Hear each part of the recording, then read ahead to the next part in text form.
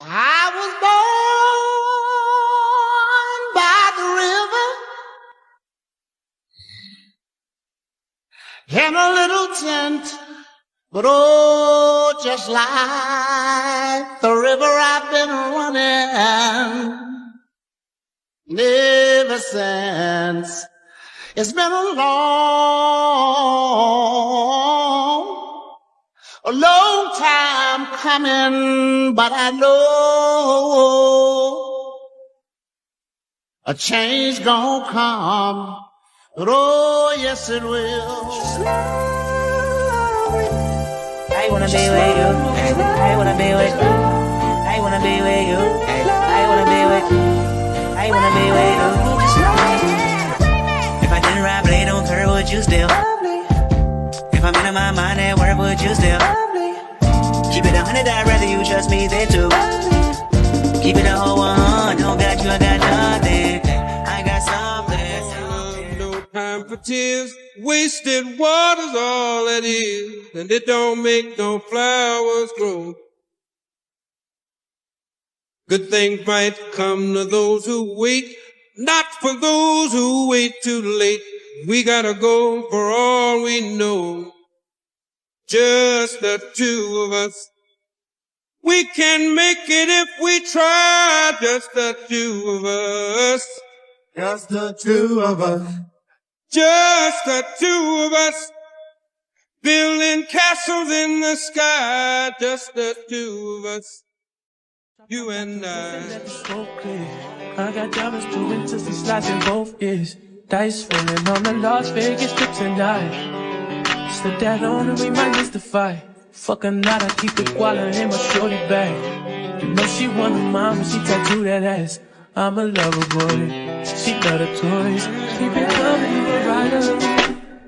This that roll myself a J and count my figure shit. This that stepping out, I feel like I'm that nigga shit. I drop 30 on this room, we ain't gon' sleep for shit. If I catch you knocking off, then it's gon' be your body. Is this all the reasons why? All the reasons for the lie. All the reasons love. I don't know if you could take it. No, you wanna see me naked, naked, naked. I wanna be a baby, baby, baby. Spinning in his sweat just like he came from Maytag. Like a wristlet on the brown. When I get like this, it can't be rough. I'm too little to turn down and on it. Cause I can do some things that I'm gon' do. Wow, wow, wow. Wow, wow, wow, thoughts. Wow, wow, wow. When I'm with you, all I get is wild. Oh, you wanna leave me, but I refuse to let you go. If I have to beg, plead for your sympathy, I don't mind, cause you mean that much to me. Ain't too proud to beg, and you know it. Please don't leave me, girl. Ain't too proud to plead, baby, baby. Please don't leave me, girl. Now I've got a love so deep in the pit of my heart, and each day it grows more and more. I'm not ashamed to come and plead to you, baby. If pleading keeps you from walking out that door, ain't too proud to beg, and you know it. Please don't leave. Pressure, we never settle. Cross and spin, getting it in, I wanna win. That teamwork got us headed to the ship again. Oh, LeBron better than MJ? Cut it out. Half these fans in the stands don't know what they talking about. Half-court jumpers, crowd going wild. FYF ranked #1, you better say it loud. Intellectual talk, but fuck your feelings. Elijah 1 too overrated, Kobe still a realist. Top 10 all time, now how they cut the line. Magic Johnson, Draymond Green, one in the same kind. Fuck your feelings, fast break, stop and pull a J. He got how many rings, nothing else to say. With the team, live streaming, play by play. This the dream, full steam on the road to 100K. FYF, blow the whistle, man, we too official. Better check the film, we not one of them. The greatest to ever ball above the rim. They wasn't with me shooting in the gym.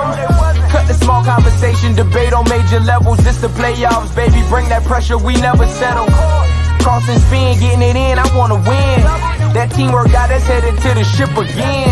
Started small, then turned into big dogs. They treat me like the GM, I just make the call. No matter who my op is, I'ma stand tall. Then pull up to the game, fresh like I just left the mall. 100K, 100K, 100K, check the score. We gon' bust the shot clock, fans running to the floor. All I hear is go this and go that. Man, your team suck, hang it up like a coat rack. I love the game, I admit it, I can't quit it. Step in front of me, man, your ankles gon' get the business. Been a legend like Moses Malone, way ahead of my time. This the greatest sports show ever, I just had to remind. FYF. FYF Sports, man. It's Lamont, man. We back, man. It's been a second, man. It's been a minute. Salute to everybody, man. This live stream, I said, look, I've been going live on my website a lot. Been going live on other platforms a ton. I said, let me go ahead and make sure I go ahead and share this same stream with the YouTube community. So salute to everybody on News Break. A lot of you guys from News Break, y'all the ones that actually sent me this video. Y'all sent me the link the video that I'm gonna be reacting to. So a salute to everybody from these other platforms. And I was just thinking, it's a good opportunity to also go ahead and share this information with the YouTube community as well. So yeah, we're gonna I know I haven't been going live as much. That's something that's gonna be changing here soon. I'm gonna try to make sure I'm going live at a minimum 3 times a week, y'all. Tuesday, Thursday, Saturday gonna be my live days, and obviously we got the other shows crossover on Wednesdays, in the zone on Tuesdays. Hopefully we can get Herm's show back up and running with the 94 Feet Boys, Full Court Press. And then obviously on Fridays, man, you got Goat James Kingdom, man. He's been cooking with his shows, man. They're running up big time numbers, man. So salute to all the people that have been producing and putting out a lot of high quality content here on FYF Sports. And then salute to everybody in the chat. I see you, PTG, man. Always in the comments, always watching the video. Salute to Max, Tiffany, Ned, man. MJ 3009. Yes, sir, man. Yeah, MJ. Yeah, you know, it's sometimes, man, you know, it's certain topics that I just got to handle and address myself because ultimately I don't really see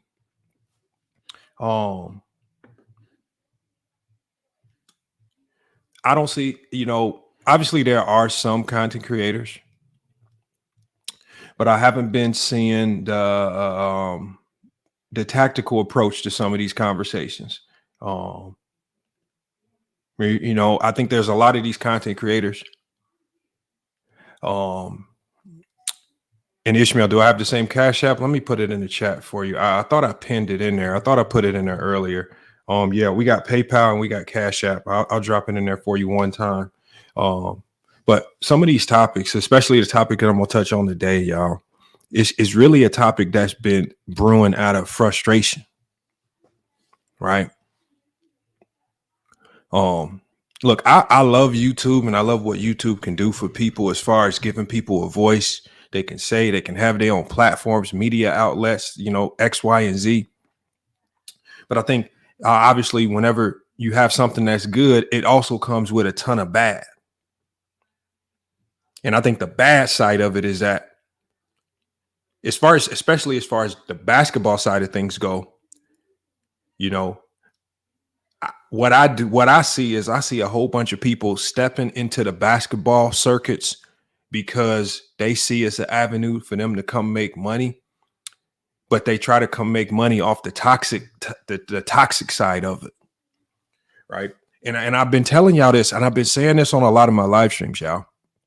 When you've been in basketball for so long, from the playing aspect to the coaching aspect to just the recreational aspect, from collegiate aspect, it's easy to spot it's easy to spot people that try to fake and pretend like they really know the game. And I think the one thing that annoys me is obviously I appreciate all the people with the casual channels and the casual takes. I appreciate those channels, right? People that understand, okay, my perspective is coming from my emotions, my feelings, right? I'm not trying to be some basketball aficionado or some basketball expert trying to tell people what to think or how to think it. And I get that. But the people that irritate me the most are the people that they try to step into the game and then they run around pretending like what they saying about the game of basketball is like ether. It's like gold. It's the gold standard of basketball talk. Like, you know, I don't get it. And it just seems that the majority of these people entering these conversations from this particular perspective just happen to be Jordan fans pretending to know basketball, just like y'all saw the title of the video. Why do Michael Jordan fans, why are they pretending to know basketball? Why are they running around pretending like they really know the game? Salute to Jaden. He says salute. He says salute from Detroit, man. Salute to Jaden Spicer, man. I think he one of the OGs. Salute to Just in Time Sports. He says salute. Lamont, it's been a minute. Yeah, we're gonna get these lives back up and going, man. Just to put my own personal touch back on some of these takes, man. Salute to AO is comedy, and this is gonna be a panel show as well. I got some stuff I need to react to, and I got some information I need to break down to people. But man, it's just getting bad, man. It's just getting bad. You know, and you know, you always need somebody that can call these idiots out. Salute to Constellar. He said, "Where you been?" I ain't been nowhere. Max Pinachat. See, but Max, here's Max. But here's the crazy thing, Max. Here's the crazy thing, Max. I don't even put DreamersPro in this particular category. When you listen to DreamersPro, he actually speaks from a casual perspective. Like when you look at his channel, when you look at all the content that he puts out, of course, it's a lot of content that isn't necessarily in favor of LeBron James. But also at the end of the day, DreamersPro don't run around pretending to be a basketball aficionado. I can't even categorize him the way that I'm like the person that I'm about to speak about today is somebody that has been kind of wiggling their way around the YouTube community and different channels selectively. And here's one of the biggest indicators of somebody that I'm the person that I'm gonna be reacting to today. Here's one of the biggest indicators, y'all. What they do is they are selective with the panels and the platforms that they put themselves on. Salute to Michael Jordan fans are the best. He says, why do so many people have a disdain for the best fan base in the world? I don't have a disdain for you. Fan bases are fans. Fans are fanatics. That's what fans mean. They're supposed to be fanaticals. But I consider fanatics casuals. The one thing that irritates me is the pretenders. Don't pretend like you really know the game when you don't. Don't pretend, right? And this is one of the things that bothers me, because you're going to have a host of people. And Michael Jordan fans are the best. I think this will be a perfect opportunity. If you have Hoop God's number, if you can text him and let him know I'm live. I don't really have a way to reach out to him, but let him know I'm live. I know he's been trying to get on the panel with me. Please reach out to him. But I don't know what to do with some of these people, man. They pretend, because you got to think, when you really are invested in this game of basketball, right? When you are really invested in this game of basketball, your emotions about how you feel about any particular player, you got to throw it in the garbage can. Talent is talent, whether you like them or not, right? You guys have heard some of the things that I've said about Akeem Olajuwon. At the end of the day, he's still one of the greatest players of all time. I might not like his mechanism, some of the things that he's done behind the scenes or off the court. I don't even like how some people actually lie about his legacy. But at the end of the day, he's still one of the greats because basketball is always going to be basketball, no matter how I personally feel about him. Salute to Sammy in the chat. Salute to Andre76. Salute to G Martin. Salute to Reed Brandon in here. And so that's just how it is right there. So I got some, I got a couple bullet points that I want to go over because as I react to this video, I'm going to be going over these bullet points. Salute to the blind Adu Hoots subscribing to FYF Sports, man. Appreciate you for subbing up to the channel. Right. As I react to this video, I want you guys to try to identify these 5 key points that I've taken down that generally seem to be the 5 biggest mistakes that Michael Jordan fans make when really trying to speak about the game of basketball. I don't care about their personal opinion about the game of basketball, but when they're trying to teach and tell others about the game of the basketball and tell others about their best players, I think these are the 5 biggest mistakes. He says, FYF, how do you feel about the NBA's ratings on the decline? Well, Rap Guy Reloaded. I'm in media. I see numbers. I understand how the ratings work. Just to keep it simple and very quick for you, Nielsen ratings are down, yes. But the viewership of the NBA is at an all-time high because people are no longer tuning in on the traditional networks to watch games. People watch them on streaming apps, which the streaming apps, there is no real way to get a grasp on the viewership there. There's worldwide visibility. So now people in the US aren't the only ones confined to watching the game. People in Australia, Canada, DreamersPro out in Africa watching games. How do you account for those numbers? When you guys say ratings are down, that's just people trying to manipulate you with Nielsen ratings. Go do your homework on Nielsen ratings. That's traditional TV. So most people now, like if you go back to the early 2000s, everybody had a Comcast. Everybody had a cable. Cable TV is Nielsen ratings. They can track and see what you watch. Now with all these streaming platforms and networks, you got Peacock, you got YouTube Live. The need for cable is no longer there. No, Nielsen rating. It does not cover 100 countries. It does not cover streaming.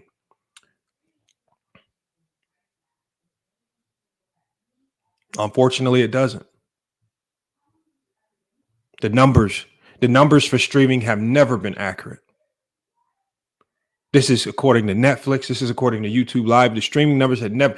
But the one thing, what you want to watch is you can go run around and you can say ratings are down. Just go follow the money. I want you to ask yourself, is the money going down?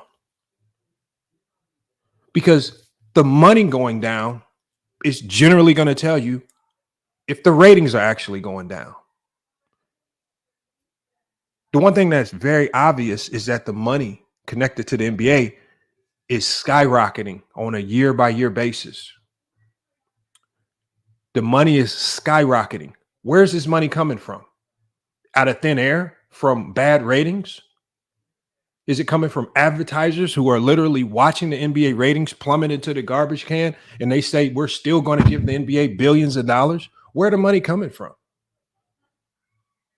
Oh, just do a bit more homework and deeper dives, because obviously you're going to have people like the Carcinos for life who are going to go look at those very generic reports from shoddy websites to say the numbers are down just so they can have a great story to talk about, but they won't do any deeper research than that. Just follow the money. It's all business. Just follow the money.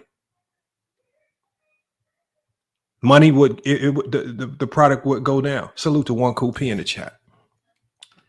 Yeah, I'm back. I'm finally live, man.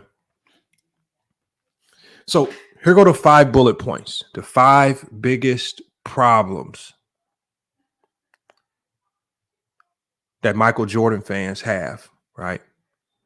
Especially while they're in the middle of trying to pretend that they know basketball, right? Number one thing that I've noticed, and when I dropped the link, you guys, is Jordan fans have this myth of childhood basketball analysis. Many Jordan fans claim to have studied the game of basketball as children. I'm going to elaborate on this as we react to a video. We're going to dive deeper into that. The second bullet point is Jordan fans like to erase past legends. Jordan fans ignore the accomplishments of players like Kareem, Bill Russell, and Wilt Chamberlain to elevate Jordan's status. We're going to elaborate on that a little bit more. The selective use of statistics, overemphasizing Jordan's 6-0 finals record while ignoring broader achievements of other players like scoring, assists, playoff appearances, etc. We'll dive deeper into that here in a second as well. Jordan fans have another problem. They romanticize the physicality of the 90s. These Jordan fans, they idolize the physicality of Jordan's era, and they ignore the advancements in skill and strategy that define the modern game today. We're going to elaborate that especially as we react to this video. And then Jordan fans also ignore modern player mobility. In this video that we're about to react to, you're going to hear this typical, very casual, very stupid Jordan fan really talk about teams that three-peat. Jordan fans love talking about the three-peat. But these fans fail to consider how modern NBA player mobility and salary structures, right, make long-term dynasties more difficult. They dismiss the adaptability and the achievements of some of these players that have to span their careers across multiple teams. The Kevin Durant's, the LeBron Jameses. But we're going to talk about that as well. These are all typical talking points. None of them are necessarily based out of any fact. And all of this does is set the stage for a bunch of fictitious criteria. They put together their own fictitious criteria to determine who the GOAT is. And I think one of the most disparaging things that Jordan fans do is they disparage you if you don't have Jordan as the GOAT. The one thing I've always said over here that I don't do is I don't care about where you rank players. I care about your criteria that led to your list. If your criteria aligns with your list, I'm cool with it. Because the one thing I understand is that everybody sees the game of basketball differently. Greg Popovich is one of the greatest coaches of all time. The way he does things, the way he sees the game, the way he coaches is almost a complete opposite of the way Phil Jackson did things. They both were very different coaches, offensively and defensively, but they both have very similar results, winning a ton, a lot of greatness, a lot of great players. How did they ultimately get to similar results, but they had two different trajectories to those results? Jordan fans would try to lead you to believe that there's only one way to go be the GOAT. That's to go replicate everything that Michael Jordan did, including the way he played the game. You have to replicate his achievements. You have to replicate his fadeaway. You have to replicate his entire career verbatim. And then surpass. Just like I was able to give Greg Popovich and Phil Jackson credit for being two of the greatest coaches of all time, even though they did it, they went two different directions to get there. Why can't Jordan fans give out credit the same way? Why does it have to mirror exactly? Why do most, especially this type of Jordan fans that I'm talking about, why are they so closely connected with Kobe Bryant? Why are they so desperate to throw Kobe Bryant in the top 5? Because Kobe Bryant looks the most similar. to that mid to late 90s Jordan that everybody fell in love with.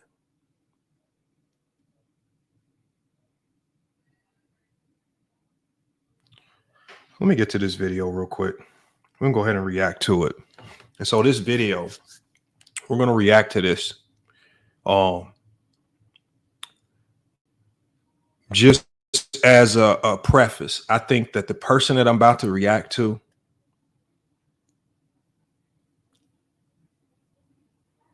we got Kala McHale says, stop capping, man. You're disgusting. Okay. Instead of typing stop capping, you're disgusting, you could have spent your time actually typing facts that disprove what I'm saying. Try that next time. That y'all sound dumb. Come on, Tactics. I had to put you on timeout because you just say stupid stuff in the chat. Let's just give it one more try. Maybe you're going to come to your senses. Salute to In the Basement Sports, man. He says, what up, man? Salute, man. Keep it 100, man. Salute. Appreciate y'all pulling up. So Crazy TV. Make sure y'all stick around. I'm going to be dropping the link. I'm going to bring you guys up. Let's go ahead and react to this video. And like I said, the person that we're going to be reacting to, I believe that this person, I'm 1000% positive that this might be the least educated basketball fan on YouTube. This is one of the biggest pretenders of the game of basketball that I've ever seen. And we're going to kind of break down some of the talking points, and I'm going to show you guys how I'm able to identify it and why. Right? And also I'm going to reference this back to a conversation that I actually had with this person on another platform that also exposed, you don't really know what the hell you talking about. You just jumping into this game and talking basketball because you think you can attain some type of viewership from going down the hate narrative side of things. We got Prodigal says Gilbert Arenas is a Jordan hater that never won. Well, Prodigal, Gilbert is not a Jordan hater. And not all players can win. We'll get to all of this stuff later. Because again, y'all think I don't know that you guys are going to come in here and say some of the dumbest things that you ever thought of? Just like the person that we're about to react to. One of the dumbest people on YouTube. This is a quotable. This is something that I'm going to stand on. And this is something that if this person ever came on my channel and went toe to toe with me, I would be able to show you guys in 5 minutes how little this person knows about the game of basketball. 5. And I would be willing to make a bet. 5, probably less. Let me share my screen here.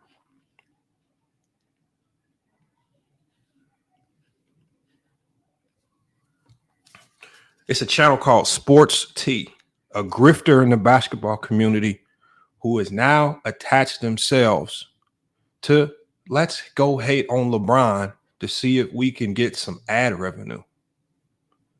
Don't know necessarily why you're doing it. Here's the number one thing. Before we even play the video, you guys, here's the number one indicator that something ain't right, right? I'm gonna hold on. Let me do this right here. Here's the number one indicator. Hold on one second. The number one indicator that something ain't right with the basketball knowledge here is the fact that there's a Spalding basketball.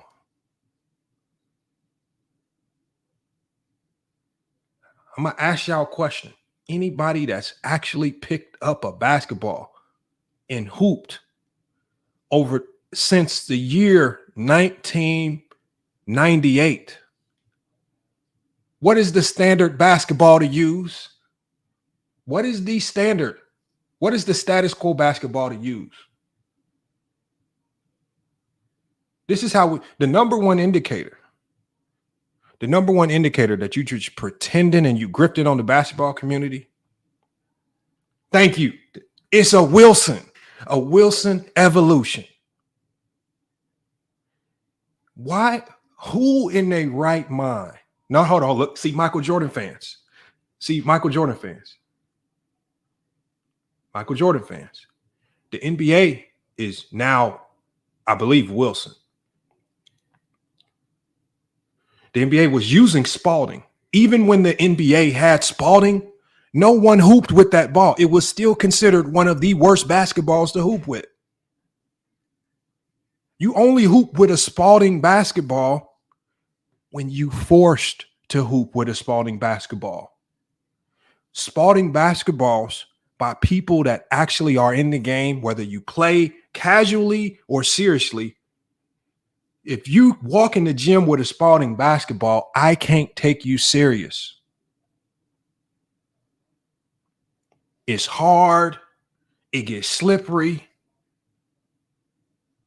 When you dribble it outside too much, it gets super shiny and slippery. Oh, no, we're not doing that. It's a Wilson basketball. That's the number one red flag. Who in their right mind goes to Walmart and buys a Spalding basketball unless you just trying to grift off the community? Michael Jordan fan says, I have an ABA American, but see, Michael Jordan fans, I said, if I'm talking about people that have actually bought a basketball with the intent to either showcase it or display it on the podcast, or to actually use it in the gym since 1998.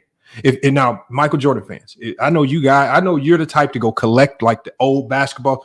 You collecting and being a collector of older, that's something else. I'm talking about people in this age bracket. Man, come on, man. Spalding? That's wrong. He said, Lamar, who cares? Let's hear the take. All right, let's hear the take. So hold on, let's go ahead and play this video real quick. And like I said, we're not going to play too much of it, but we're going to play enough of it to where we can get to those 5 elements that I broke down for you guys. Oh, hold on. Let me share. I got to share my sound. Let me share my sound.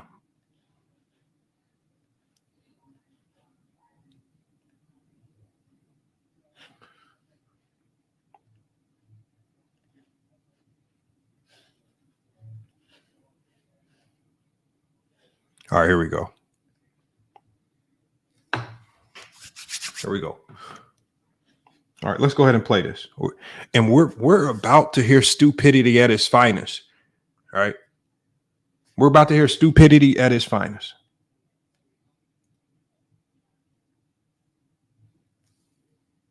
All righty. Gilbert Arenas. So he's one of the leaders of the Battle of the Eras discussion, and he's been done with the 90s for a long time. And pretty much anyone who's played before the 2000s, like, he's of the opinion that they don't matter. If you played before the LeBron era, he doesn't want to hear about you. You can't be on a top 10 list, nothing like that. So that's really interesting to me. We got to stop it right there. We 2.2 seconds into it. Gilbert Arenas has been on this show multiple times, and he's clearly delineated where his cutoff is. He said his cutoff is for the players of the 70s. His cutoff is for the players of the 70s because we've heard Gil say that Magic is the greatest point guard of all time. We've heard Gil talk about the greatness of Hakeem Olajuwon and his footwork. We've heard him talk about Michael Jordan and a lot of great players of the 90s. He talked about how he got barbecued when he first came into the league by a lot of the 90s greats. You already start off with a factual inaccuracy. The reason why they start off with these, they see, so what the thing is, she said 2000. See, one of the reasons why she said 2000s and up is because now she has to try to paint the picture that he's this obsessive LeBron James fan. So he's only considering anything that's been around since LeBron James has been in the league. We know that's a lie. Gil has come out, talked about his top 10. He said he won't rank the players of the 60s and 70s, right? He says he didn't watch him. He didn't think the game was advanced enough, but that's his criteria. He set his criteria and he gave his ranking. He never said anything about starting it in the 2000s. So you've already started. You just started your diatribe off with a lie. These are things that you can literally go look up. He's been very consistent with this for years, but you already lie. But why lie about something small like that? Salute to Spiffy, Little Kenny, man. Make sure y'all go check out. I'm gonna put the link in the chat while Spiffy is here, but make sure y'all go check out. Just go to Amazon Music, go to YouTube Music, go look up Spiffy Lil Kenny's new album. I'm gonna tell y'all right now, he got one of the best albums out. And this is no cap right there. It is. He putting his work in, man. And I'm talking about when you listen to his earlier stuff to his most recent album, you see the progression. Now the man is actually signed to a major label, man. Salute to Spiffy Lil Kenny, you guys, man. And like I say, hopefully we can get Spiffy Lil Kenny up on the panel today, man. But again, we get back to this. You start off with a lie, but why? You're trying to paint a picture that he's an obsessive LeBron James fan. That's the weird thing about it. Obsessing over LeBron James so much so that you have to lie about things he's been very clear about. That's number one lie. And these are all things that are provable in 2.2 seconds. We all know if she was on this panel, I could prove it in 2.2 seconds. He was on this show and said it himself. He said nothing about not considering players of the 90s. That's all a lie. He was on the Above the Rim podcast with Dwight Howard, and he continues to try to erase Michael Jordan. And it's almost like the media is working overtime to push these narratives. So let's hear what he had to say. I'm sorry. What? I don't know nothing about the 80s, dude. Yeah. When he still had hair, Any nigga who born in 90, you don't know Jordan. Shut up.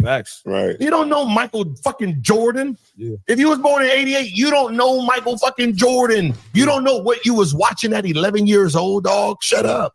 Right? So Kobe was your GOAT. Yeah. Because you got to see what it really looked like. Get him drafted in 96. Yeah, you know what I mean? You really get to see, okay, so you're old enough to understand every move he's doing, everything.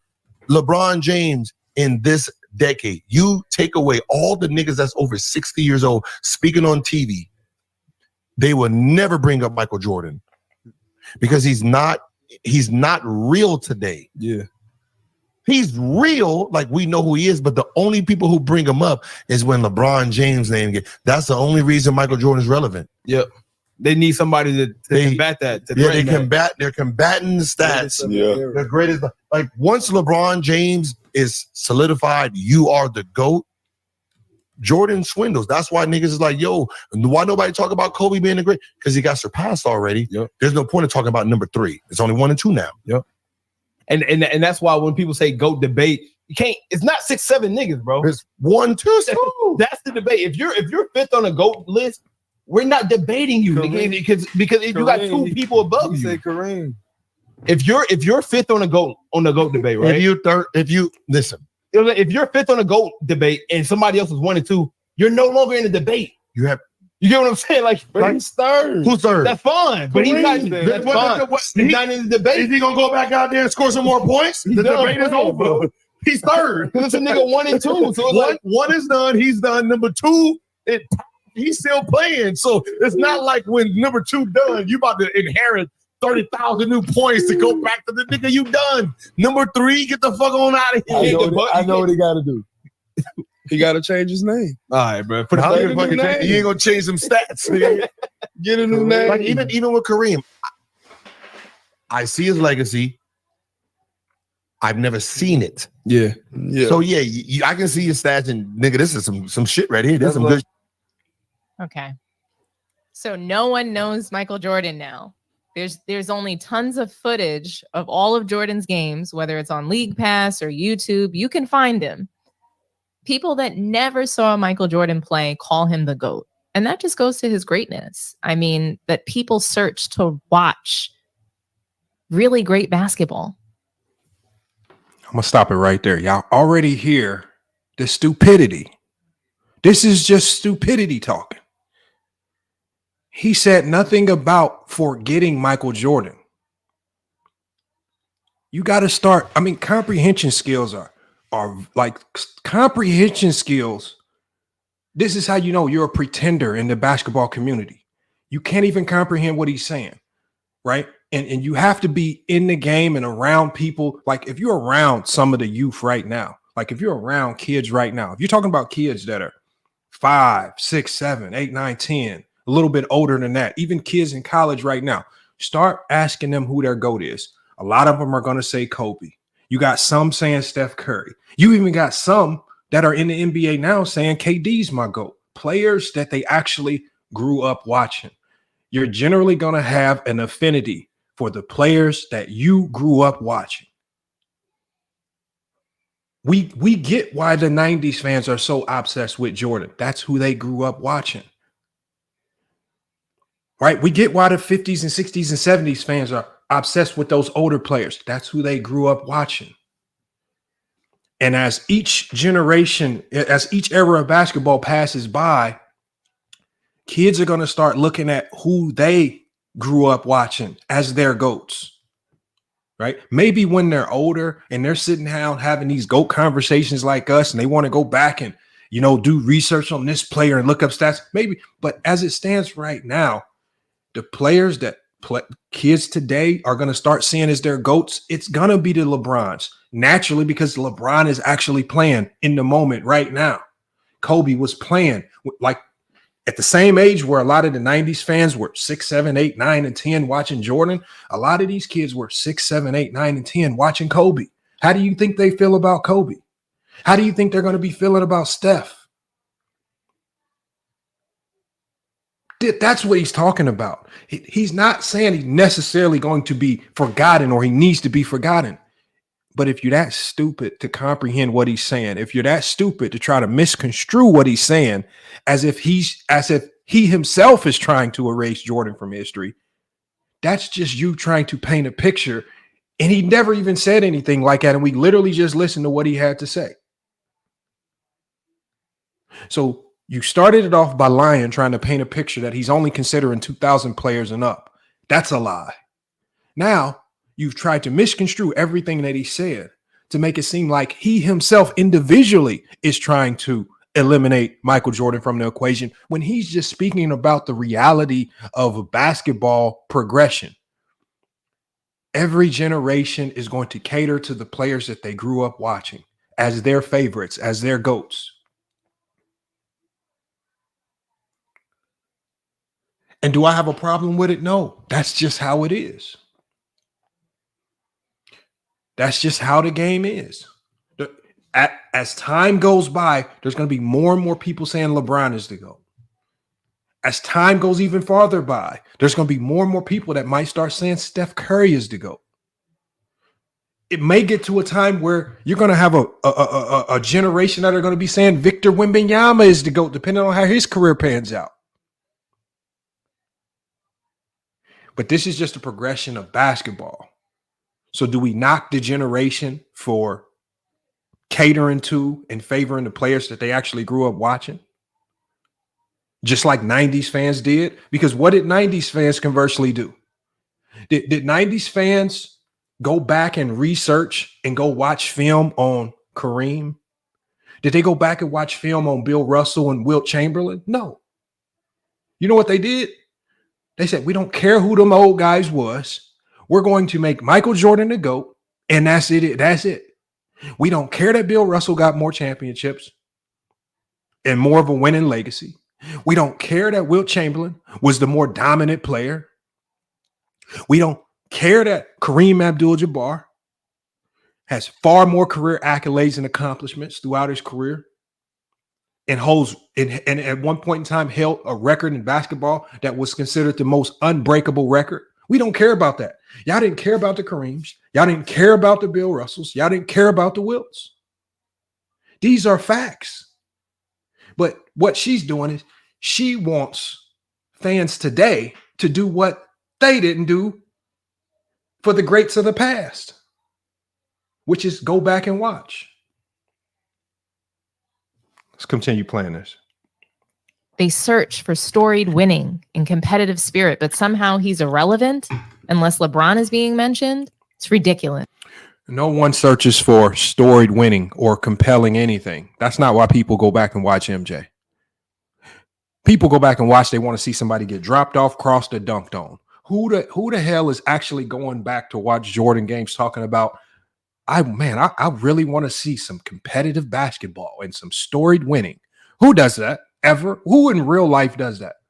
What real person ever in the world says, I'm going home today and I can't wait to watch some storied winning and some competitive basketball. I need to go Google me some Michael Jordan games. Who does that? She sounds like she's reading from a script. Who said? Did ChatGPT type up what? Did ChatGPT tell her to say this? This don't even sound real.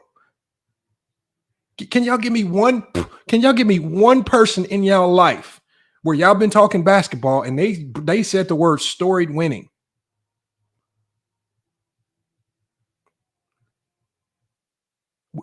We going back to watch Jordan shit on somebody, dunk on somebody, cross somebody, hit a game winner on somebody. We don't care about all the other stupid stuff. Basketball is simple. Ain't nobody talking about they going back to watch no storied winning. That's stupid talk. That's fake talk. That's talk. That's lingo to me that identifies you don't belong. You ain't one of us. You faking it to make it. Storied winning. Nobody does that. She ain't even done that. She ain't even went back and watched the game. Don't nobody. For one, those games are slow and dull. There were so many fouls called in the 90s, it's even hard to watch. Nobody's watching it for that particular reason. Now, are there some games that are going to be some thrillers? Bulls-Pacers games that was a thriller that went down to the wire? Okay, I get that. But it's only a handful. Rap Guy Reloaded says she watches WNBA. That tells me a lot right there. I mean, the WNBA, look, I watched the WNBA game, y'all. The Atlanta Dream versus the Indiana Fever. Oh, my God, man. You talk about, man, the refs are trash. The refs are like they came straight out of the YMCA. Players running around missing layups. There was one point in time in this game where the ref had called 5 travels back-to-back possessions, man. Travel here, travel there. What the hell can we watching? Caitlin Clark throwing dimes. Bounce off my knee. Out of, man, what? Come on, man. Ain't no. It's a reason why the WNBA fell off since the Olympics. That shit's boring. It's just stupid, right? Caitlin Clark's the only thing keeping it exciting to a certain degree because we trying to see her barbecue some people from the three-point line because it kind of looks like Steph Curry. Oh, Kim Jong-un. Oh, she definitely some type of AI. She's not real. This is not a real person.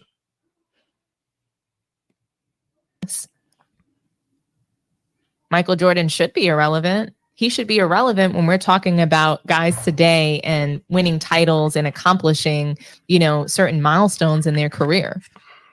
He should be irrelevant. When you don't accomplish something in your career, you shouldn't be saying, well, Michael Jordan, that's not, even the way that I was raised as a child. If I did something wrong and my parents came to scold me about it, I didn't go back to them and say, oh, well, Sally did this and Harry did that. They didn't care. They don't want to hear that. They want to hear about what I'm going to do to change or what I'm going to do to get better. When I played basketball, I couldn't blame anything on my teammates. It's called accountability, and it starts with yourself. So, I think it's really interesting that, he made the comment that, at 11 years old, that no one knows what they're watching. You absolutely know what you're watching at 11 years old. I know I did. I started watching basketball at 6. I started watching when Magic announced his diagnosis, which was really sad. I actually cried. I wasn't really sure what was going on, but I just knew that he was sick, and I knew he was one of the greatest players. Did y'all hear what she just said? She said, when I was 6, I was watching basketball. I knew what I was watching. And then she proceeds to say, I watched Magic Johnson announce he had AIDS. I didn't know what I was watching, but I knew he was sick. So you didn't know what the hell you was watching. Okay, hold on. We're going to fact check some stuff right here. Because when she said this stuff about being 6 years old, watching basketball, let's just be realistic. We were all 6 at one point in time. Let's just be real. But look, we're just going to get to the psychological aspect of this right here. We're going to break it down to a science, right? Check this out, y'all.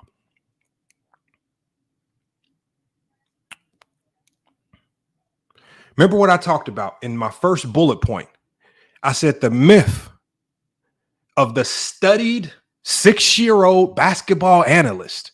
Oh, she is the 6-year-old basketball guru, just studying the game at 6. That's why I put that thumbnail up. The little baby with the notepad watching the Bulls play. Oh, you one of those, huh? Right? This is one of the more absurd narratives surrounding Jordan's legacy. It's this claim, and it's often made by fans like this particular podcaster, this idiot, Sports T, that they were studying Jordan's game as young children. The idea that a 6-year-old can analyze complex basketball strategies is not only improbable, but borders on revolutionist history. At this age, children lack the cognitive development necessary to break down the game schemes and evaluate advanced basketball metrics. Let's just do a little bit of research in this. According to childdevelopmentalresearch.com, 6-year-olds are in a hold on, let me say this word correctly, because one of these big crazy psychological words. It's a pre-operational stage of cognitive growth as defined by psychologist Jean Piaget. Children at this stage are focused on tangible, concrete experiences and are not yet capable of abstract thought or logical analysis required to break down a game of basketball at the level that she claims. So by promoting the idea that she studied Jordan's game as a child, she is just simply elevating him to a quasi-mythical status where his greatness is supposedly universally acknowledged even by toddlers. This narrative lacks factual ground, and it also trivializes the nuanced understanding of basketball that's needed to evaluate real greatness. She's lying, y'all. At 6 years old, nobody's sitting down watching the game of basketball to any serious degree. Generally, what little kids do is little kids will look to their parents. When their parents cheer, the little kid will cheer. The little kids, when the parents have a 23 Bulls jersey on, what a little kid gets a little baby Bulls 23 jersey. What you do is you ingrain it into your kids. So a lot of kids, especially at such a young age, who are saying that Jordan is the GOAT, it's not because they went and studied the game. It's because their parents ingrained this into them. Kids are, especially at that age, their brains are like sponges. They will absorb. This is why when parents cuss, what's the first thing a little kid will do? Cuss right with them. When the mom or dad keeps saying, say mama, say dada, what does the baby eventually do? Mama, dada. All their brains are, when they first are born, is big old sponges. They absorb, and then they regurgitate what's been put inside of them. The fact that she's lying, saying at 6 she was sitting down in front of the TV, breaking down the game, watching Magic. You watched him and you cried as a 6-year-old. You saw Magic announce his retirement, which even when Magic announced it, he had a big smile on his face. So the fact that you would lie and say you were crying when Magic Johnson wasn't even crying. Magic Johnson actually did that post conference with a big smile on his face. Wasn't nobody crying. Oh, but maybe her parent, her mom, or somebody that might have loved Magic Johnson was crying. So what does the baby do? Copycat it, if that's even true. I tend to believe that everything that she's saying is just a big lie and it's false. But to say that you were at 6 years old studying and watching a game, you're just a liar. You're just a liar. Everything that's been said in this video is a provable lie. You said that Gilbert Arenas only considers players from 2000 up. That's a provable lie. You misconstrued his statement about basketball progression to say that Gilbert himself is individually trying to erase Jordan. when he never said nothing to that degree. Now you're saying that Gilbert is wrong for saying that at 11 years old, kids aren't watching the game to absorb it like we're absorbing it right now. This is facts. You know why? You know why most of us know that that statement is facts? It's because we were all kids at one point in time. So, you know, if LeBron James can flip plays in his head at 8 years old, I think that a spectator at 11 years old, someone who's in the 6th grade, they can watch a basketball game and know what great looks. I don't think she can flip a play as an adult. She's a grown woman. I don't know if she can draw up one single play as a grown adult. Y'all know how many times I've pulled up the drawing board and I told Mac Def, draw up this play. He started struggling when it's time to really break down X's and O's. How much money would you guys want to bet that if I drew up a scenario on a clipboard, she would struggle to understand what the hell it was? No, she could not delineate plays as a 6-year-old. She can't delineate plays. This is the same woman who on other platforms says that LeBron James doesn't run any plays. Yet when I was on the podcast, I broke down. No, he was in the Horn system. No, he was in a Pistol system. No, he was in a Princeton system. You know how I know he was in all of these systems? Because I watched the game for those things. This is the same idiot, right? When I went on the podcast and I spoke to her, which I really wasn't even speaking to her. I was speaking to the host. She just tried to interject. This is the idiot that said Bryce James is better than Bronny James. And so it just so happened that I had just left Section 7. I literally had just watched Bryce James' team play St. Mary's in California. And what's the first thing that I came on this podcast and said? I said, Bryce ain't that good. He ain't even getting no playing time at Sierra Canyon. He's like the 9th, 10th man off the bench. He's only getting the game when the team is already up 20. But yet she says, oh, Bryce is a better shooter than Bronny. He's a great three-point shooter. Where the hell are you getting this information from? Did somebody tell you this? Did you watch a House of Highlight clip?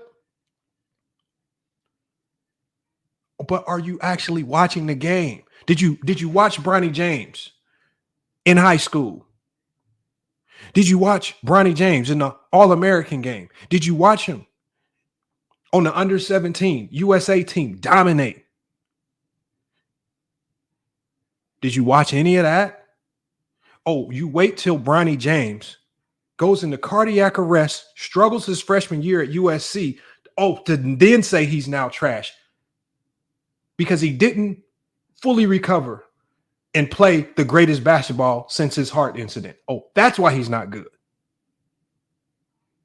These people don't watch the game, y'all.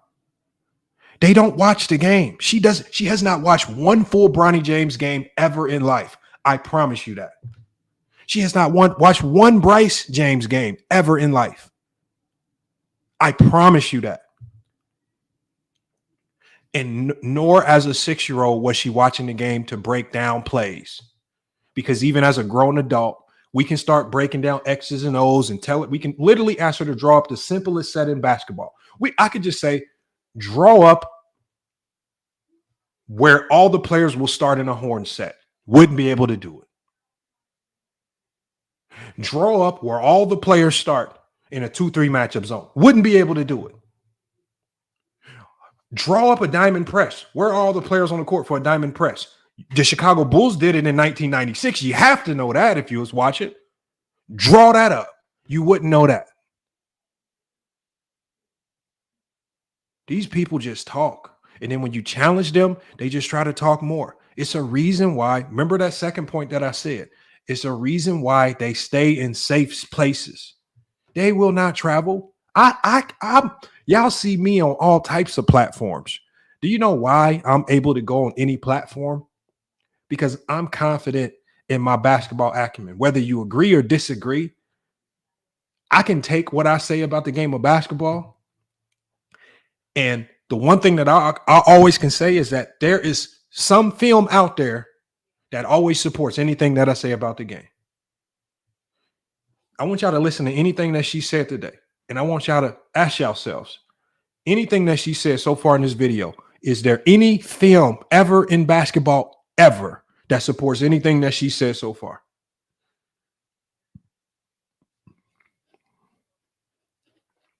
Looks like. That's, I just think that we're going way too far to push a narrative. It's an issue to me. Since LeBron and Clutch are creating these narratives, why does LeBron wear 20? LeBron and Clutch are creating narratives. Where are you getting this information from? And I've never been opposed to the concept that sports agencies create narratives. All sports agencies create narratives for their players.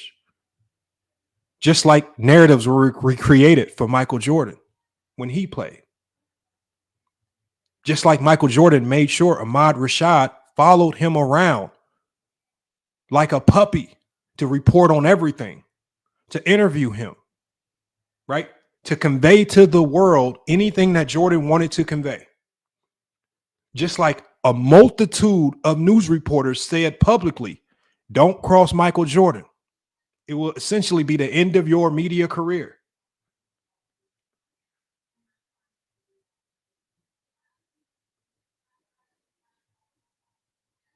Do sports agencies push narratives for their players? Every single sports agent. You're not a good sports agency if you're not pushing narratives for your players.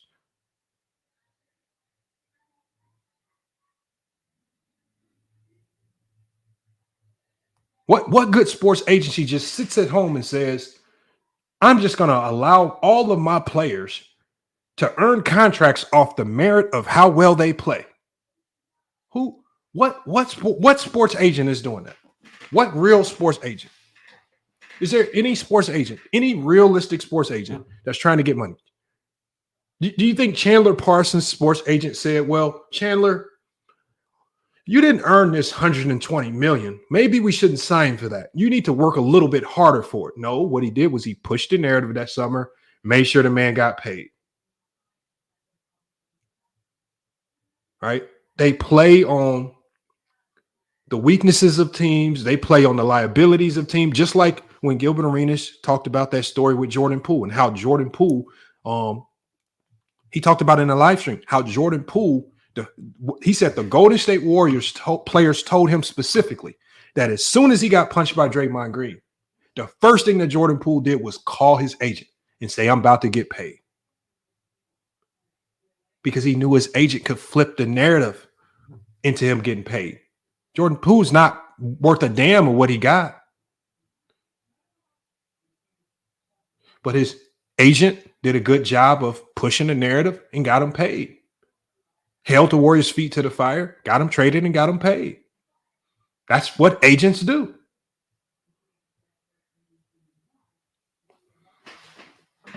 We got Adrian Knight says, whatever Michael Jordan did, LeBron admitted followed in his steps. So whatever Jordan did, LeBron followed. Okay. I don't know what that means, if LeBron followed his footsteps. If you mean by playing basketball, yeah, they both play basketball. But their trajectories are completely different. LeBron came into the league on a different trajectory than Jordan.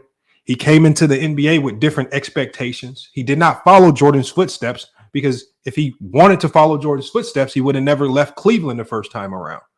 So he had to have been trying to pave his own narrative in his own way because he left Cleveland to go to Miami, which turned him into a villain, which made him hated. Because a lot of you guys, a lot of you extreme Jordan fans knew that once he went to Miami with that good of a team, it was inevitable that he would start winning championships.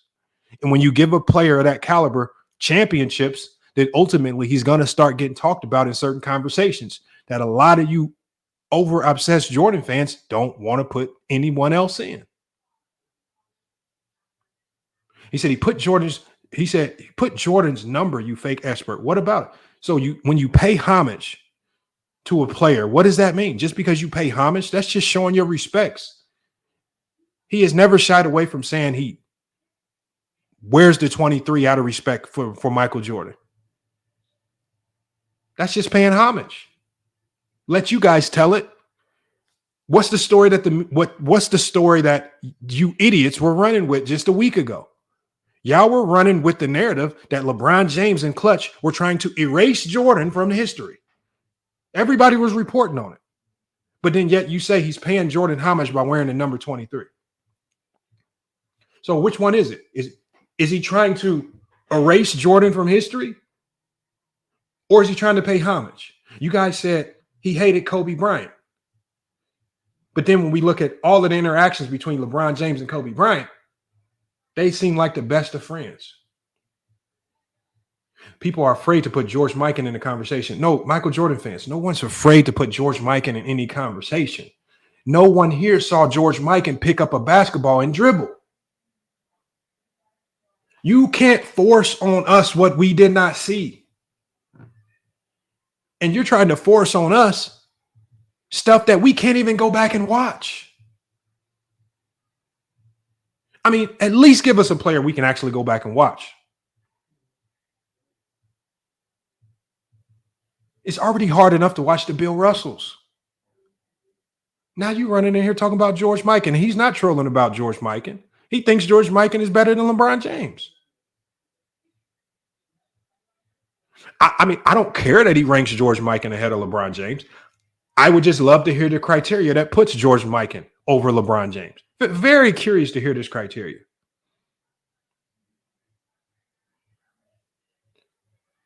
And very curious to see where this criteria has LeBron James fall on your list. Very curious. I told y'all, we are living in an age where stupidity is reigning king, man.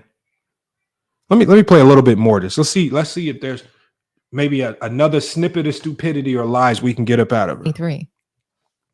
Take it off. Make your own number marketable then. If Michael Jordan's irrelevant, then take his jersey off. Make some other number that nobody wore popular.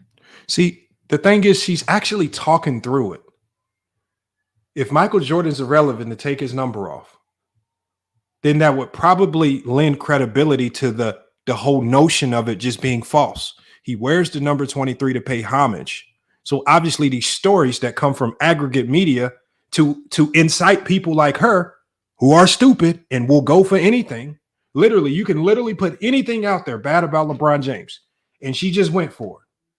Just went for it. Stupidity. That's all it is. Try that. See how that works. But like I said, this is all an attempt to make sure that today's era feels better about the brand of basketball that they're playing and producing. They want to be confident that they can create a new standard instead of having to live up to the heights that they've just never been able to reach. I'm curious once again to understand what brand of basketball one is she talking about, right? The players of today don't control the brand of basketball. The NBA controls the brand of basketball. The NBA can make a rule change and it changes how the players play the game. They took away handshaking and put in, they took out illegal defense. Well, it changed the way the game was played, right? If you want to blame anybody for the way the game was changed, the way the game is played right now, why is nobody blaming Rod Thorne and David Stern? They're the ones that put in the zone. What's one of the number one ways to beat a zone? You shoot them out the zone. If you don't have the bigs to kill them in the middle, shoot them out the zone. You space the zone out. They're just playing, right? Remember, we're talking to somebody that says they look at strategy, right? When teams zone up, and in the NBA, we see a ton of matchup zones, not traditional zones, matchup zones. These are man-to-man, strong side zones. How else do you beat it? Do you just push against the grain and do you try to send a big to the post and go back to the basket post moves all day and just get completely obliterated and destroyed because you want to go with an old school style of basketball that just won't work today? Or do you say, well, if they're going to zone up, well, we need to develop and bring in skill level players that can space this zone out, because it's not going away no time soon. Now, if the NBA came out and said, oh, we're bringing illegal defense back and the zone is gone, it's going to change how the players play. The players don't control how the game is played. The NBA does. When the NBA said, we're gonna kill all this nonsense with these fighting and stuff like that, what did they do? All right, you want to fight? Well, take this 10-game suspension. You lose all those game checks, and here go a nasty, hefty fine to go with it. You know what that does? Well, we ain't fighting no more. I'm not trying to lose $2 million because you want to fight. The NBA controls all of that. Oh, Tamo, MJ ain't losing to Jason Terry. MJ lost to a lot of bums in the 80s. MJ lost to a lot of bums in the 80s, Otamo. So when you say MJ ain't losing to no Jason Terry, MJ actually lost to players worse than Jason Terry in the 80s. Or should I say the Chicago Bulls lost? Because players don't lose games. Teams lose games. But if you want to turn it into a one-on-one matchup game, then you could just go look back on my video where we broke down Jordan's Defensive Player of the Year in 1988, where Jordan couldn't stop he couldn't stop any individual player.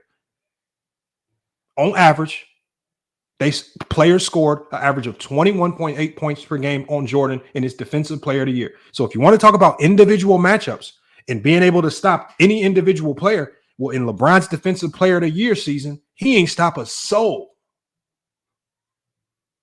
Didn't even stop Otis Birdsong.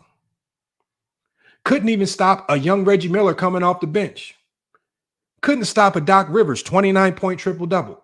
Definitely couldn't stop none of the stars. Magic Johnson gave him an instant 30-point triple-double. He couldn't stop a dime. So if you want to go to individual matchups, we can do that. But see, when I get to the individual matchups and I try to talk the game like y'all try to talk it, then y'all get mad.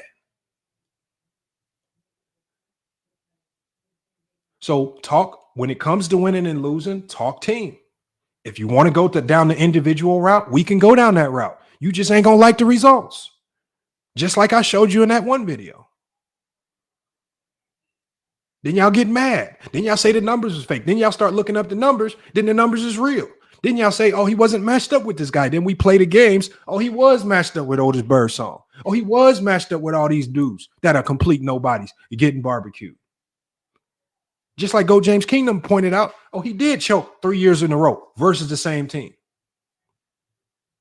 If we want to judge him, if you're going to create the standard on how we judge players, let's judge them based on the LeBron standard. You ain't going to like the results. But if you want to judge them fairly and you understand that as great of a player, no matter how great you are as an individual player, you're not winning without a great team. You just can't. Dominique Wilkins, one of the best players in that time frame, could not win without a team in Atlanta. Mitch Richmond could not win in the 90s on Sacramento. If you own a bad team, you own a bad team. You're just not winning. So we got two ways we can go. I can just start calling all of these guys bums based on if they won or not. Or we can just say Mitch Richmond was a hell of a player, just on a bad organization, bad team. Jason Kidd in Dallas, bad organization. They had essentially one of the first big threes. Couldn't make it work. Trash organization. Orlando Magic, stupid organization. Didn't know how to keep their stars happy. Lost Shaq. Let him walk out the door. All they had to do was offer him a bigger contract. Stupid. Charlotte Hornets acquired all that talent. Completely blew it. Didn't know how to make the things work with Alonzo Mourning and Larry Johnson. Stupid organization. Houston Rockets, hard-headed. Got old really fast after they won those two championships. They got Drexler for short-term help, but after that, they fell completely off the map. Stupid organization.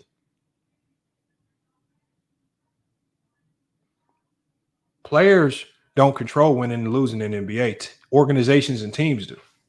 It's not excuses, Otamo. It's just how it goes. Because It's not like the NBA is not like when you walk into the YMCA and you could pick your own team. When you get drafted in the NBA, the team that you get drafted to is your team. Jordan could not control that he got drafted to the Chicago Bulls early on when they was getting barbecued on a night in and night out basis.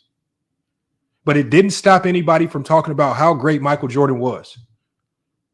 He didn't have to win for people like Larry Bird to say this is the best player in the league. He didn't have to do a ton of winning. He didn't have to win championships. All he had to do was just be himself. And they all understood, well, the team around you just really ain't working out too well. When he got a squad, they start winning. Things got different. Basketball is about Jordan. Judah Mornov says basketball is about scoring and defense. Man, that's a genius level revelation, Judah. We did not know that, Judah. Man, you got to score and you got to defend in basketball. Wow.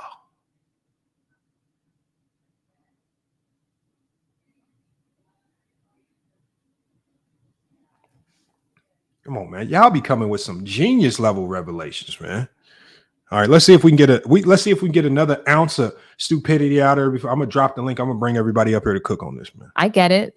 It's really difficult to be great. I get it. Having resilience to keep winning at a high level and not just to keep playing at a high level. Those two things they're really hard. They're really hard to do. Winning repeatedly is not easy. We have one ringers, we have repeaters. When was the last time we saw a three-peat? Oh, I know. That was 24 years ago when Kobe Bryant did it with Shaq. We're not seeing this kind of winning anymore. We're not seeing dominance in the league. Oh, hold on. That takes me to another point that I mentioned, you guys. This literally takes me to another point that I just talked about. Remember, what was the fifth point on my list? It says Jordan fans often ignore the impact of player mobility and the changing nature of NBA team building in their arguments against LeBron. In Jordan's era, player movement was far more restricted, allowing teams like the Bulls to build long-term dynasties. The modern NBA is marked by shorter contracts, player empowerment, and frequent roster changes. LeBron has embraced the new era of player mobility. Winning championships with 3 different franchises is also an accomplishment that Jordan never had to attempt. And I think that's the key in that. Jordan never had to attempt winning championships with multiple franchises because of the era that he played in. No player mobility. Jordan was on a team in the Chicago Bulls that could sign Scottie Pippen to a long-term deal as a rookie and not have to pay him a dime more. They can sign Horace Grant to a completely horrible contract, to a long-term deal. Even Jordan himself was signed to a long-term deal as a rookie. So because these organizations could essentially rob these players right out the gate and then not have, like she said, the accountability to re-up their contracts and pay them what they're actually worth. These players were forced to stay on the same team. It wasn't by choice or because they were loyal to the team, because they were super dedicated to the franchise. Because what happened when Horace Grant got the first opportunity to get the hell up out of Chicago? Did he care about loyalty and staying and dealing with the grind? He said, I'm out of here. Give me this minimum contract with Orlando for 1 year. Y'all can get my bird rights, and then hopefully y'all can pay me that next year. And that's exactly what he did. So they punished players. The league punished players for going in free agency. I talk to you guys all the time. Reggie Miller wanted out of Indiana. He wasn't loyal to Indiana. He was stuck in Indiana. Ewing wanted out of New York. He wasn't loyal to New York. He was stuck in New York. Hakeem Olajuwon was not loyal to the Rockets. He was stuck with the Rockets. But y'all tried to lie and act like these players were super loyal and they just want to build it with one team. That's a lie. The era where teams could literally rob players. They literally sacrificed the players' health and finances for their own pockets. Do y'all really think, like the Bulls, just in the blink of an eye, all of a sudden just had $30 million a year that they could pay Michael Jordan when Jordan decided to impose his will? I'm not getting screwed over no more. Did they have to go take out a loan to get that $30 million to pay Jordan? Or did they already amass nearly $1 billion in revenue off Jordan's neck after not paying not just him, but none of the roster?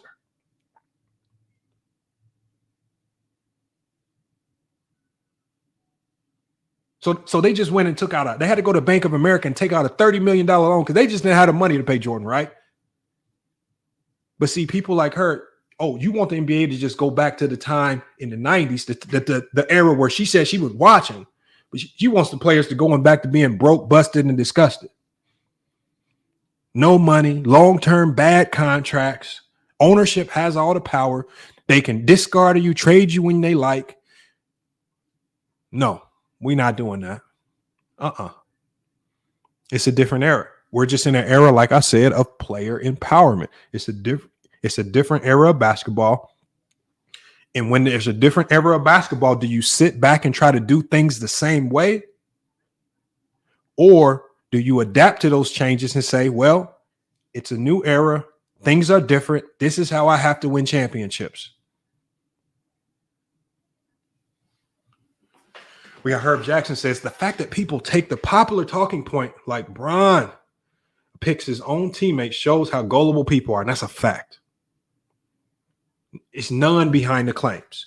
But the one thing, Herbert, is the claim that we do know that all organizations, and this has generally been consistent throughout NBA history, all organizations consult with the team's best players about moves. Even in the 80s, the Chicago Bulls consulted with Michael Jordan about Orlando Woolridge and Quentin Daly and those guys. What did Jordan say about Orlando Woolridge and Quentin Daly? Yes, they're elite scorers, but they're stealing my thunder. They're in my way on the offensive side of the ball. They got to go. As soon as Jordan told the organization that they got to go, what happened to them two guys? They got them the hell up out of there. No, Danny Mack says, no excuses, Lamont. LeBron chose his team, and he played with honors for 15 years straight. What do you mean, no excuses, Danny Mack? What does this mean? What do you mean by no excuses? Was it your expectation that LeBron James should be 20 for 20 in the NBA Finals? Like, what is your expectation of LeBron? What do you mean, no excuses? Basketball don't work like that. When you win games and you lose games, there's a reason why you win. There's a reason why you lose. You can't win them all. We don't judge players off that. We judge players based on the resume that you've produced when your career's over. It's this new weird thing that these Jordan fans are now doing where you're counting flaws. Oh, you have the most turnovers here, but you didn't say that about John Stockton or Magic Johnson, who are also on that list for leading NBA history in turnovers. All this new stuff about counting flaws and finals losses. I never heard anybody talking about Jerry West's finals losses. I never heard this. I never heard any of these old fans talking about, oh, Wilt Chamberlain got a losing record in the NBA finals. I ain't never heard that. Just the same way I never heard people running around. John Havlicek, man, he undefeated in the finals. I ain't never heard that. Nobody was talking like this until Jordan fans came around. When she's sitting here talking about people are painting narratives, every talking point about that Michael Jordan has to his name has been built on a narrative. The 6-0 has been built on a narrative. Right? Because there are other players that are undefeated in the finals, and she can't name none of them. There are other players with better NBA finals records and similar stat lines to Michael Jordan, and she can't name none of them. There are people with more championships than Michael Jordan. She can't name none of them other than Bill Russell. There are great players, some of the most dominant players, because earlier in this conversation, she associated losing with not being dominant. So does that mean Wilt Chamberlain is not dominant because Wilt Chamberlain has a losing record in the finals? What stupid person is honestly going to connect the dots the way she's connected them? The only way this happens, you guys, is when you have somebody trying to talk basketball that is just a pretender, just trying to join the community because it's something snazzy to do. Michael Jordan fans started George Mike and dominance. It may be dominance. See, but the thing is, Michael Jordan fans are the best. I'm not going to pretend as if I understand George Mikan's dominance. See, the one I can sit back and say, I never saw anything in regards to his name to suggest dominance. I don't know enough about him. So my criteria just doesn't fit me ranking George Mikan. If I throw George Mikan on my top 10 or top 20, you know that I'm pretending. And that's what a lot of people generally try to do with LeBron James. They try to pretend and they try to make up stuff and they lie. And this is the only thing that's been regurgitated in this conversation. Narratives, a lot of lies. These are all provable lies. Narratives and a lot of lies.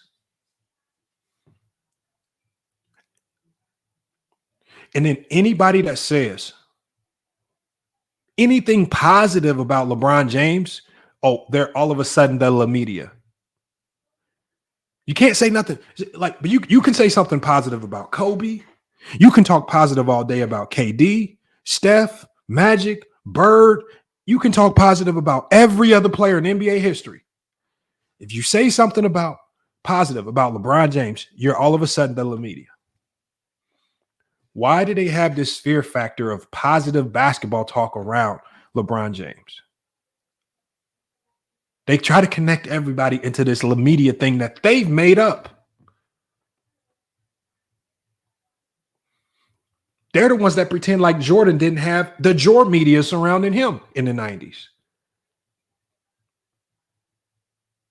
I mean, if LeBron got this concept of La Media from anybody, he got it from Michael Jordan himself.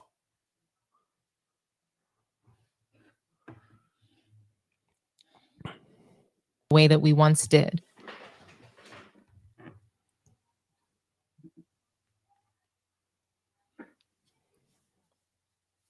Let's see these comments.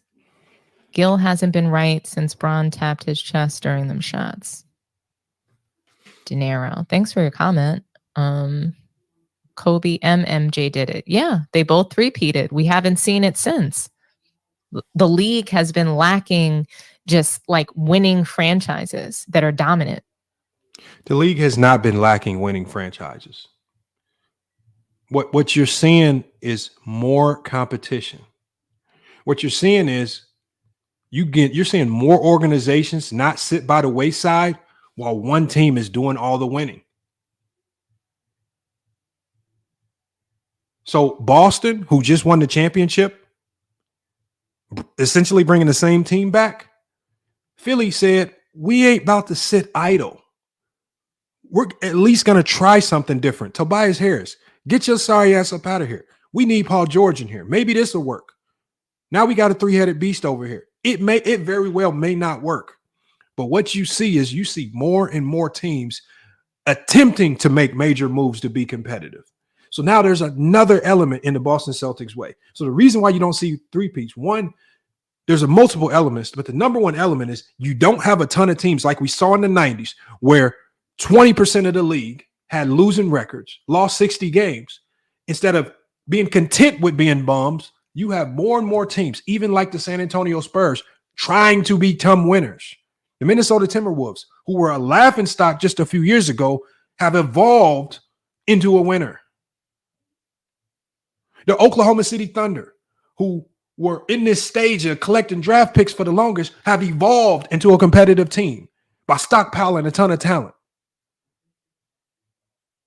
The Phoenix Suns, even though the move didn't work, they still have Bradley Beal, KD, and Devin Booker there, and they're trying to amass talent around that. These teams are not sitting idle. They're trying to build contenders. In the 90s, I want you to tell me, who was trying to build a contender to beat the Bulls? I want you to tell me who was trying to build a contender. What owner out there in the 90s said, I just want you to tell me one organization in the 90s that said, I'm trying to build a team to take them down. Tell me one major move. And don't say Charles Barkley, because that was Charles Barkley demanding a trade. He got traded to Phoenix because he demanded a trade because he was tired of losing. And he told them, I want to go to Portland. He wanted to play with Clyde Drexler and the Blazers, who were one of the best in the West at that time. Charles Barkley didn't want to build it from the mud or the ground up. He says, I'm tired of playing with scrubs. I need to go play with winners. We never heard this narrative of Barkley trying to join a super team. E.K. Hampton said the Knicks. Tell me, what did the Knicks do to try to compete with the Bulls? What major signing? What star did they go get? Who? By the time Allen Houston came around, we're talking 2000s. Ewing was past his prime. Don't give me no Allen Houston. I'm talking about when Ewing was in his prime. Did the Knicks ever try to go get a bona fide talent out of all the players that's running around out there demanding trades?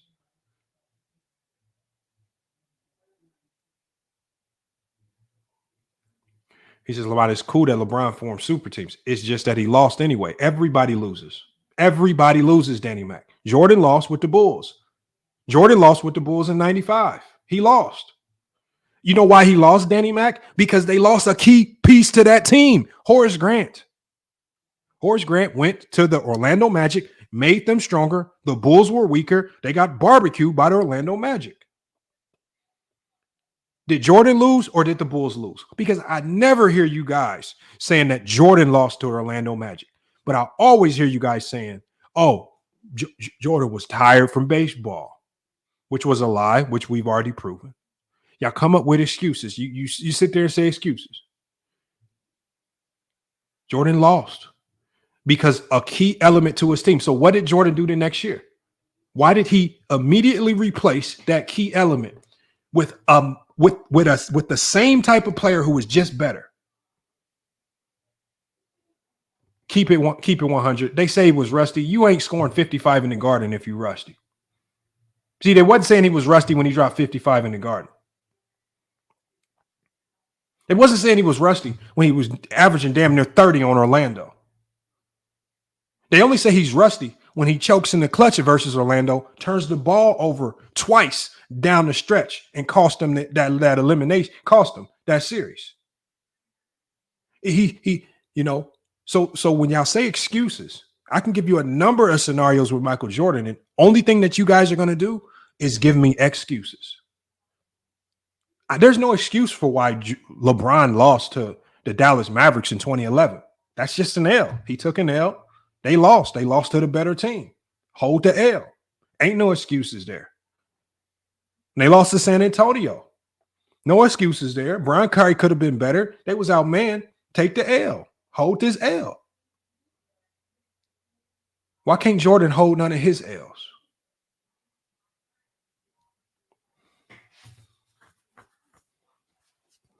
Otamo says no team wanted Dennis. Not true.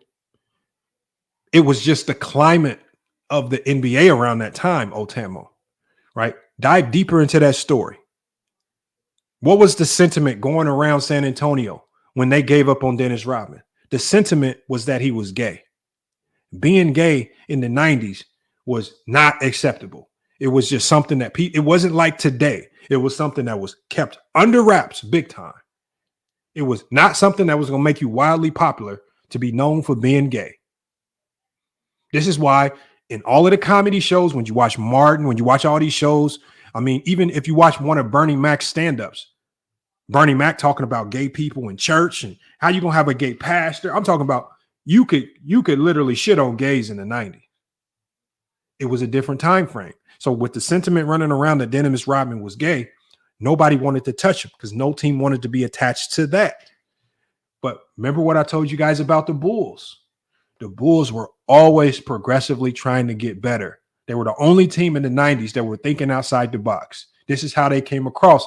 This is how they were able to go scout out a guy like Luke Longley. the best Australian player. This is how they were able to scout out a guy like Tony Kukoc, one of the best international players. Spacing of the floor, not doing it through a traditional big with three-point shooting. This is why they had a Steve Kerr and a John Paxson and a Craig Hodges. Versatile defenders. This is why they had the Horace Grants and the Scottie Pippens. They did the opposite of every other team in the 90s. They didn't have a post presence. Just when y'all run around telling me the 90s was a big man era, the best team in that era didn't have a big man.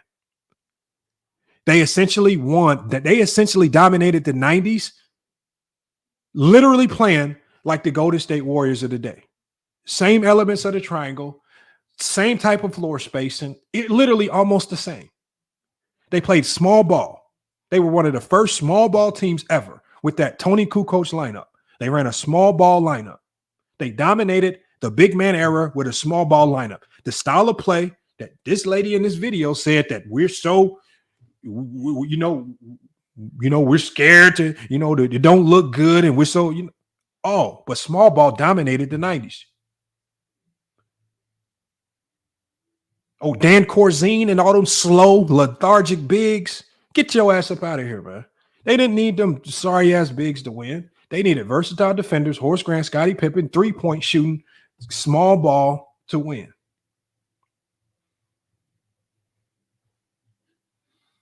Demetrius, Jordan had no control in what? Don't know what you're talking about there. All right, man. Let's get the clowns off the screen, man. We done with the clowns today, man.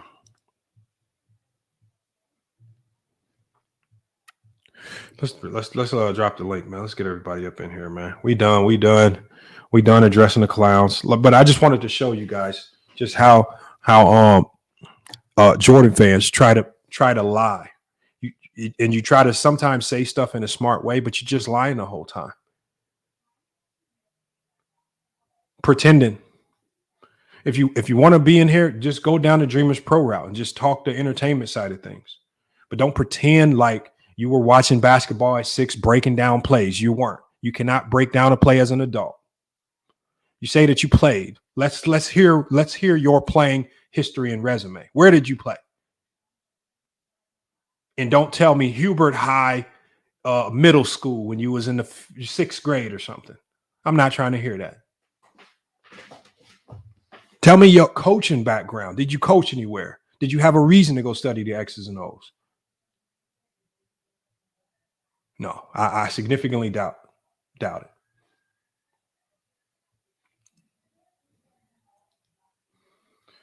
Herbie says the fact that there were so many singular specialists, guys who only rebound, guys who only foul, guys who only just take up space. And that's a fact, Herbert Jackson, because you were in an era full of guys that were not as skilled. Dennis Rodman, unfortunately, just was not a very skilled player. I mean, when Dennis Rodman scored with the Chicago Bulls, he would run down the court with his hands in the air like he hit a game winner. Do y'all remember some of the times in the 96 to 98 when Dennis Rodman would go make a layup in game? He would run down the court, both hands in the air like this. He scored a game winner. Is it a knock on Dennis Rodman? No, he just wasn't as skilled as some of the players of the day. Does it mean he's not a great? Does it mean he's not a Hall of Famer? No, he's just not as skilled as players of the day.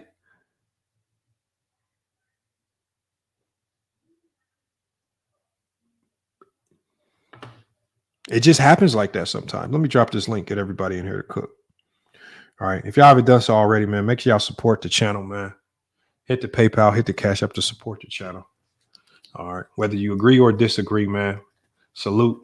So, you support the content creators, man. Support the content creators, man. All right, I'm going to drop this link, man. Let's get you guys in here to cook. Where's my link at, man? I thought I had it right here. And then I dropped that in, and I dropped this in the chat for y'all too, man. Spiffy Lil Kenny was in here. Make sure y'all check out Spiffy Lil Kenny's new album, Cross Country Trapper, man. Y'all might have heard a few of the songs on the intros, a couple of our other shows, like In the Zone.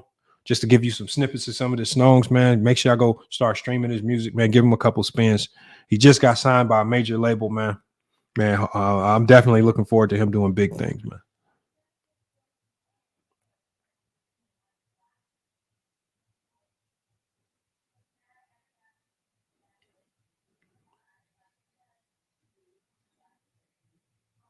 All right, here it is right here. Dropping the link, man. Y'all hit the link, man. Join the panel. Let's hear what y'all got to say about this. We got a lot of fakers in the community with basketball, man. A lot of people that pretend like they know what the hell they talking about. A lot of people that lie. See, and that's the funniest thing about it is that all the people that pretend to be the smartest, you never hear them talking X's and O's. All you hear them doing is complaining. They're complaining about LeBron. They're not talking X's and O's with LeBron. When I say anything negative about LeBron James, what do I also do? I also support it with film. When I'm shitting on LeBron's defense, when I'm shitting on LeBron's leadership, I pull up film to support it, and we break down X's and O's. When I say that LeBron is costing his team defensively, show you guys exactly where I've identified these things with the film, so that you guys know I'm not just saying it, and it's not out of hate. It's actually coming from somewhere that has real tangible footage that I can show you guys and say, this is why I'm pissed off at LeBron. People like the lady we had on the screen just be mad at LeBron James, and they don't even know why. She says she's mad at LeBron James because of La Media. What the hell is La Media? Show me a La Media badge. Show me a La Media website. Show me. It's always some type of secret service organization, some type of weird hidden thing that don't nobody know about, nothing, right? That nobody can attach themselves to. They just say La Media. And like I say, La Media is similar to the YSL trial, because all you had to do to get part of the YSL indictment, you just had to run around wiping your nose and saying slime. That's what the Jordan fans do. If you say anything good about LeBron James, you Clutch Sports. Clutch Sports paying you. And I always tell people, if Clutch Sports is paying people to say good things about LeBron, then who's paying these idiots to say bad things about LeBron? Because you can't have one without the other. Who is paying these idiots to say good things about Michael Jordan? Let's look the blue boat up here a minute. All right, well, let's get it. I got the link in the chat, man. Y'all hit that link, man. Pull up. We're going to get here from y'all. Salute the blue boat, man. What's good, man? Oh, what's good, Lamar, man? What's going on, man? I see you up late, man. Oh, shit. You're up late, man. You got a late stream going on, man. It's not too late for me. I'm on the West Coast. Oh, yeah, it is, right? Yeah, it's 1 o'clock out here. What time is it? 11 out there, right? It's 11, 10 for me. Right? 10 for me. Okay, you in Arizona. I forgot about that. Mm-hmm. Yeah, but getting to the topic, man, it's like a lot of these people, man, they really can't break the game down, man. They can't really break the game down, man, because it's like they don't watch the actual game, man. You know what I mean? All they remember is Michael Jordan's career started in 1990, and that was it. You know what I mean? They don't remember that he dropped 63 points. He was a beast in that game. Don't get me wrong, but his team lost. He lost the next year in 1987. That was the year he averaged 37.1 points per game, and he was doing everything. But yet, his team was under 500. His team wasn't very good, and he still lost to Larry Bird. But then again, they did everything within their power to improve the team around him. But yet, Jordan fans, and I mind you, this is me saying this as I got Mike as the GOAT. Me personally, you know what I mean? This is, but it's like they want to rewrite this thing that Scottie Pippen was a role player. And I'm kind of disappointed in Dominique Wilkins, man. You hear that all the smoke conversation he had with Matt Barnes and Steven Jackson? Mm-hmm. I guess that was some type of trying to prop up Mike. Oh, Scottie Pippen was a tremendous role player. How can a guy that made the All-Star team 7 years straight, won the All-Star Game MVP, finished third in MVP voting, and what was it, second or third in '94? What was it? Second or third in '94, he finished in the MVP call, in the MVP. But you want me to tell you why, Blue Boat? Why is that? So what's happened is with the way Jordan fans have started. So this is what's happened, and so this also started with Jordan fans. Yeah, Jordan fans have made being a role player mean that you're not good. Right. And this is why. Because when people say Kobe was a role player to Shaq, they look at that as a negative. When people say that Kobe was the Robin while Shaq was the Batman, Jordan fans get all up in arms. Kobe fans go all up in arms. No, it was 1A, 1B. No, it don't work like that in basketball. You got one alpha. You got one alpha, and everybody else are going to be role players who fall in line underneath. You got one best player, like you said, one best player, and another player, like you said, they'll fall in line with their particular roles to help the team. And what we've seen is, what we've seen throughout NBA history is when you try to have this 1A, 1B, 1C approach, like the Miami Heat did in 2011, it don't work. Because what's the number one thing that D Wade and them boys said? They said, we needed Bron to take over and just be the alpha. We'll fall in line. So essentially, D Wade was basically saying, me and Bosh had to fall back into being role players. And so what Jordan fans do is now turn what Chris Bosh did, which is just accepting a lesser role for the betterment of the team. And what they do is they try to flip it and say, oh, LeBron don't make people better. Look at Chris Bosh's stats. Look at Kevin Love's stats. They try to demonize the guys that buy into. And this is what's so odd about the thinking, because they demonize guys that buy into the team concept, right? Like the Kevin Loves, like the Chris Boshes, like the D Wades, like the Kyries, like the Ray Allens, all the great players that said we're going to buy in. We'll take a lesser role for the betterment of the team. Right? That's called sacrifice. If there is no sacrifice on your team, what did Kobe Bryant and Shaquille O'Neal show us when your two stars start butting heads and no one's willing to sacrifice? You can have the best team in the league and you'll lose to a team in the Detroit Pistons that could barely score 70 points per game. That's what happens when you try. That's what happens when you don't get players to buy into a lesser role. Kobe was out there shooting every time he touched it.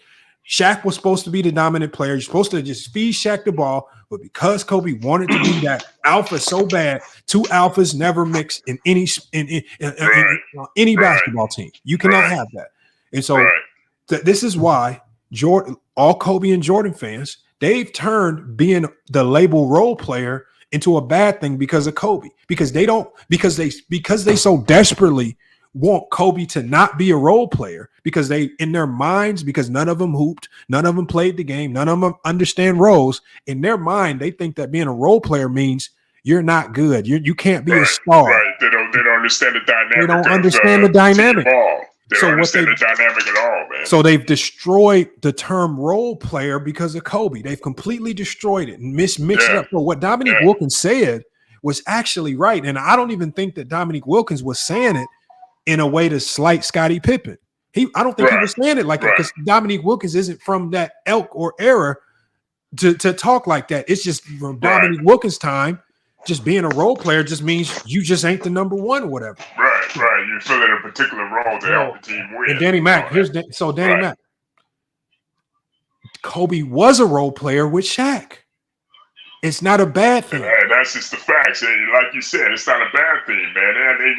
It's like a badge of dishonor. They make it sound like it, man. It's a badge of dishonor. They make it sound like it. But see, and I don't understand it. But Blue Boat, this all stems from people that ain't never played a real sport. They ain't never been on a winning team. They ain't never touched a basketball. Remember, just like the lady in the video with a goddamn all these guys, anybody that disagrees got Spalding basketballs in their closet because they ain't never really played. Because there's no team works with there's no such thing as a 1A, 1B. It just never works. It never works. And Kobe and Shaq proved it doesn't work. You always have to have one guy take a lesser role. There's always going to be one guy that's going to get, especially with the way the media is around the NBA, one guy is always going to get the glory, just like with the Celtics. Jason Tatum is going to get the awards, the accolades, and a lot of just the notoriety that comes with that team. That's because Jaylen Brown has to fall into a lesser role. That's because really good players like Porzingis, who's been a number one on some teams, he has to buy into being a lesser player. Right? That dynamic don't work if those guys don't look themselves in the mirror and say, okay, I can't be the alpha, but this I'd accept my role for us to win. And check this out, Lamont. it didn't work with Boston for a while because, like you said, Tatum and Brown, they had to figure out their roles. Like, okay, let's, you do this particular game and I'll do this particular game, you know what I mean? And it's like, it's just after that, you know what I mean? They didn't, they got to the final. They were talented enough to get to the finals. But as far as actually understand what it took to actually win, they just understood. They just understood that this year. Okay, this particular role you're going to do, I'm going to do this. I'm going to take a step back for the betterment team so we can actually go out here and win a championship. But people don't understand that. All they see is like, who's the alpha? Oh, who's the one? Who's 1A? Who's this? Who's that? Who won the MVP? The dude that won the MVP is better. All that blasey, man. And a lot of people don't understand the concept of basketball, man. What it actually takes to actually win a championship. Yep. Like this is what so the thing is with the Kobe fans is the Kobe fans have to come to terms. And so what they've done is they've demonized the role player label because the one thing you can never say about LeBron James is that he's never been looked at as the number 2 option. He's always been in the alpha role for the duration of his career, even now going into the twilight years of his career. And that's crazy when you think about it. That's crazy when you think about it. But yeah, people, they just look at 4 and 6. Oh, he showed in 2011. Like you had like any other great player in the top 10, in the top 15, didn't have a series like that. Now, don't get me wrong. LeBron lost. He didn't show up. He played bad. He didn't show up. You know what I mean? It's like they act like no other great player had a series like that. I think the title that Dominique gave Scottie Pippen, being the greatest role player of all time, is a hell of a title to have. Because to me, that means you are a winner. That means you played your role so well because no team can win without players buying into their role. And if you're saying that Scottie Pippen was the greatest role player of all time, and it led to 6-0, and it led to him being a multi-time All-Star, and it led to him being top 10 in MVP voting multiple times, and it led to him being All-Star Game MVP, top in Defensive Player of the Year voting multiple times. If it led to all of that, that means being a role player is not what a lot of the people in the chat are making it out to be. It's not. Scottie Pippen proves that you can be a superstar, but also be a role player. Right? Scottie Pippen was the epitome of that. And Scottie Pippen said, I have to sacrifice my ability to score to do other things. That was his sacrifice. So what is the biggest knock that when people come up here and knock Scottie Pippen, they talk about his scoring? I'm going to give you another example, Lamont. People really underrate Tim Duncan because of that, too. Tim Duncan kind of had a similar role with the Spurs because he had dynamic scorers, dynamic players on his team. He had the Tony Parkers, he had the Martin Ginobili's, he had Kawhi Leonard later down the line. You know what I mean? It's like, I think it's one of the reasons why Tim Duncan is underrated. Tim Duncan is in my top 6. But yeah, people don't really give him the proper props. Let me talk to Danny Mac real quick. Danny Mac says, Lamont, you're stretching the definition of role player. Danny Mac, I'm not stretching nothing. I'm telling you exactly what a role player is. If you are not the alpha on your team, you are a role player. You can only have one. There is no such thing as having 2 and 3 and 4 alphas on one team. It does not mix well, and it never leads to winning. Kobe fell into a role. Phil Jackson contained it for as long as he could. Then Kobe got out of control. Remember, Phil Jackson wrote this book. He wrote that book specifically talking about Kobe. He could not contain it. It forced Shaq out of town, and then Kobe was then left to his own vices for a few years before the LA Lakers brought in more help to surround Kobe with.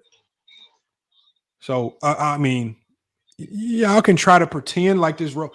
You're not winning without role players. The Celtics don't win if Jaylen Brown don't fall into a role. Porzingis don't fall into a role. Derek White don't fall into a role. They don't win. They don't win without guys falling into roles.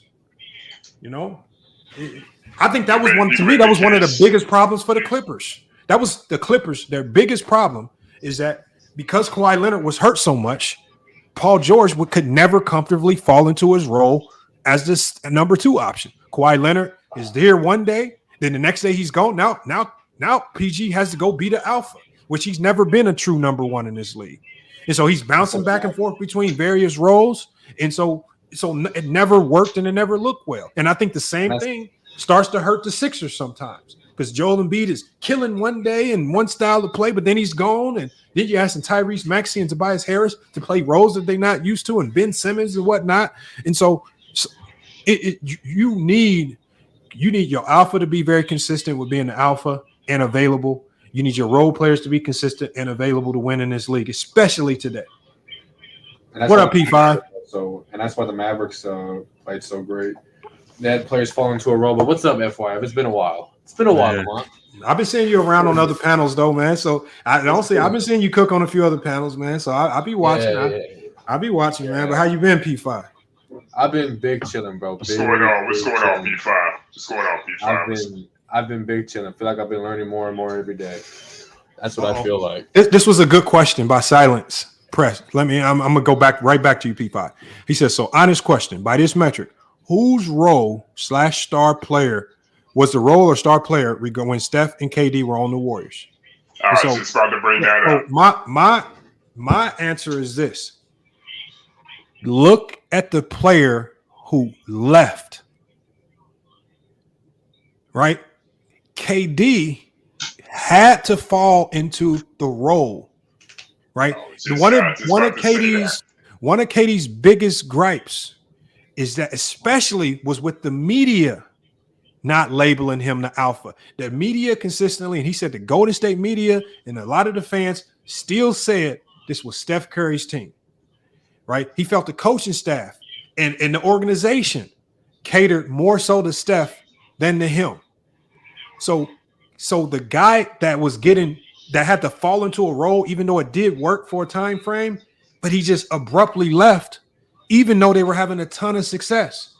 KD left because I don't think he could handle being that secondary role guy to Steph anymore. I don't think he liked it. So he goes somewhere where he can immediately go back to doing what?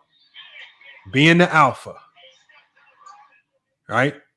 Then obviously things didn't work out in Brooklyn, but he put himself in a situation in Phoenix where what is he now? He's back to being the alpha. He's not looked at as the secondary guy. He did go to skate and get those championships, but it came at a cost that he did not like. So he left. He abruptly left. The team, exactly New World Dreams. The team was built around Steph. The media catered to Steph. The fan base in Golden State loves Steph. It was always Steph Curry's team. It was always Steph as the alpha there. And the media in San Francisco made sure Kevin Durant knew. They threw it in his face all the time. So he left. Because he did not want, he didn't, similar to how Jordan fans have demonized the role player role, KD just did not like that label being attached to him. KD was always a secondary guy who wants alpha treatment. I think KD's a number 1, but for the Warriors to win, he had to go to Golden State and be a role guy. He was a star. Role players can be stars. Role players can be superstars, as Scottie Pippen showed us, as Kobe Bryant showed us. It's just a label for what the team is asking you to do. You guys, you Jordan fans, you demonize role player and you make it seem like it's a bad thing. It's not a bad thing. I'm giving y'all the opportunity, man. Salute to everybody on the website. Appreciate you guys chiming in. If you're watching from the embedded view on the website, make sure you come over to YouTube and come over and smash the like. Hit the subscribe and join the panel if you need be. If you guys are over to Newsbreak, you guys can stay over there chopping it up. But make sure you guys come over to YouTube, smash the like, and support the channel from over here as well. KD role was mercenary. I don't know what that means. You can try to redefine it. No, KD was a role player in Golden State. It's not a bad thing. Superstars can be role players. D Wade proved that. Kyrie proved that. Kevin Love proved that. Chris Bosh proved that. Devin Booker has proven that. Kyrie Irving again with Luka is proving that. Jaylen Brown is proving that. Role players still can be really good players. Stars, all-stars. It's just a label for what the team needs you to do. Avion, I saw you in the back stream. I'm about to let you in. This is what episode did you appear? I don't remember what episode it was, Dolo. So it was an episode where they were talking about Bronny James. And that same lady, I wasn't even talking to her. I didn't even know she was on the panel, actually. She just started blurting, trying to overtalk me. I was just talking to the other guy because they were talking about the second round picks. They were saying that Bronny James was undeserving. And so what I was trying to explain to them, Dolo, is this. No one wants to get drafted in the second round. Outside of the top 10 picks in the second round, no player wants to get drafted in the second round unless you absolutely have to. As soon as those first 10 picks of the second round are off the board, this is what happens. All of those players who haven't been drafted or might have believed that they were going to go in the first round, they're on the phone with their agents. And their agents are calling teams up. I think our guy is going to be a better fit here, a better fit here. And so what now they're trying to do is they're trying to position their guys to be on teams that suit their play styles. If you get drafted to a team, you might get drafted to a team where your play might not necessarily, you might not have a realistic shot of making that roster or getting a two-way deal. So as soon as the second round hits, after those first 10 picks, guys are on the phone, literally telling teams, nah, don't draft me. I got a situation. I'm going to tell you a guy that did that. I got two guys that I've witnessed this happen to. Do you guys remember Adonis Arms, the guy that barbecued Bronny in that first game? Well, 3 years ago, when he came out of Texas Tech going into the draft, he didn't get drafted in the first round. So what happened? He had the Dallas Mavericks said that he wanted to draft him in the second round. He said, nah. I think the Clippers that hit him up said they wanted to draft him in the second round. He said, nah. Because his agent had put together a two-way deal with the Denver Nuggets at that particular time. So he ended up not getting drafted, and he signs with the Denver Nuggets. He didn't get drafted by choice. So Bronny became available and easy to draft because a lot of people are literally on the phone saying, nah, don't draft me. I got a situation here. I got a contract set up here already, right? I got a summer league deal here. I got a two-way set up over here. They're fishing for deals. And when you look at the Laker roster, who really wants to get drafted to the Lakers right now? They all their contracts, all their roster spots are essentially taken up. There's no realistic roster spot to go get. They already had two-way deals at the particular time. So it just wasn't feasible for any player out there to get drafted by the Lakers if you have the opportunity to map out a better deal with another team where there's actually a realistic shot of you being a part of the organization longer term. But see, because when I was over there on that channel, because I was dealing with people who are uneducated about the second round of the draft, who never studied Bronny's game, who don't know the ins and outs or the business side of basketball, it's hard to get that information across to them because they're just looking at it from the basketball side of it. That's what they're doing. They're just looking at it from the side of they're just looking at it from the perspective of, oh, he didn't look that good at USC. He shouldn't have got drafted. There were a number of players in that draft who did not look very good last year. Peyton Watson for the Denver Nuggets, who got drafted by the Denver Nuggets. I want you guys to go look up his college stats. His college stats are like 2-3 points a game, something like that. He still got drafted. If you look up Nikola Jovic, the number 10 pick, he didn't even play. He tore his ACL. He got drafted on potential. There's a number of guys whose stat lines and were drafted on potential or fit or whatever. Slow P5, man. What you got on this? I mean, that's kind of what, because I understand people and the Bronny stuff, but at the same time, I hate it when they bring up his box score numbers because teams just don't look at that when they draft players. They never look at the box score because college stats are completely They're completely reliant on what your coach allows you to do at college. Because in college, unlike in high school and the NBA, there's systems in both. But in college, it's way more strict. And like things that college players did in high school or AAU, they don't show it. They can't do that all the time in college because they're in a system, they're in a role, and the coach does not let them play out of that role. And that's why I just hate when people compare stat lines like, oh, look at this guy who got undrafted averaging 16 points compared to Bronny. Well, Bronny might have been a better prospect because he was more athletic. He had a better frame. He showed more NBA traits than that 16 point per game player did. And they played in different systems. So that's why I don't understand when people talk about Bronny, they bring up, oh, he averaged 4 points and shot 20% from three. That's just not what teams look for. So you telling me that means nothing to me because teams don't look for that. No, I'm glad you said that too about high school too, because I've heard from a number of scouts that they feel that the high school game is more comparable to the NBA game. And a lot of times these scouts go back and look at more your high school film than they do your college film. Now your collegiate film, it does paint a picture. And it does help, good players are always going to shine. The Damian Lillard's in college, Steph Curry's in college. I mean, hella players who had hell of 5 runs in college. But when you look back on all these guys, I'm talking about they were bona fide players in high school. And I think in today's game, it's easier to it's become easier to identify the NBA guys at an early age because all the best players are going to these like prep schools. And so they're joining up with all the best players, and then they're playing other teams that also have another boatload of the best players. And they're playing under the confines of high school type rules. And so it's easy to identify. It's become easier to identify the best players like the Cooper Flags and the things like that, because he's put himself in a situation where we can kind of see what he might look like in the NBA early on. In the EYBL circuits and in the prep circuits where he's playing the best of the best on a consistent basis. When you're in high school, I mean, you know how many guys who went to a public school and could go barbecue and average 35 a game, but they playing completely trash competition on a night in, night out basis. That don't tell nobody how good you are. They're playing athletes who aren't even college level sometimes, but also like when it comes to college film, you're right, it matters. But when you look at college film, I think I could be wrong. I think what teams mostly look for in college is not, okay, can this guy score? Can he isolate? Can he play make?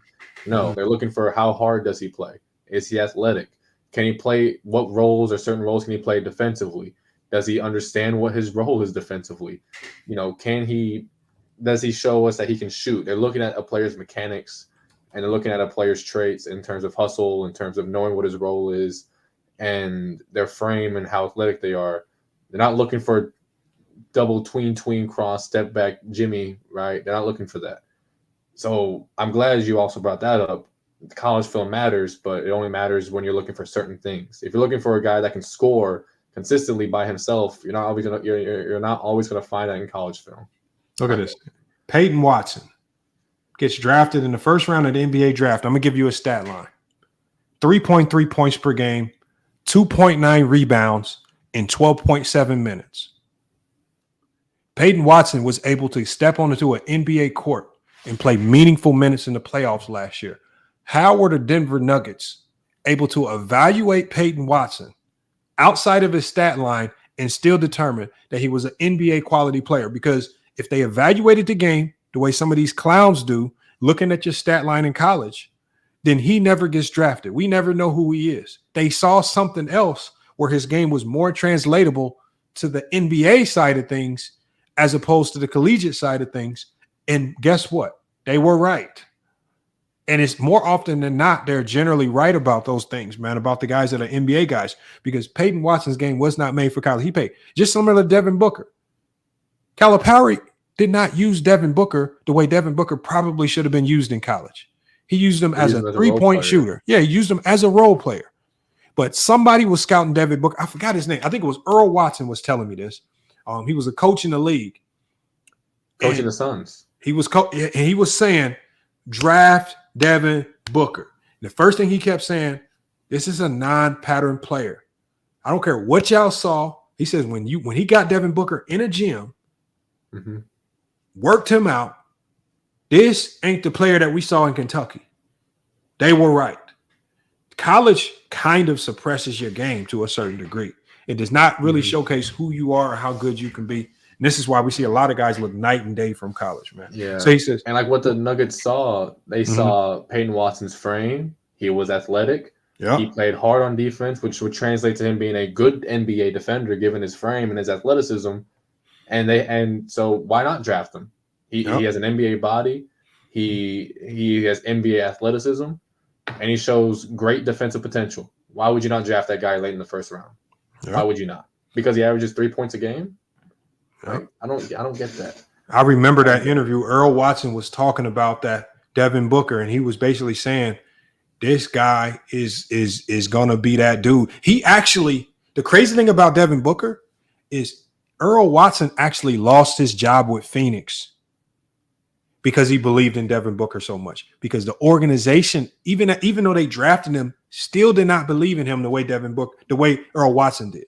So he played Devin Watson. He played Devin Booker more minutes than the organization wanted because he believed in what he saw. Yes. And he was right. And it cost him his job, but he ultimately was right. So yes, I think because another thing, they had like a ton of different guards. I think they said Goran Dragic maybe at the time they drafted him. I could be wrong. They still had like Eric Bledsoe. I think they may have had Brandon Knight and Isaiah Thomas at that time. And I guess the Suns organization wants to play those guys, but the coach believed in Devin Booker. He was right, but they fired him because they thought he was wrong, which is another example of why the Suns organization is so dysfunctional as it was, and probably is still now. But I mean, you ain't lying. We got Julia, AK Professor JB says facts. Yeah, Earl Watson lost his job because of Devin Booker, but he was right the whole time. Danny, we got Ishmael Danny Mac. You kind of lonely over here.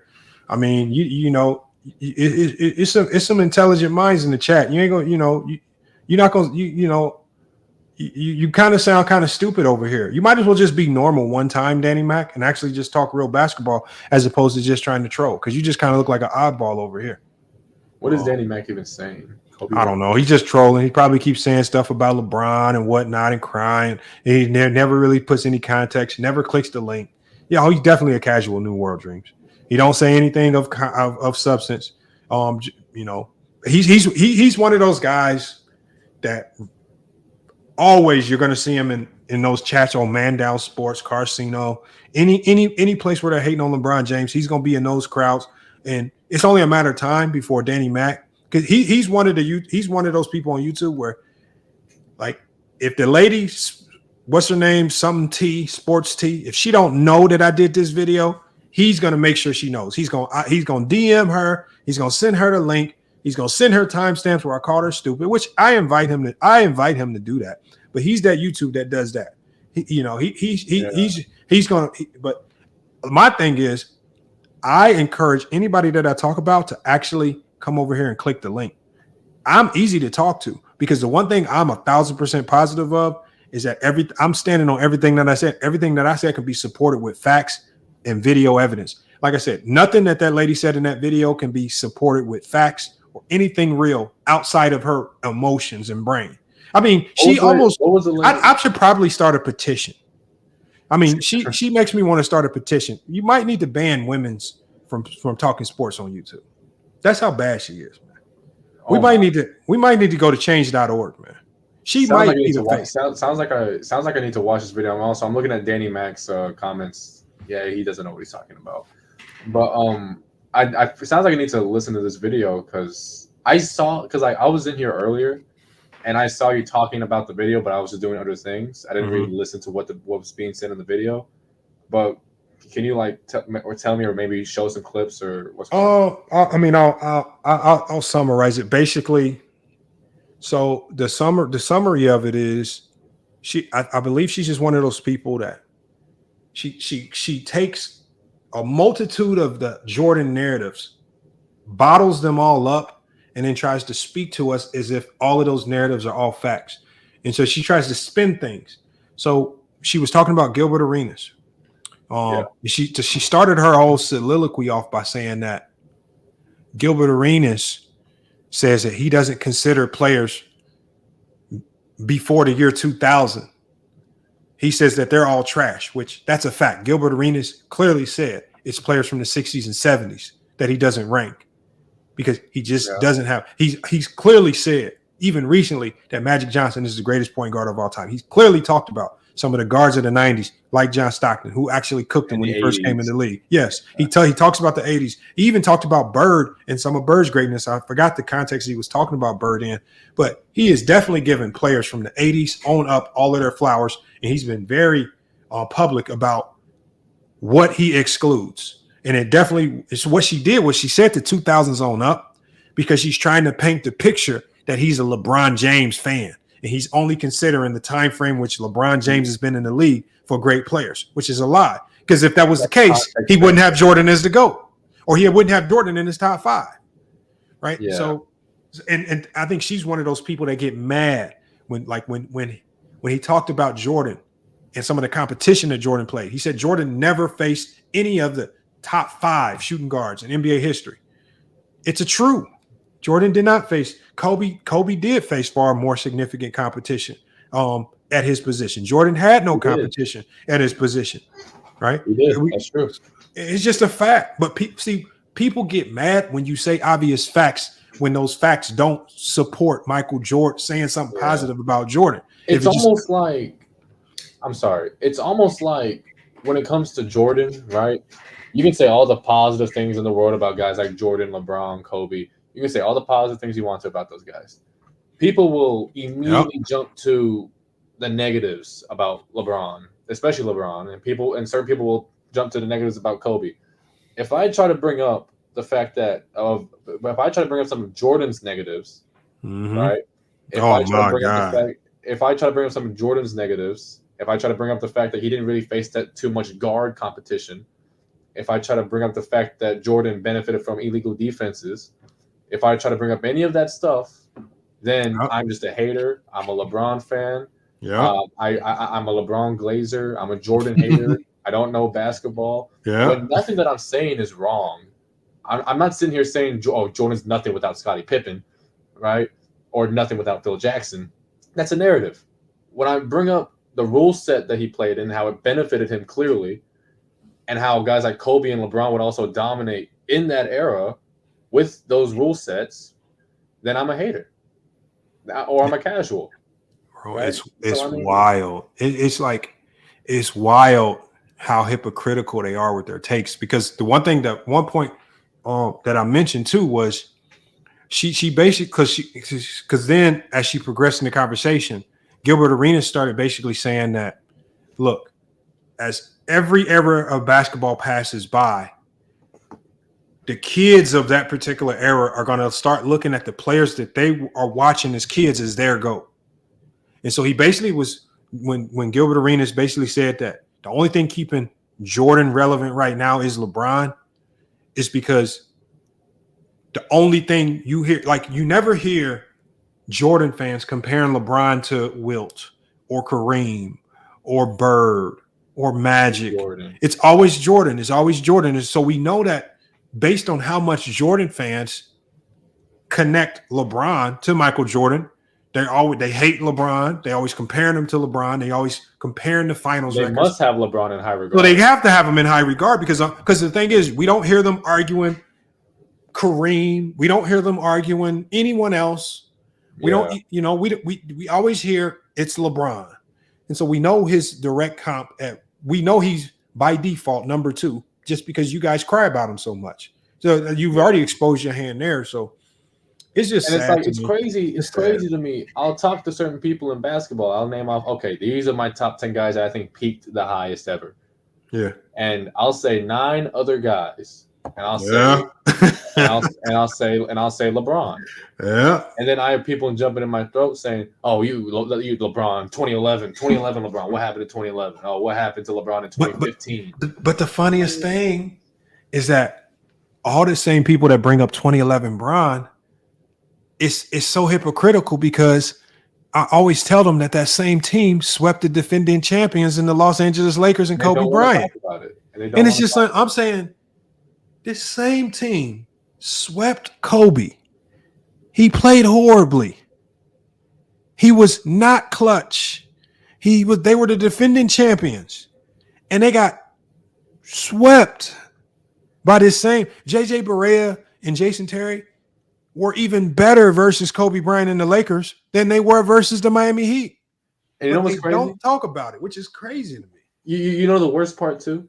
I'll bring something like that up. I hear, oh, Kobe had something going on with his ankle. I say, okay, that's cool. I bring up 2015, and the fact that LeBron, you say LeBron is 4-6. Well, 2015, he was missing his second and third best player. Or you just bringing up an excuse for LeBron? Your excuses. Look. He said it right here. Kobe was. Hold on. My bad, P5. Look. No, you're good. I'm trying to figure out. Y'all say Kobe was injured. I'm trying to figure out where was the cast.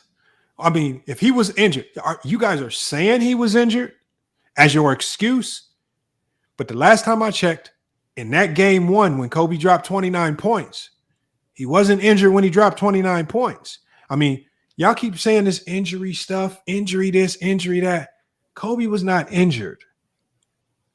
Kobe literally played his entire career with some type of knick-knack injury. He might be the most injured player in NBA history.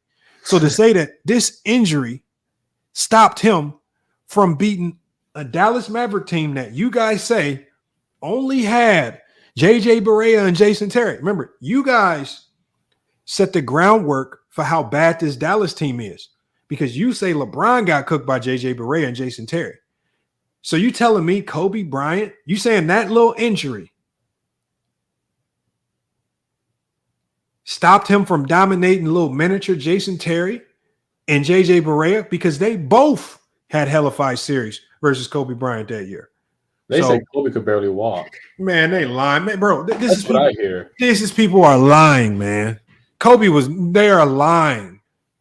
They are lying. This is the defending champions we talking about, right? Do you really think that if the Celtics would have lost in the second round or whatever round that Porzingis got hurt, if they would have walked around talking about, yeah, we lost because Porzingis got hurt, Porzingis wasn't healthy. No, they still would have got barbecued. Injuries don't stop you from getting barbecued. Jason Tatum would have been fried. He would have got fried. Jason Tatum would have been fried. Let's be honest here. And since when did Jordan fans care about injuries? Because they don't care about none of the injuries to LeBron James's teammates. So all of a sudden now, injuries is this big thing that stops you from beating the Dallas Mavericks. Now all of a sudden, LeBron's second best player against the San Antonio Spurs, Larry Hughes, was hurt, and y'all don't care. Don't care, man. Come on, I don't want to hear about injuries because LeBron done had some of the most injured rosters having to go up against dynasties, and y'all had an expectation for that man to win. The defending champion Lakers can't beat the so-called lowly Dallas Mavericks because y'all can't win a game. They make it seem like this. Remember, this Dallas Maverick team was trash. All they had was JJ Barea and Jason Terry. That's all they had. How did they sweep? Kobe couldn't win a game. Yeah, like you said, he couldn't win one game. You get walked. You get dog walked. Dominated like both home games. Man, it's crazy. It's crazy to me, right? Because I hear how and you're right. That Mavericks team was horrible. It was mid. It was not good. Yet they made it to the finals, beating a team that made it to the finals the very next year, and they also swept the defending champions. And they did what they did to the Heat, right? And also I hear that Mavericks team. I've never seen a team play so well against a superstar and hold that superstar to such low regards or such a low below what they usually do. I've never heard of a team that did that and get absolutely no credit for it. The Mavericks get no credit for what they did to LeBron. It's all LeBron sucked and was horrible. Yeah. Have you ever heard of a team like that? And P5, I say that all the time. I said, whenever I see a team like the Mavericks, like the first thing we have to start with is the NBA playoffs is designed for the best team, not the best player.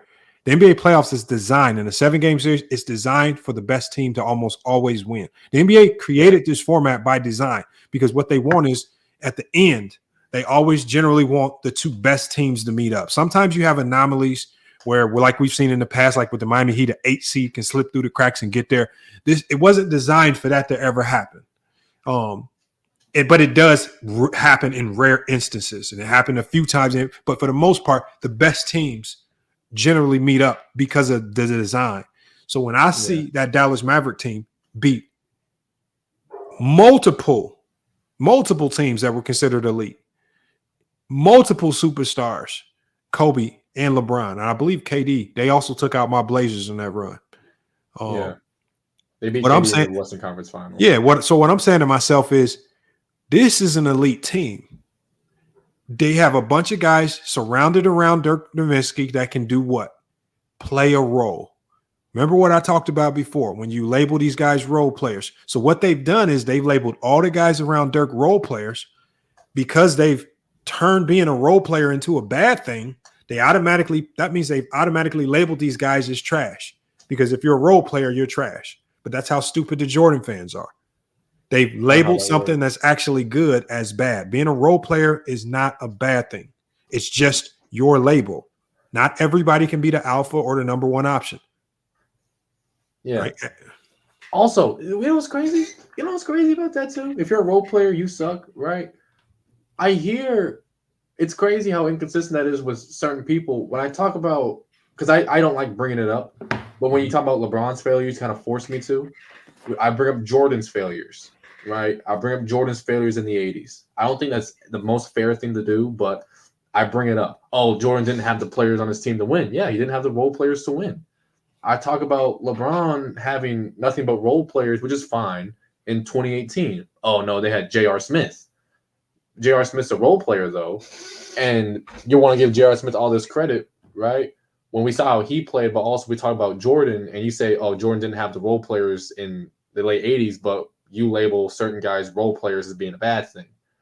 But Jordan didn't have the guys in the 80s. It's just inconsistent to me. Like when LeBron faces a team that's clearly better than his team and clearly more suited to play and win than his team, compared to when I bring up Jordan's similar situations. When it comes to Jordan, his team wasn't good enough. When it comes to LeBron, LeBron wasn't good enough.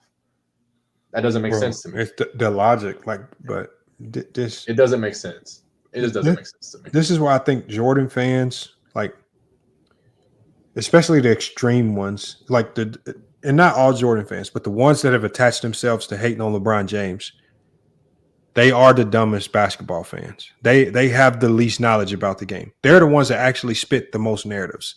They're the ones that avoid film study. They avoid talking about the film. They avoid talking about the real facts. They avoid talking about anything that's real basketball. Right? X's and O's, factual evidence, business of basketball. They always talking a whole bunch of narratives that just and then they always generally end their sentence with saying "la media" or "you're getting paid by Clutch." This is like when they don't know what to say, they're just gonna say, "Oh, you part of La Media or you're getting paid by Clutch." That's generally what they say when they getting barbecued. Yeah. I mean, look at Danny Mac's comments in the chat. Like if we just scroll through Danny Mac's comments, I want y'all to look at how Danny Mac talks. Look at this. Lamont. LeBron was playing with Prime D Wade and Chris Bosh, though, while Kobe had his whole team injured. Okay, who on his team was injured other than Andrew Bynum? One. What year are we talking about? The year that they got swept. They were the defending championships. Because the thing is, Danny Mac, you were literally just typing in the chat earlier, no excuses. It sounds to me like you've created an excuse for Kobe. What happened to your no excuses spamming? You were spamming no excuses earlier. Keep that same energy with Kobe. No excuses. Now you're using injuries as an excuse.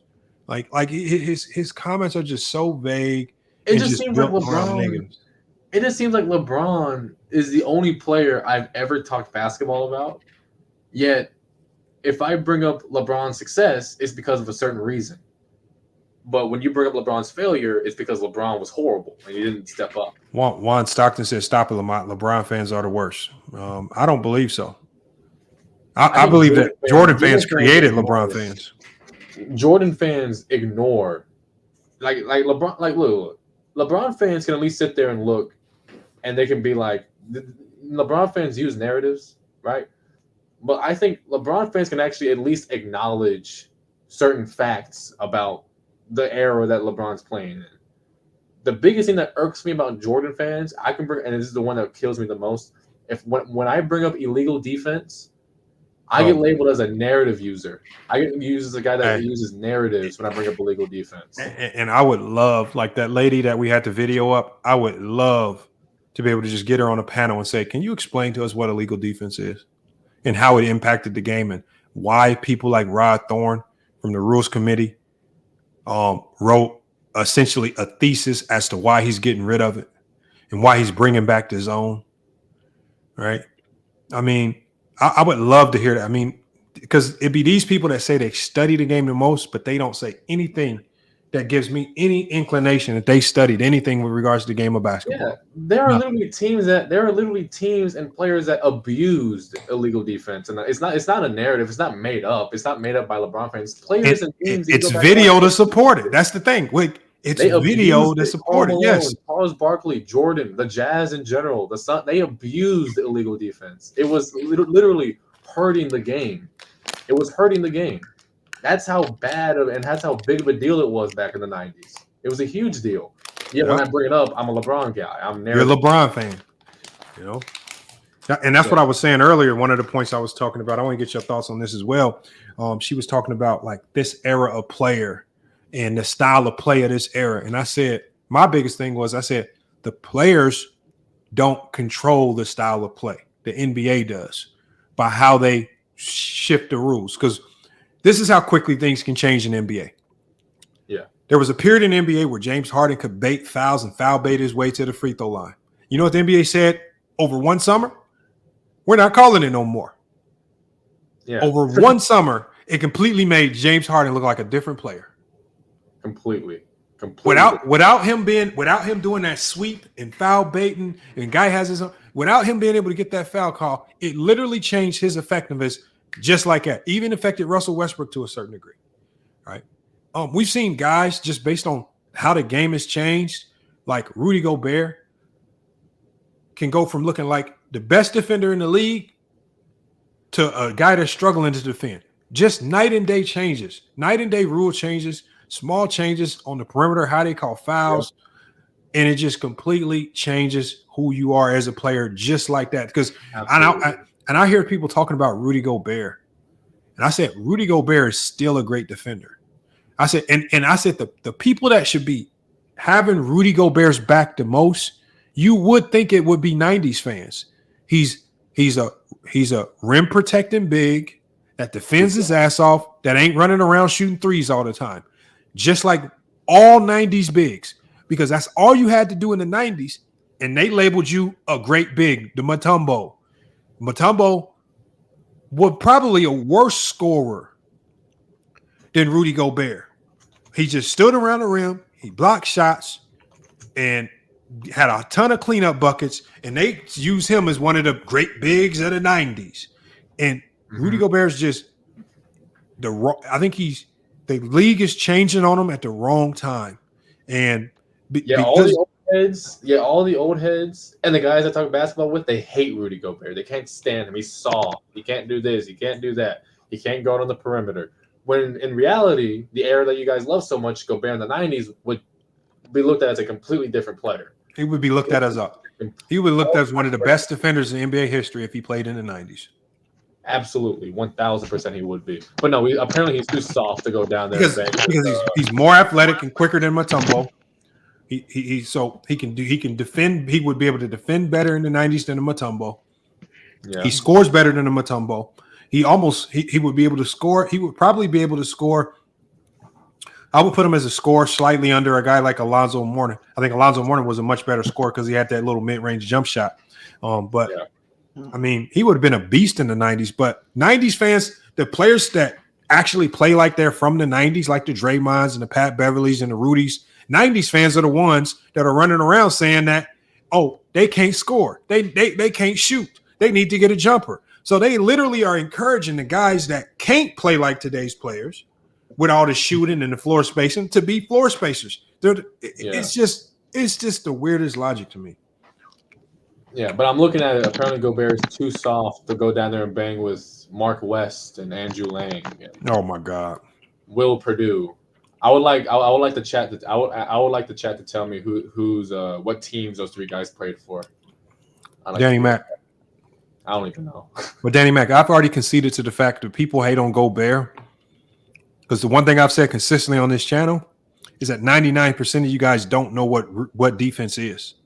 The best defenders in this league don't have a stat that attributes to their greatness. You guys don't know how to blocks. Yeah, y'all don't know how to correlate great defense because y'all need a stat that tells you who's a good defender. This is why you guys said Jordan, because he led the league in steals. This is why in the 90s, generally it was the guy who led the league in steals or blocks that won Defensive Player of the Year.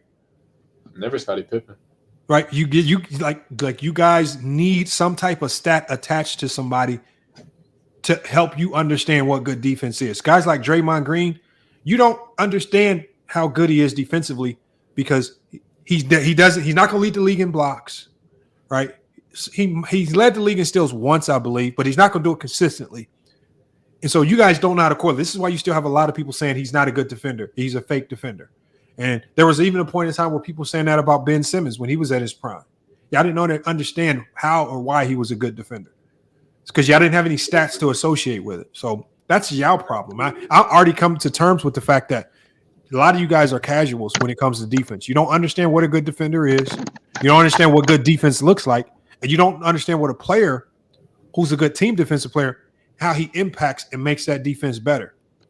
Yeah, you guys don't appreciate it. I think a guy that is going to average 3 blocks a game and just block the ball out of bounds and give the other team another possession, that guy is less valuable than a guy like Gobert, who will simply put his hands up, be there, and make him miss a shot in the paint, or just make him not shoot the ball whatsoever.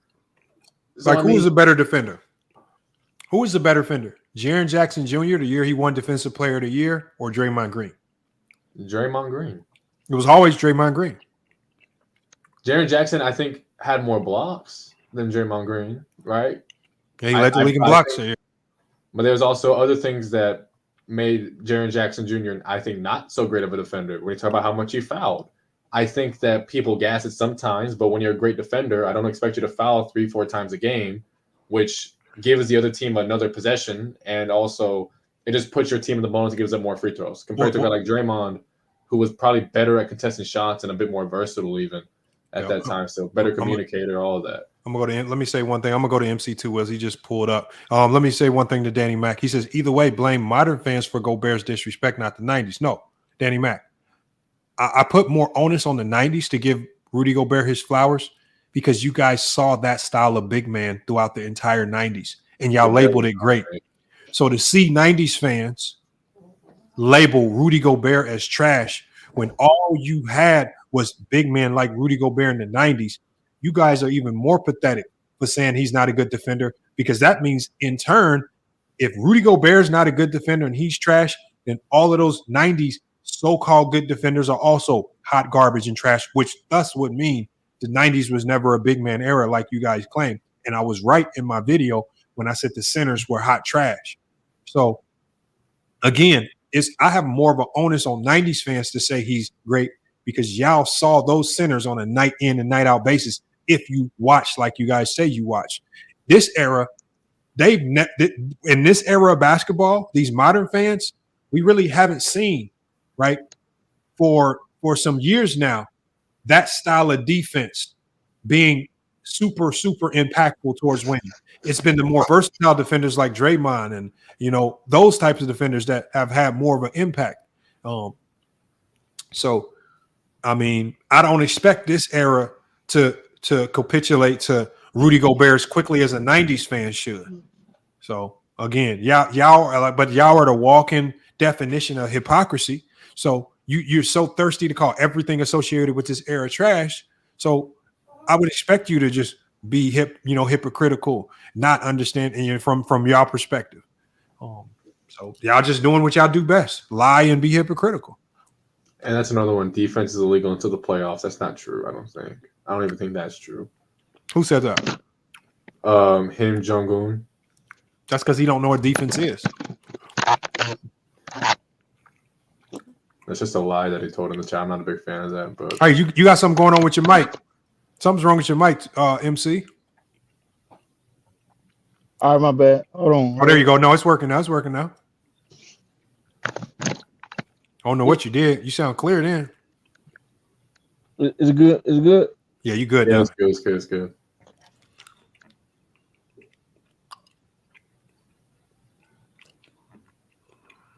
Did we lose him? Oh, it's my turn. Yeah, go ahead and go. Go ahead. Lamar, what them cut checks at, man? What them checks at, bro? Where them what? What them cut checks that everybody claims you keep getting?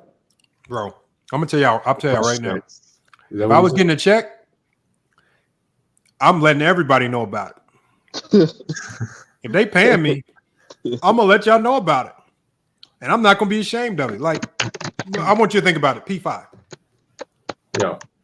If you have a channel, and LeBron James and Clutch Sports are writing you $100,000 check every month, I'm letting everybody know. You think you guys saying I'm getting paid by Clutch is gonna be like I want you to ask yourself this. If Clutch Sports went to Casino for Life and said we got $100,000 a month for you to reverse course and you're only all positive about LeBron James, would he turn that down? No, I don't think so. No human in the world with a brain will turn that down. The biggest LeBron hater would not turn that down. Like even Ticket wouldn't turn that down. Like nobody is turning that down with a brain. I think Casino. And if I'm getting a direct check from LeBron James and his organization, I'm letting everybody know about it. I'm not keeping that shit a secret. Because you know what I'm gonna say? Because it's gonna be somebody that say, "Oh, you getting paid by Clutch." I'll be like, "Yeah, I'm making $100,000 a year. You sitting there working at Citgo, right? You're dumb at working at Citgo 45 hours a week, making $22,000 a year. I'm just sitting there saying, like, so you doing something wrong in life. So at the end of the day, man, people who say that, people who say that you're getting paid by Clutch, they know it's stupid." Just dumb. It's a cult. It's a cult to like LeBron. It's a crime to like LeBron, bro. It's a crime to be a LeBron fan. That's why they say that shit, man. It's the biggest. Apparently, it's the. He says, "Hey Lamont, we both know one person that's gonna turn that down. That's the steroid fitness. He is not turning. Hold on. I'm going to show you. Hold on. Check this out. I Cook MJ fans. I'm going to show you proof that he won't turn it down. I want you to check this out right here. Watch this. No one in the world is turning down $100,000. No, watch this. Watch this. I Cook MJ fans. I'm going to show you proof that sports rants and fitness is just all fake. Watch this. And I caught him. I caught him being thirsty in the chat. Hold on. As long as he didn't delete it. Check this out. I'm going to put it on the screen too as soon as I pull it up. Juan Stockton in the chat. You're accepting the $100,000 from LeBron if he offered it to you. Watch this. He said, sports fitness and rants will accept it. I'm going to show you guys why. Watch this. I'm going to pull up his channel right now. Watch this. Bro, you in exposure earlier, man? Hey, I mean, if you put something out there, you're asking for it to be shown to the world. I mean, it's essentially what you're doing. Hold on. Where's it at? Where is it at? Hold on. It's on it. It's on this tab right here. I'm gonna find it here. I'm almost there. Man, I hope he didn't delete it. No, he didn't delete it. I think I'm coming up on it right now.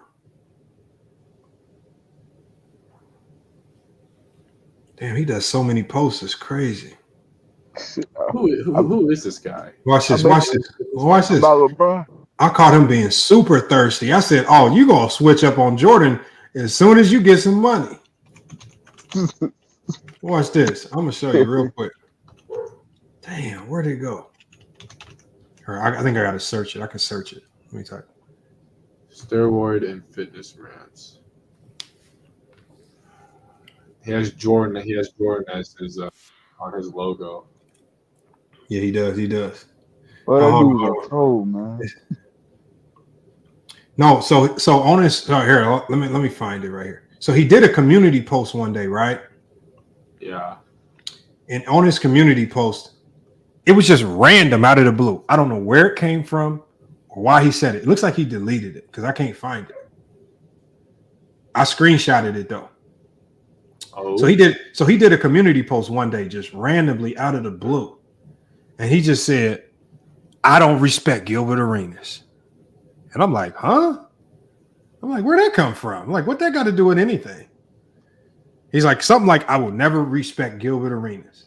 So Gilbert Arenas comments on the post and says, like, laughing emoji, just kind of made a joke of it. Yeah. Bro, that man had like 19 messages on Gilbert's thread talking about, man, hey, Gilbert, man, I know we haven't been getting along, man, but I would love to be on your show one day, man. Watch this. Man. I swear. He said, man, can you please invite me to the show, man? No. Watch this. I swear to God, man. Hold on. I'm going to find it. Hold on. Word. Bro, he was in there. I said, say it. Hold on, man. He let me find it, man. Not that calm. Watch this, y'all. Y'all think I'm joking. I'm going to find it. There's no way he deleted it, man. I mean, I don't blame him though. I would love to be on Gilbert Arenas. No. Because this man said, no, he just on his post, he said, I will never respect Gilbert Arenas as a man. That's what he said. As a man. Not as a basketball player. So then on that same post where he said, I don't respect him as a man, Gilbert Arenas comments. And then he all of a sudden reverses course and is begging, Gilbert, man, can you bring me on the podcast, man? I said, hell no, man. I said, what is wrong with you, man? I said, as soon as somebody offer you some money, you gonna reverse course on Michael Jordan, man. He gonna have LeBron jerseys and everything. That is unbelievable. Hold on. Her phone, man. Her phone. I really hope. Okay, hold on. I think this might be it right here because he's talking about No Chill Gil. Hold on. Okay, hold on. There's no way. I think I'm coming up on it too. Hold on. Oh, please don't delete it. Okay, here it is right here. So here it is right here. I'm gonna share my screen. Let me share my screen. Oh shit, he didn't delete it. Oh my god. Let me share my screen. Hold on. I'm gonna zoom in.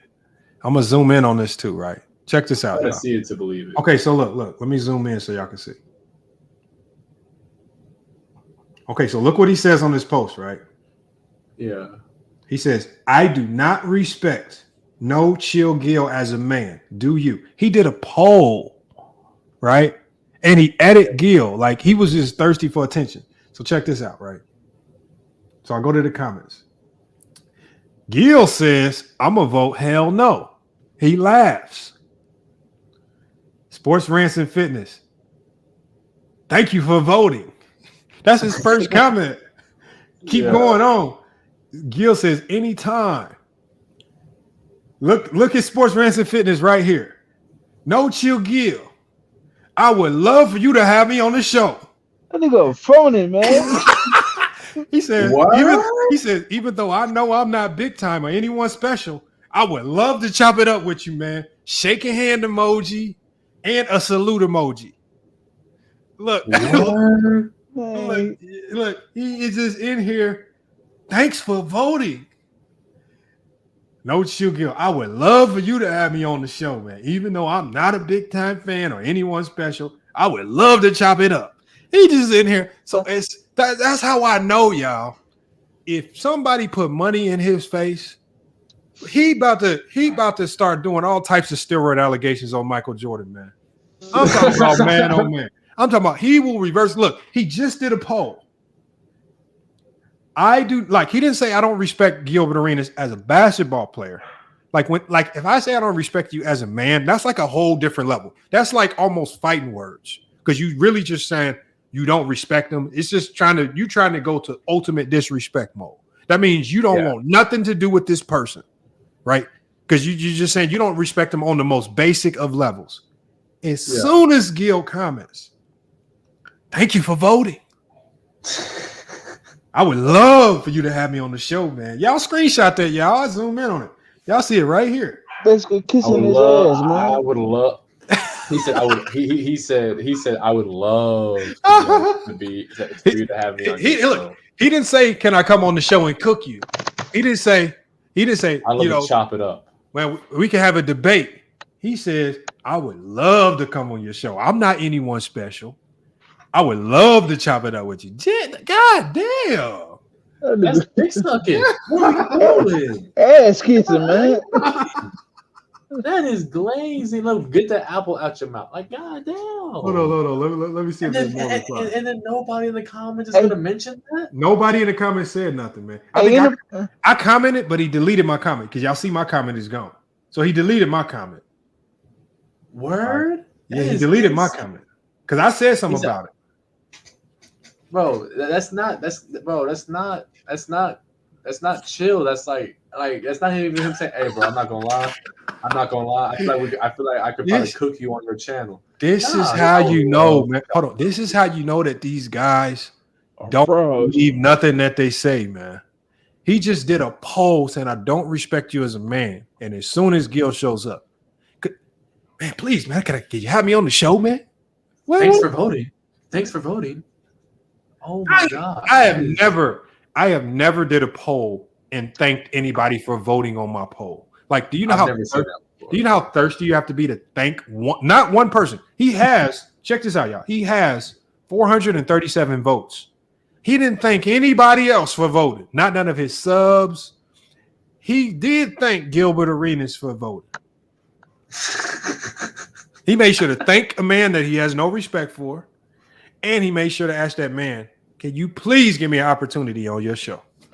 No, he clearly. Goddamn, I don't even know how to.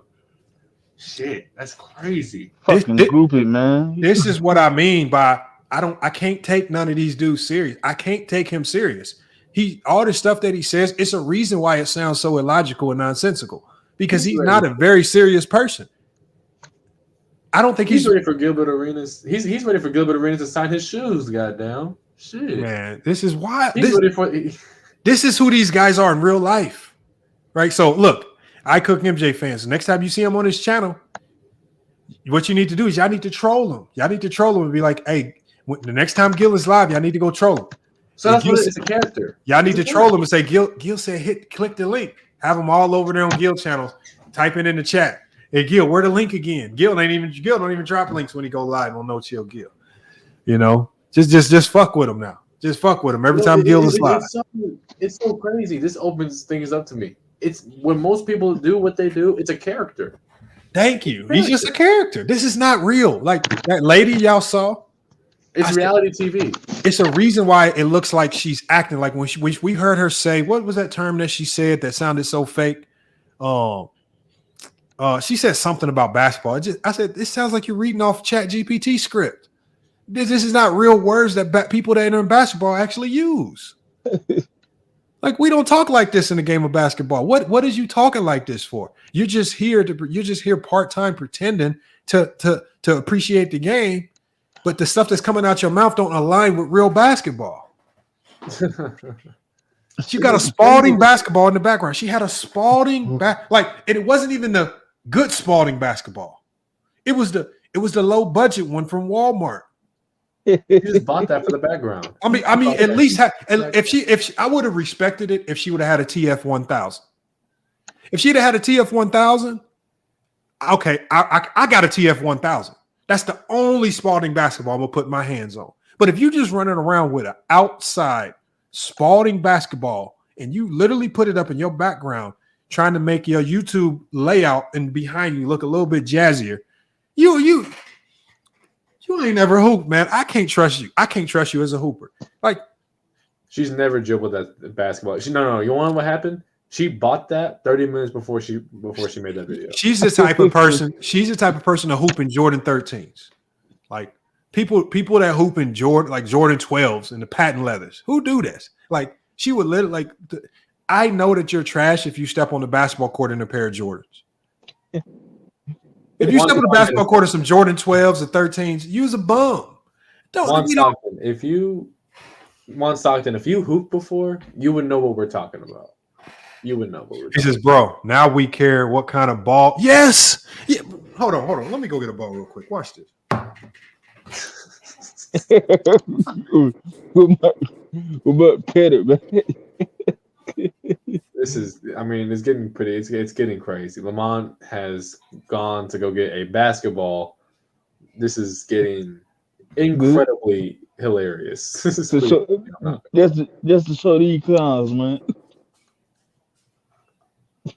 But yeah, I mean,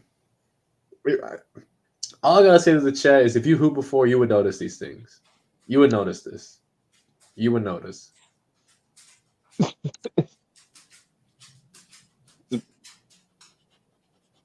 Well, yes, who doesn't know Spalding is trash, but yeah. Hey man, can you believe this backtrack though, man? What? Man, look at sports and fitness, bro. This is incredible. I mean, I've never. So now I know in order to have a decent career, or not even a career, just to have like a hobby that gets me a little bit of attention, I just have to post a video talking about 2011. Or LeBron hate channel, bro. Yeah. All right, watch this, y'all. Look. He went and got a basketball. No, bro, I got a whole bag, bro. I don't play. Oh, we only respect you, right? You see it? Look, and you know, we keep them all multiple, you know. Yeah. Evolutions, man. Real. Like, so the only Spalding I got is this right here. And I've never hoop with this one, right? Right? What does this say on it? What does it say? TF 1000. But this, I got this one from the Jerry Coangelo Hall of Fame Classic, right? When Alabama and Arizona played last year, and they gave me the game ball. But you do not, like, when I go to hoop, I am not going to the gym, even though this is a TF 1000. I will never walk in the gym with this. You will not be respected if you walk in the gym with a Spalding. You're not getting picked up. No, You're not getting hell no. You walk in the gym, I can't take you serious unless you're walking in the gym with one of these, man. That's it. Like, hold on. We got Adrian Knight. He says, "Hey, Gravy, he's fake. He pretends to have Jordan as his GOAT. I don't pretend." See, here's the thing. Y'all just get mad that I say all this stuff and I still got Jordan as the GOAT. See, y'all just mad. They mad because you don't hate LeBron, bro. They mad because you don't hate LeBron. That's really what it is. It's like, the thing is, y'all only accept the Jordan fans that hate LeBron. You see, this is why y'all don't like Gil. See, Gil actually appreciates Jordan and LeBron. Y'all hate all the people that actually appreciate both of them. Y'all only are willing to accept people into y'all little Jordan cult if they actually hate LeBron. Look, we got Noah said Lamont is on La Media payroll. Noah, I just told you. The things that I say, I don't have to get paid to say them. This is just how. See, the thing is, Noah Berry. See, why did y'all not click the link? Because I want to know who pays y'all to literally be as stupid as y'all are when we click the links in these other places. Because y'all say something like this lady got on YouTube and said what she said on a public platform where real people can react to it without any hesitation. Some of the dumbest stuff ever, lies and all, provable. I'm talking about things that we can literally prove our lies in 2.2 seconds. Like, and there's no ifs, ands, or buts about it. But she said it. Come on, send me the link to this video. I want to see this. I feel like I'm missing out. Am I missing out? Here, I'll put the link in the private chat for you, man. I'm going to see this. Let me put this back on the screen for y'all, though. Let me put this back on the screen. Y'all need to keep seeing this, though. Because sports fitness is something else, man. Down bad, man. Down bad, though. Nah, that's pretty down bad, bro. I will never thank another man for voting on my poll. Come on. I mean, he just trashed that man, bro. Now he thanking him. But see, here's the thing, Base Kev. Here's the thing about Ticket.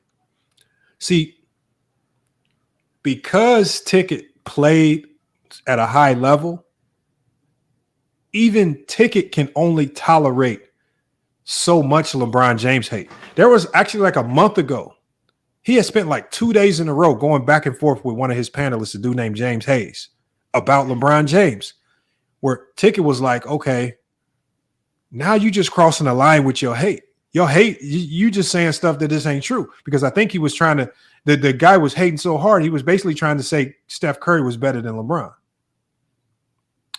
And Ticket was like, well, like the true basketball player in Ticket will only allow people the hate to go to a certain degree. Now, if LeBron, you lose a big game and Ticket spazzing out on LeBron or something in the moment, okay, right.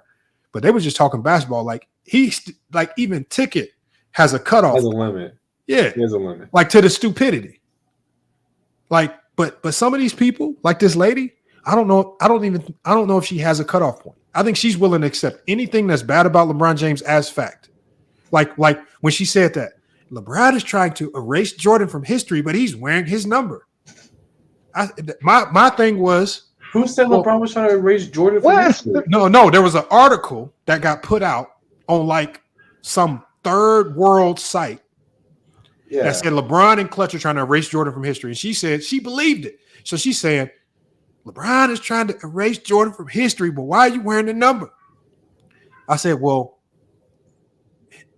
LeBron actually wearing the number, paying him homage, it probably means he's not trying to erase Jordan from history because he's paying him homage. So you just accept that as your truth, because the truth is he's still paying. He said publicly it's to pay Jordan homage. He's still wearing the number to pay Jordan homage.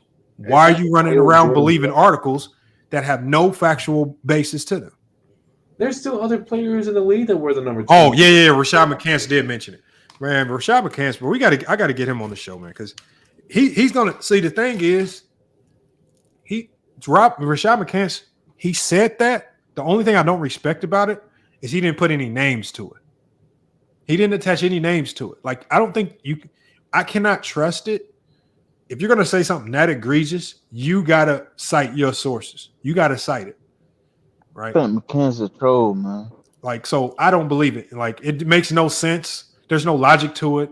There's no literal way you can erase Jordan from any history book. It makes no sense to even try to attempt that. Like when you really think when the game is over and LeBron James goes home, he's sitting there talking with Savannah about, man, how can we erase Michael Jordan from history, man? When we all know he spends the majority of his time playing Madden or working out. It's laughable, man. It's laughable. I think I don't. Yeah, and it's crazy. People, I don't know. She said, "Oh, he wears Jordan's number. He's trying to erase Jordan." That's keeping Jordan relevant. Oh, not, it's not keeping him relevant, but it's helping towards that. If you're still wearing Jordan's number that he made popular, the number that he made iconic, like more like players that aren't just named LeBron James do. Fred VanVleet did it in Toronto. Draymond Green still does it. There are players in the NBA that still wear the number 23 for that reason, I would assume, right? They're not trying to erase Jordan from history books. You can't do that by wearing his number. Hold on. I mean, that doesn't help. Hey, Juan Stockton or A Gravy? If I'm blind, then I want you to click the link and explain this to me. I want you to lay out the facts that support LeBron James trying to erase Michael Jordan from history. I want you to lay out the factual groundwork where it actually makes sense. Like, help me understand better. I'm confused. I don't know what the hell I'm talking about. I need you to help me understand. I'm not going to cut you out. I'm going to put you on the big screen, and I'm not even going to play silly music while you talk. They're not going to type in the chat now. The link's down there. No, we're not going to argue with you all, Gravy. This is not an argument. I just need you to come up here and tell us how you know, based on the facts, how LeBron is trying to erase Jordan from history, and then we won't even contest it. We'll just let you off the stream. I just want you to break it down for us. And I'll put you on the big screen. Nobody's going to interject. I'm not going to talk. I'm going to let you tell, because remember, you said I'm blind. So if I'm blind, if I'm missing something, I need you to explain it to me. I'm opening the door for you to explain it. You as an avid Jordan fan, you see things that I can't see. Explain it to me. Just click the link. No, nobody else is going to talk. You just talk and explain it to the people. He's not going to do it.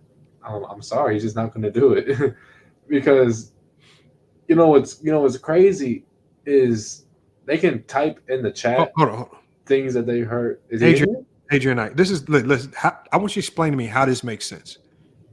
Adrian Knight says LeBron recently distanced himself from wearing 23 because of Jordan. What number is LeBron wearing currently right now?